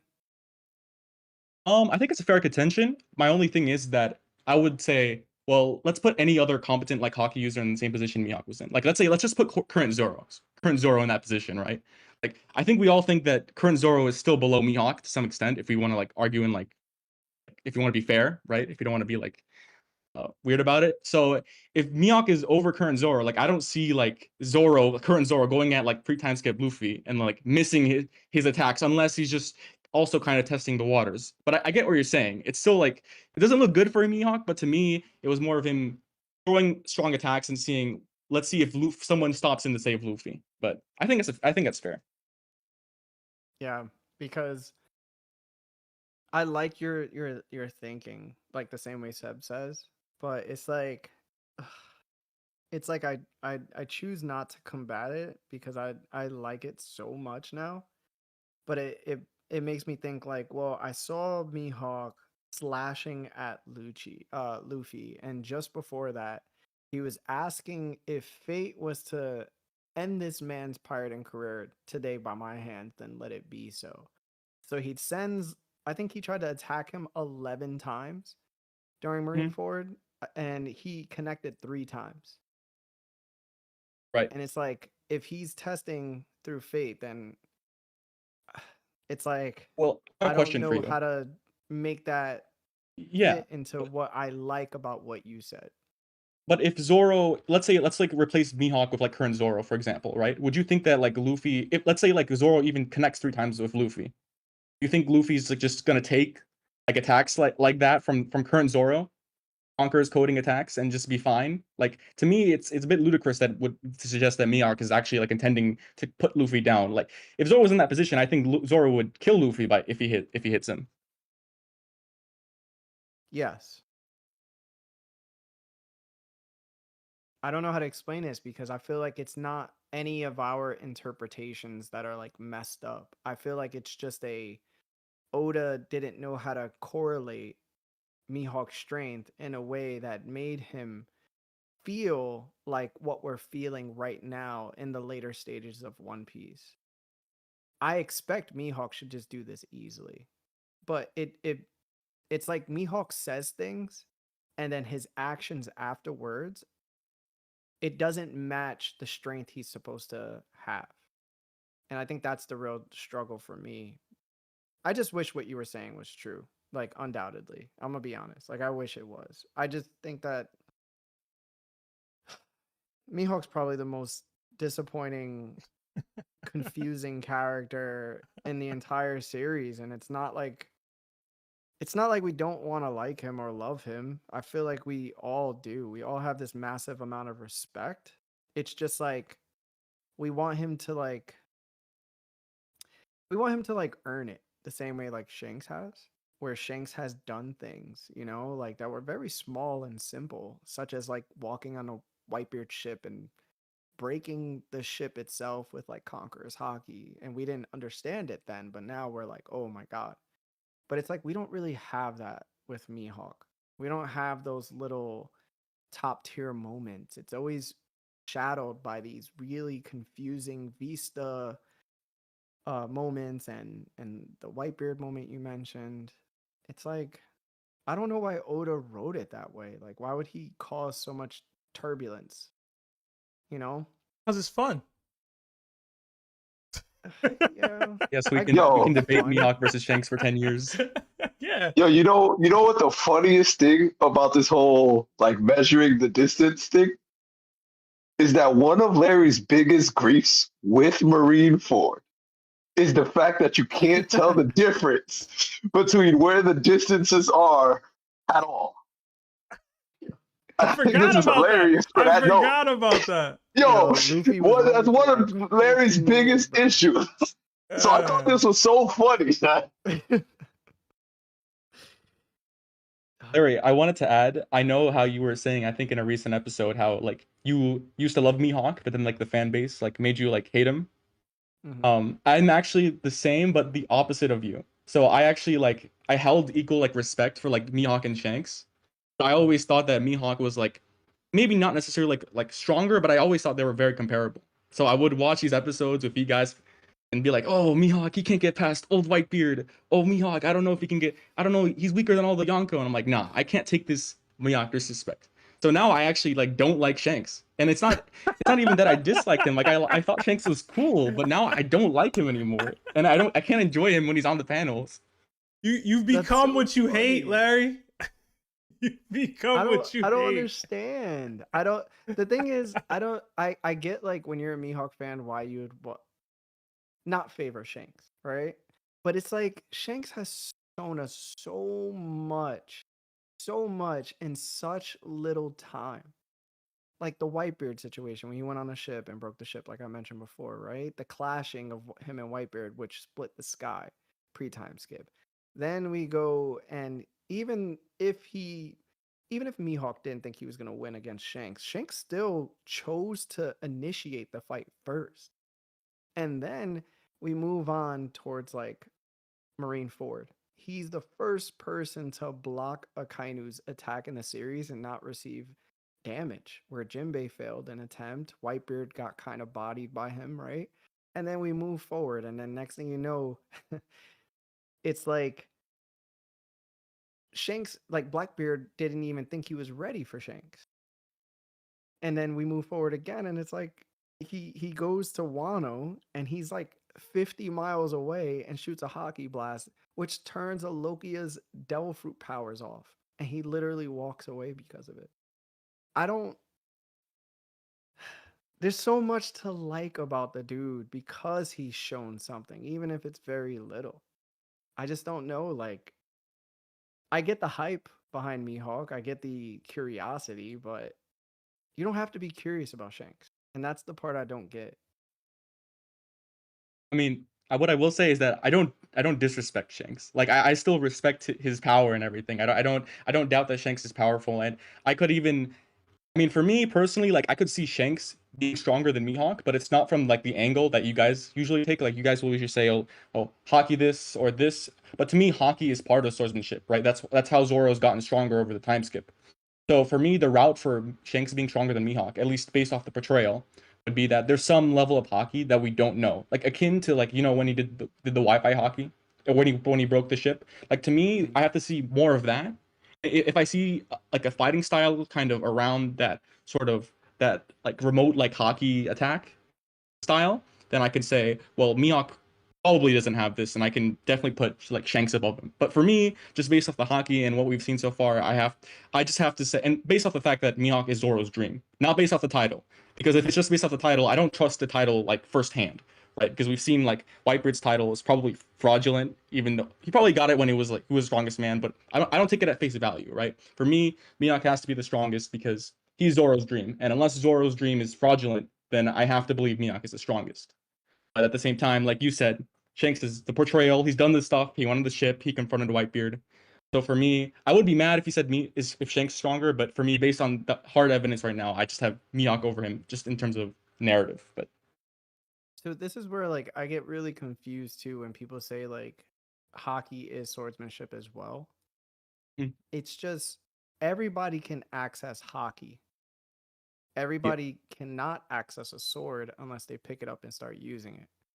So even if I'm just fighting with my fists, I could use hockey and be comparable to you even if you have a sword. So by that logic, swordsmanship just complements your hockey instead of hockey complements your swordsmanship, right? And for me, it's like, okay, so if Zoro's dream is to surpass Mihawk and Luffy's dream is to surpass Shanks, then technicality, that would make Shanks the harder goal, the stronger fighter, because Luffy has to fight him the same way in every arc. Zoro always fights the second strongest guy on the crew. I agree, but we have to like make a little like clarification there. Luffy's goal is to surpass Roger, right? Shanks is like a precursor to that. So I mean, yes, Shanks is one of Luffy's goals. Like I'm not saying that Shanks isn't one of Luffy's goals, but the same way that Katakuri was one of Luffy's goals. Yes, I think personally, I think Roger is stronger than Mihawk, only because there's no evidence for me to suggest that Mihawk is over Roger. The title only applies in the present. But to me, also becoming a pirate like Shanks is a lot harder than becoming a pirate like Mihawk, right? Mihawk is alone on the sea. He just tries to fight strong people. Well, not anymore, at least. But for me, Shanks has to gather this strong crew, a loyal crew. To me, that's harder. So in a sense that reaching Shanks' level is harder for Luffy than it is for Zoro reaching Mihawk, because Luffy has to acquire all these people around him who trust him and who believe in him. So I mean, I agree with you that it's harder, but not in the terms of strength. And I don't think that when we're talking about Luffy's goal and Zoro's goal, that it's Shanks and Mihawk. It's more like Mihawk and Roger. Yo, Larry, before you respond, let me just say one thing. I gotta drop, bro. Y'all killing me. Oh, my bad. Let me just say man. one thing. Let me just say one thing. My bad. So I would agree with that if Luffy as a child didn't say he was going to surpass Shanks and his pirate crew to prove to Shanks that he was going to be a great pirate. That's how he was going to become a great pirate. And then Roger's dream, which is the One Piece, right, that Luffy wants to obtain to become king of the pirates, he has to defeat Shanks first necessarily in order to get to that spot. And this is where Mihawk's words itself comes into play, where he tells Luffy at Baratie that going after the One Piece is a more perilous path than his own. And Shanks is a part of that path. Shanks is the one now trying to go after the One Piece. So it's like we're turning Mihawk's words into mush when he's saying it himself. Okay, I don't want to cut in too much of Seb's time, but my only response would be, I mean, we don't think Buggy is stronger than Mihawk because he's aiming to be Pirate King. But I think the goal of becoming Pirate King is still important, like you said, and I think the ceiling is higher if you're trying to become Pirate King, but Shanks isn't there yet, and I think that even after Luffy beats Shanks necessarily, there's still room for him to grow, right? So, but yeah, I don't want to take up too much of Seb's time. I know he needs to go. You already did too much of that. I'm sorry. Just yapping. I'm sorry. My bad, man. I'm kidding, man. I'm so sorry. Davide, have a good night, man. Have a good night. Sorry, guys. Bro. No, you're good. Thank you. All right. I don't know if we ever unserver muted Lawrence, but no, he's been like. I was trying to say stuff before, but it's too late now. Well, you should have been mindful of that, bro. You were like mad static, bro. I was creating mad static. I kept muting myself. Why? And then I put my phone in my pocket. Maybe it unmuted then. I don't know what happened, but I was definitely unmuted because we heard you clapping cheeks, bro. Like, then I definitely wasn't cut the fudge. I do gotta read these super chats and get up out of here because I gotta catch a flight. So thank you everybody for pulling up. If you guys want to participate in these and have a guaranteed spot on these call streams, join the tiered memberships of the Discord. To join the call streams, you have to be a warlord or higher member. So thank you guys so much for your patience. And I hope you guys enjoyed this. Let's close out with these super chats. I really wanted to hear what Lawrence had to say, though. Bro, I ain't got time, bro. I'm sorry. I really want to hear what he has to say. We got 5 from Abhinav. It says, if there was a rocks glazing contest, Larry would take the W. I would, 2 hands. We got, okay. Another 5 from Abhinav. It says, by the time Sanji gets Conqueror's Haki, Zoro will master it. Unless people believe King equals Queen, and Whitebeard equals Shiki, and Ben equals Lucky, and Shiryu equals Burgess, and Mr. 1 equals Mr. 2, etc. Yeah. Another 18 months as a member from Hunter D. Hose. It says Sanji's exoskeleton is just artificial Conqueror's Haki. That's funny. Another 15 Australian from our guy HG. Oh man, I haven't seen Ace in a while. It says, what's good, guys? I'm just here to revive the agenda. Hashtag Strusen is Madara. Also, how do you call in? I just went over a little bit, but you have to become a member, a tiered member within the Discord, as minimum the Warlord memberships. And then we got another membership for 3 months at Nakama status from ZZ Optimal. He says W stream. Thank you so much, everybody, for sticking around. 4 hours. I know I had fun. I do have to get out of here though. So have a good one, y'all. Jana.